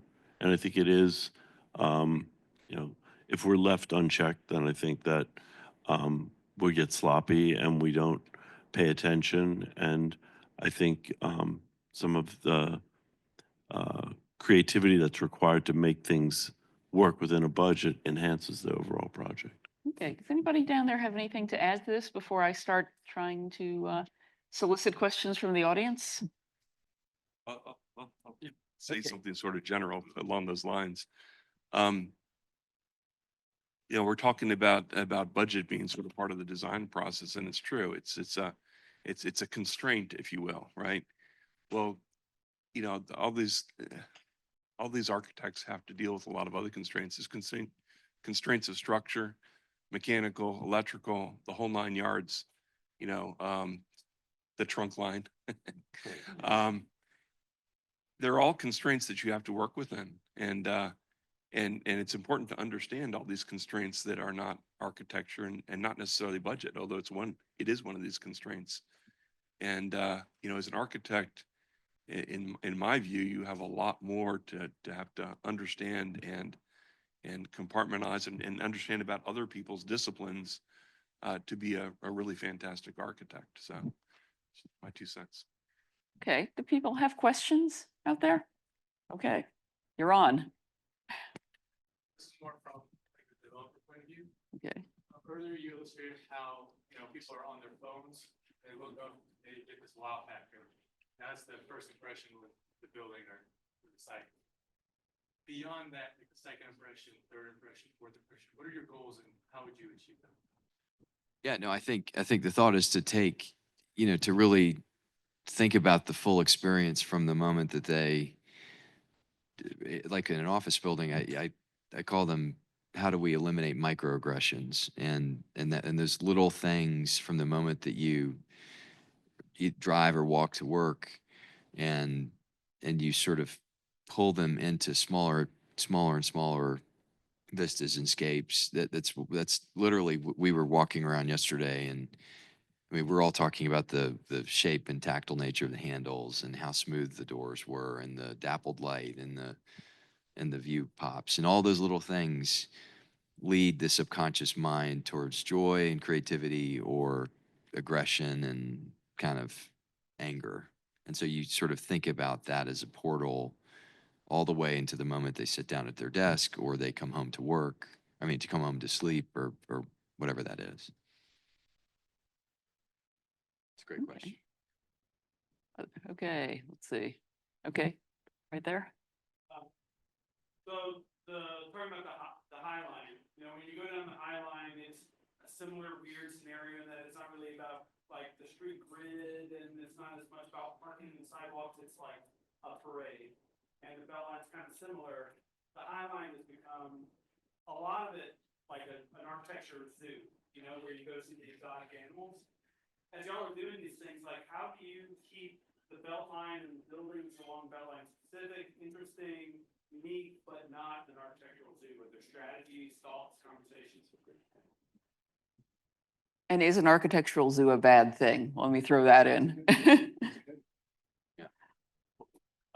was gonna say is, I think, we talked about the idea that,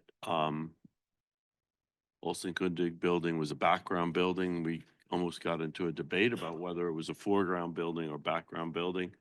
And I think that that's what we really should strive to do, to make buildings that can fade away or feel like they're more in the foreground or more prominent. And I think that buildings that just are the one-liner that you say, oh, I see it, and that's it, I think those are the buildings that become less relevant and less cherished.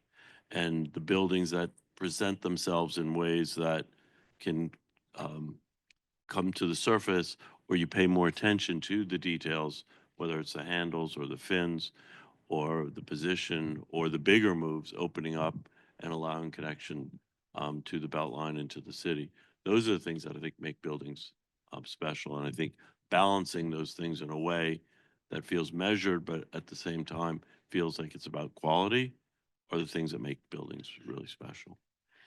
Oh, well, also along the High Line, most of those buildings are luxury condos, which are part of how the High Line was and continues to be financed through payments. And I believe that it's payments in lieu of taxes. I may be wrong about the instrument. And so there's a lot of incentive for those buildings to be, I guess, in your words, zoo-like. And I guess the question is whether that might happen along the Beltline. And it's a question, I don't know. Yeah, no, I don't think it will, because again, we are working in one of the only portions of the Beltline that allows for this type of density. Because of the 47 neighborhoods, 43 of them, I'm making that up, are literally residential neighborhoods. They're weaving single family home, lower rise stuff and old industrial sort of one-story buildings. And so a lot of the charm of the Beltline are, coffee shops and bars inside former industrial structures. And so again, it kind of weaves together that grit. I really like the High Line because I get a lot of ideas there.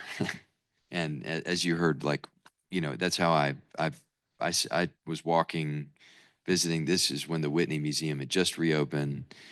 The Standard Hotel spans over the building, which is not a mistake, that 725 spans over the Beltline. And then I turned and saw this sort of twisted steel building, which was like the coolest thing I have ever seen in my life to that moment. And it got goosebumps, and I'm like, I've got to figure out whoever did that and then make that relevant to what we're doing here. And the about the die grid building, so the reaction I told you about the Kundig building, the one Maurice, I haven't told you this, the one that is constant every day. People look at that and they go is that real? Is that real? And then they start, and that's what we're talking about, background, foreground. It's like your subconscious mind loves the shape, the color, the context. But then when you really almost in a movie sense, when your focus and your mind's eye actually starts paying attention and noticing things, it has so many layers of meaning that it becomes it sort of zooms into the foreground, and you really start to appreciate the level of intentionality and thought that everyone's given to it. And that's really the differentiator. Okay, there are questions back there. Okay, On my right, yeah. You, yes, that's you.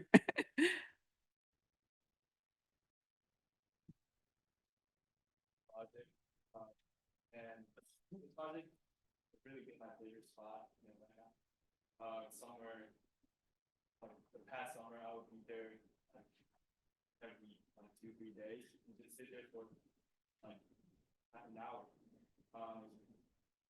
And I think it's really rare in this money-driven world today. I would say short-term money-driven world today. To have such a project that really designed the experience. And I want to bring it back to TikTok. Okay. To me, I think if you develop a project that have people taking TikToks on, I think it is a really successful project, and it's free marketing. What I'm trying to say is, I think, at least I think it is proven that a well thought experience can generate a long-term return for the owner.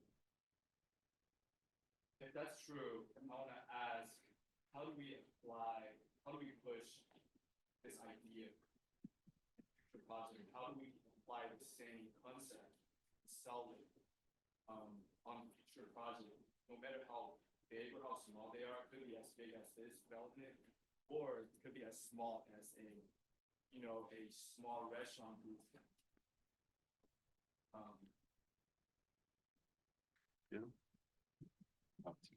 Oh, okay. I think the reason that question's hard for these folks to answer is because when you call them, you have to be pretty serious about what you do. You know what I mean? You have to kind of already be very intentional. Well, no, I mean, but unless you're in Seattle and it's like in the yellow pages, but,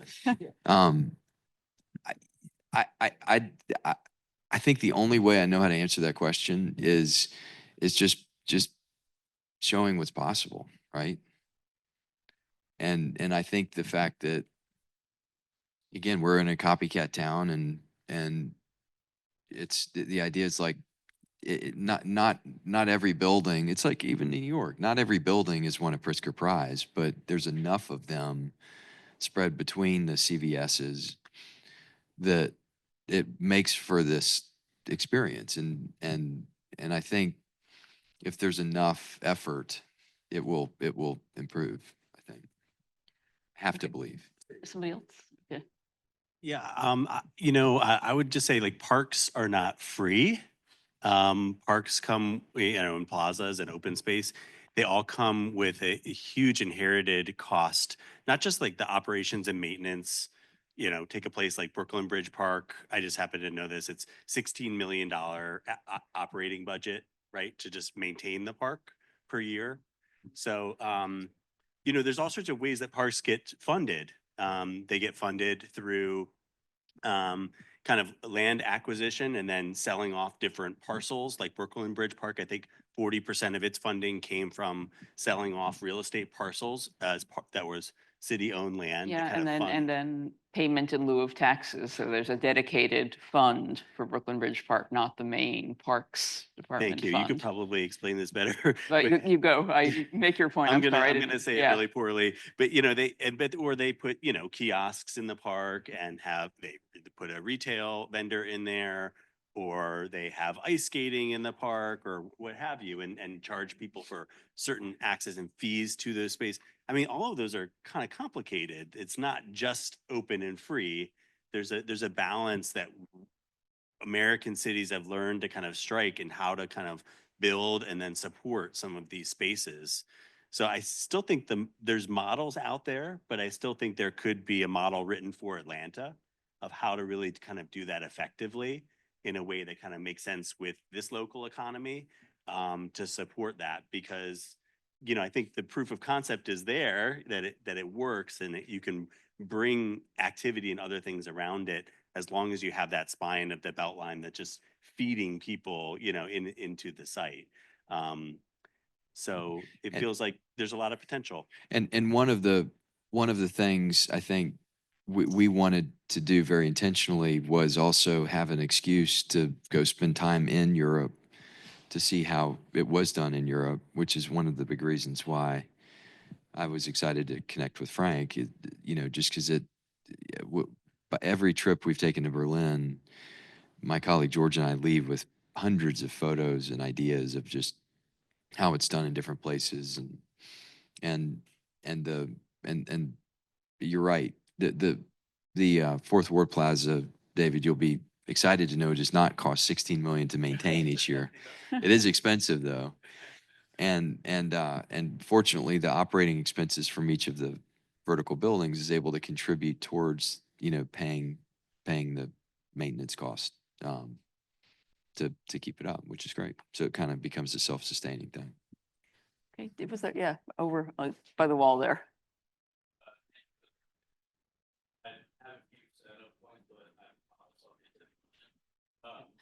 So what I took away from this entire event is that the quality of a cohesive team, one that communicates well, shares similar ideas, pushes the boundaries of designs architecturally and all the other aspects. Development projects of this size aren't exactly new in the modern age of construction. Everything seems to be getting bigger and better as we go on. But the Fourth Ward project, to me, is a bit of a potential future of city planning and design moving forward, where one diverse team of dedicated leaders in design, construction, engineering all collaborate on a large scale development. And I've always been intrigued by master and urban planning. I think all of us have probably thought of design utopian city at one point. And my question is for then, do you feel that this type of large scale development where multiple architects, landscape architects, engineers, contractors, creating these large, almost urban kind of bubbles is going to dictate future city design? And however, is there a future where a city implements a plan to create these urban unique bubbles in a city? And these development projects where maybe 5 parts of the city have a ward bubble, you have a bank station bubble, etc.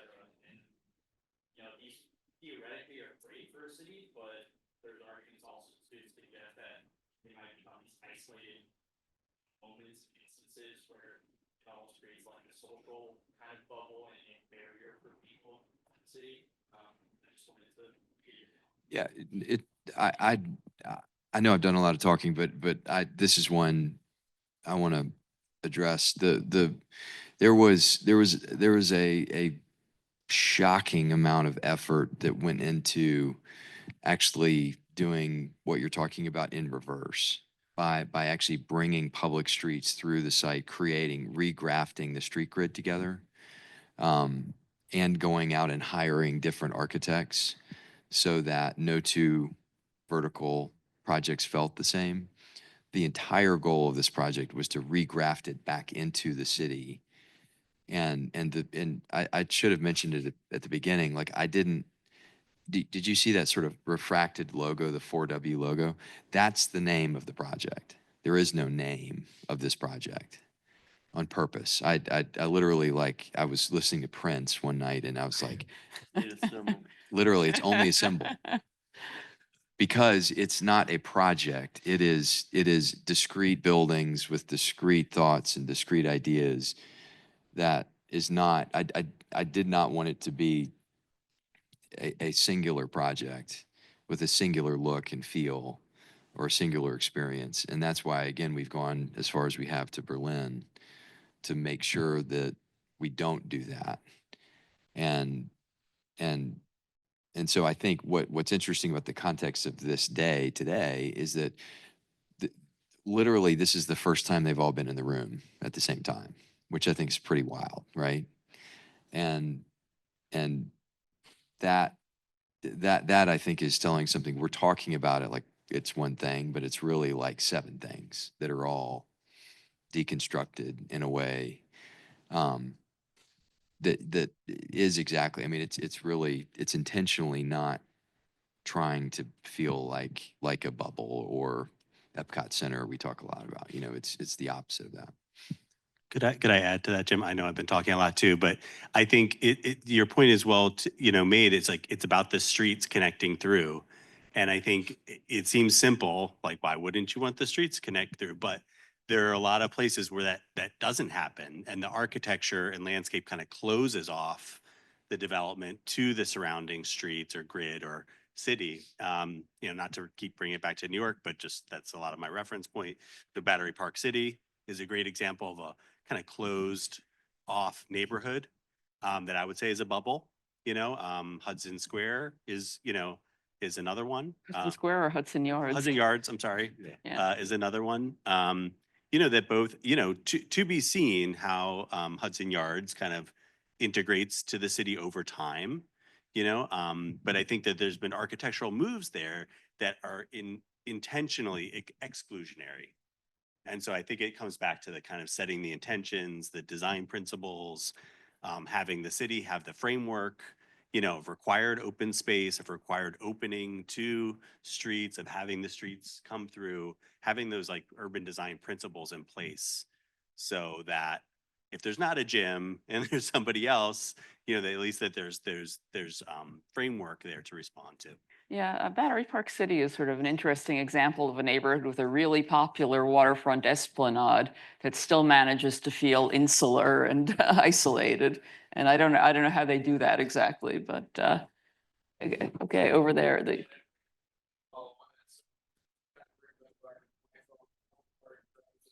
Basically, that part of the reason that we lobbied so hard for Jim, as that, if you zoom out actually beyond the 8-year time period of the project back to 2005, 2002, all the community coalition building that had taken place from a community perspective, that for a project of this scale and complexity, I don't know, maybe it throws tinted glasses, Jim, but the ease with which we went through in terms of neighborhood meetings. You can get in neighborhood meetings where it's just one neighbor after the other arguing about whatever minutia of the project, but for a project of this scale, we went through just everybody was on board.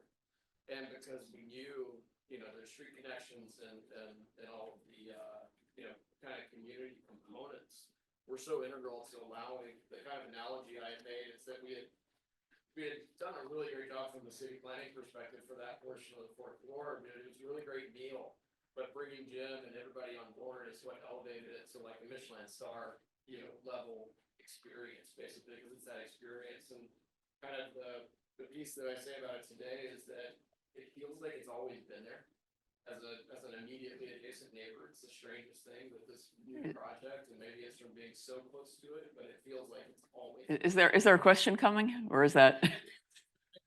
Oh, okay. Just wondering. That Jim talked about as one of the neighbors of the Beltline, basically, and there were some unique factors in that time period and of that, that community, basically, that the things were able to take place. Can I just quickly go to the Hudson Yards? It's a series of architects in there, and you could argue related is the version of Jim, and he brought together Diller Scafidio, KPFF, who else is in there? Heatherwick, that's right. How can we forget that? I'm missing out on somebody, but so that was also a lot of KPF. They master planned. Yeah, that was a collection of architects, and it's not successful. So it has a lot, I think, to do with who's orchestrating Problems it. there, the ground plane. Oh, yeah. And also 100%. the image in the skyline, it's all glass. Yeah. I think. And it's not exactly anything that New York City at least wanted. It's not anything anyone exactly wanted. It sort of satisfies the desires of people who want a certain kind of apartment, but it's still isolated physically. Yeah. So I don't know. It's a whole other story. I mean, Battery Park City is a better place. Yeah. Anyway, we have a question over there that. Oh, yeah, I know. Okay. Okay, you first, and then. Okay.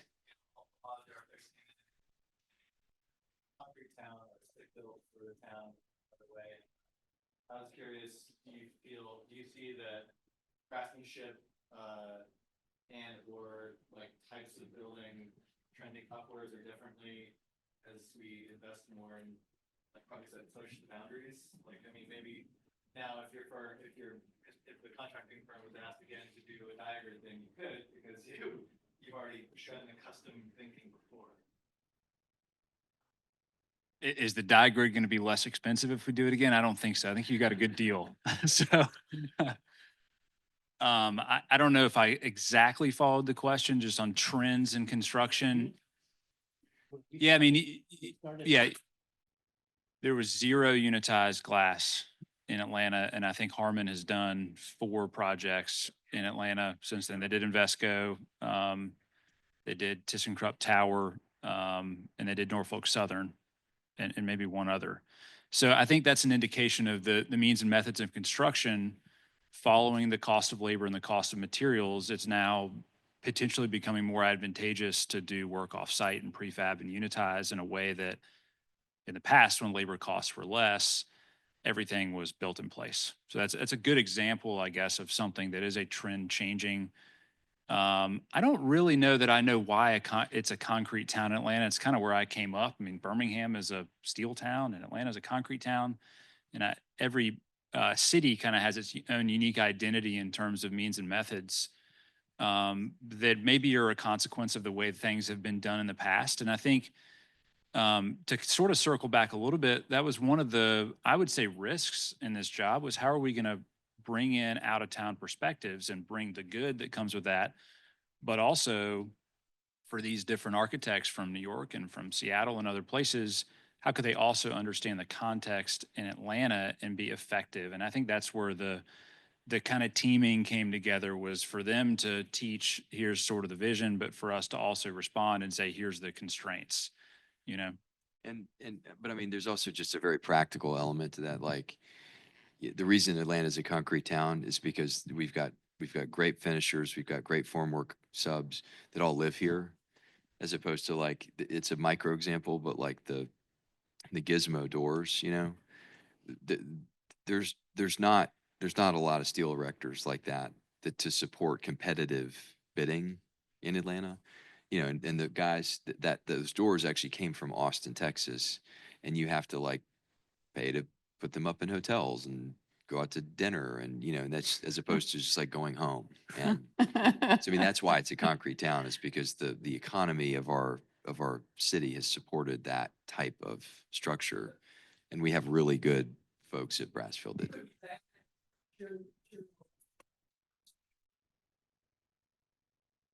Or all of the above, Yeah, no, and Okay. no, I mean, that's right. It's the legacy of decades to support that type of infrastructure. Okay. Yeah. Hi, my question is for Tom Kundig. I'd like to say I really appreciate that project and support word. And what I find really intriguing about it is that the detail, like the smaller details, like it's not that for the door it's just a handle, it's actually a section of pipe. And also for that the guillotine doors at the level of the belt line, like you can see the mechanism and you can see the weight. So I really wanted to ask you, what is kind of the inspiration behind this expression of detail, and what is your take on like Corbusier's machine for living, when you're actually kind of subverting that and making like a mechanistic expression?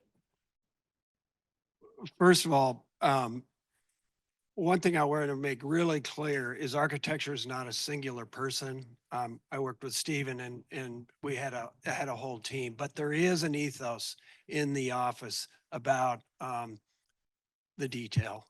And the detail is super important. I super appreciate you noticing that. Well, one of the questions was how are these buildings going to work in the future?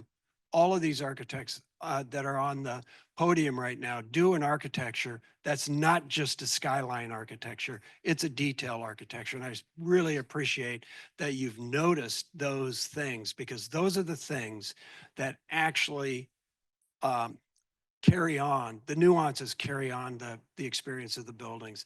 It's, I'll use the example of, we all know there are music pieces that are really, they got you, that's a hook, that sounds great, and then it just diminishes. And then there are music pieces that you can listen to time and time again, and they just get better. All of us have different experiences that in movies, in books, in theater. That's what architecture is going to be around for. Our architecture is probably going to be around for 150 years, probably. And hopefully over those years, it actually gets better. And I think it has more to do with the detail than it has to do sometimes with the larger profile. Does that make kind of some sense? Corbu's living machinery for a living, it always kind of bothered me a little bit, because a machine is not something I personally would want to live in, yet I love those machines. I grew up in a hot rod culture. In fact, the Austin, Texas group that did the big guillotine out there, they're hot rod builders. So any community has people or craftspeople that may not be in the main line of construction, but are really skilled at shaping fenders or moving metal. I obviously grew up with metal.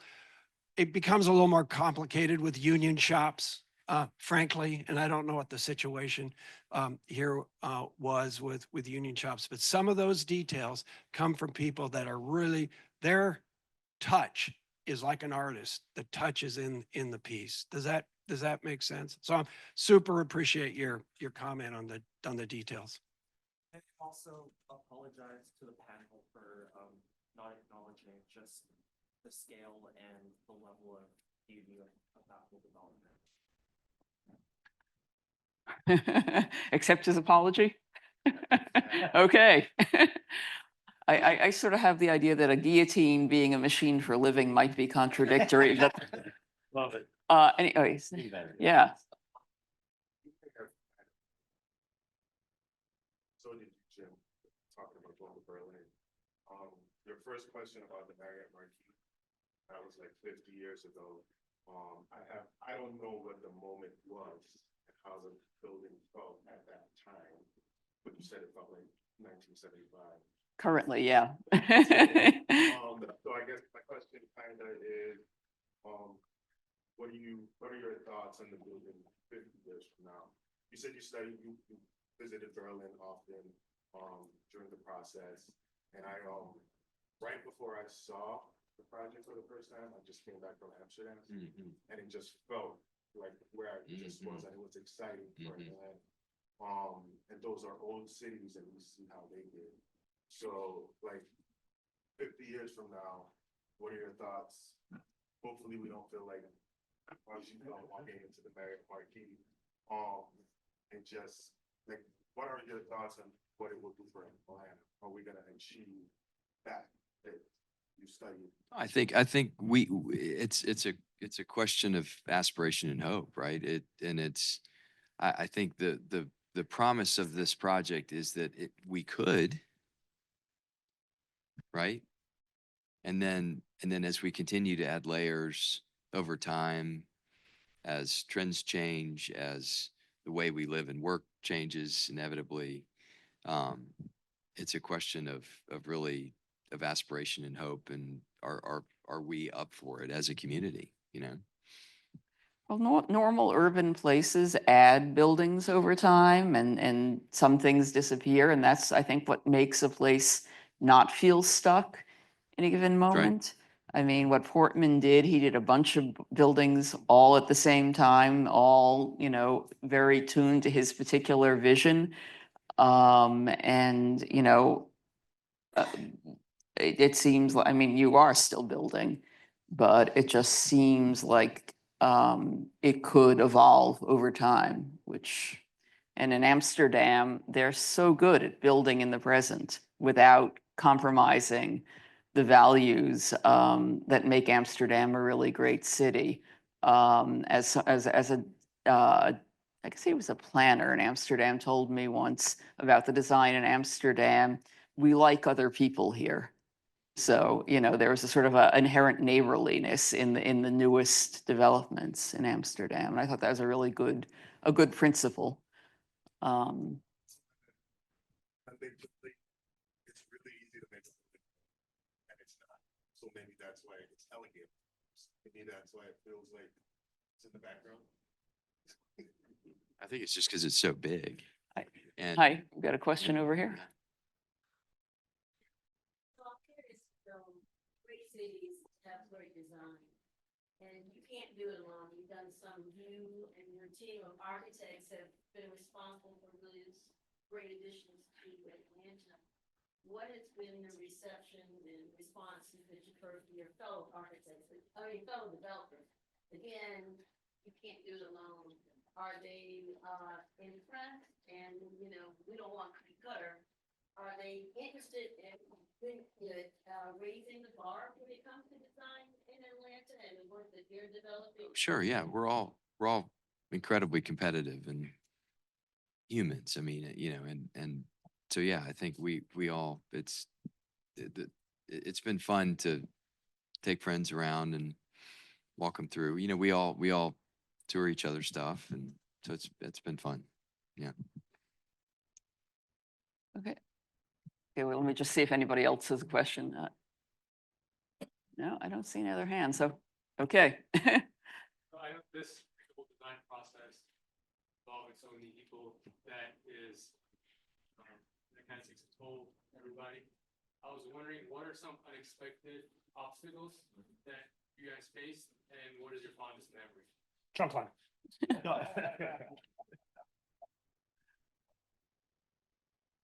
Yeah, the trunk line has been a challenge for everyone, for sure. Rob, 13 feet wide, and it's sloped. So at its deepest point, when it leaves the north side, it's 20 something feet under the ground. But we committed to put 100% of the parking underground, and so Yes, form follows parking. that's right, form follows parking. So we had to work with the city of Atlanta to create an easement and bridge over it. So I mean, there's more.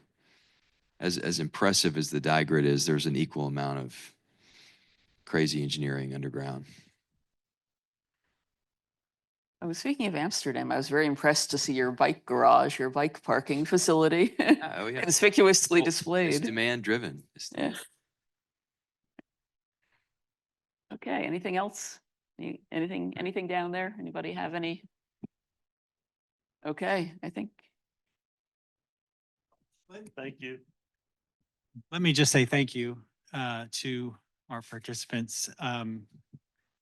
Making the effort to come here and join us at Georgia Tech. We really appreciate it. This has been a great learning opportunity. I've learned a ton just listening to you all today. And let's just give them, oh, and Julie would like to say a word, and then we'll give them a round of applause.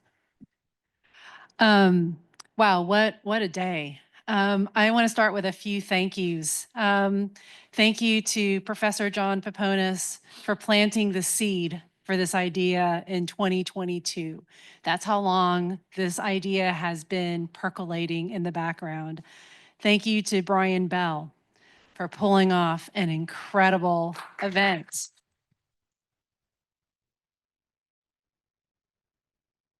I think, you know, of course, as I was sitting in the audience, I mean, actually it started last night, you know, walking around the project and, you know, hearing all the stories and getting to understand kind of just, you know, just the deepness with which you all had approached this project and how, you know, the vision and the ambition really had to be there to let this project come to life.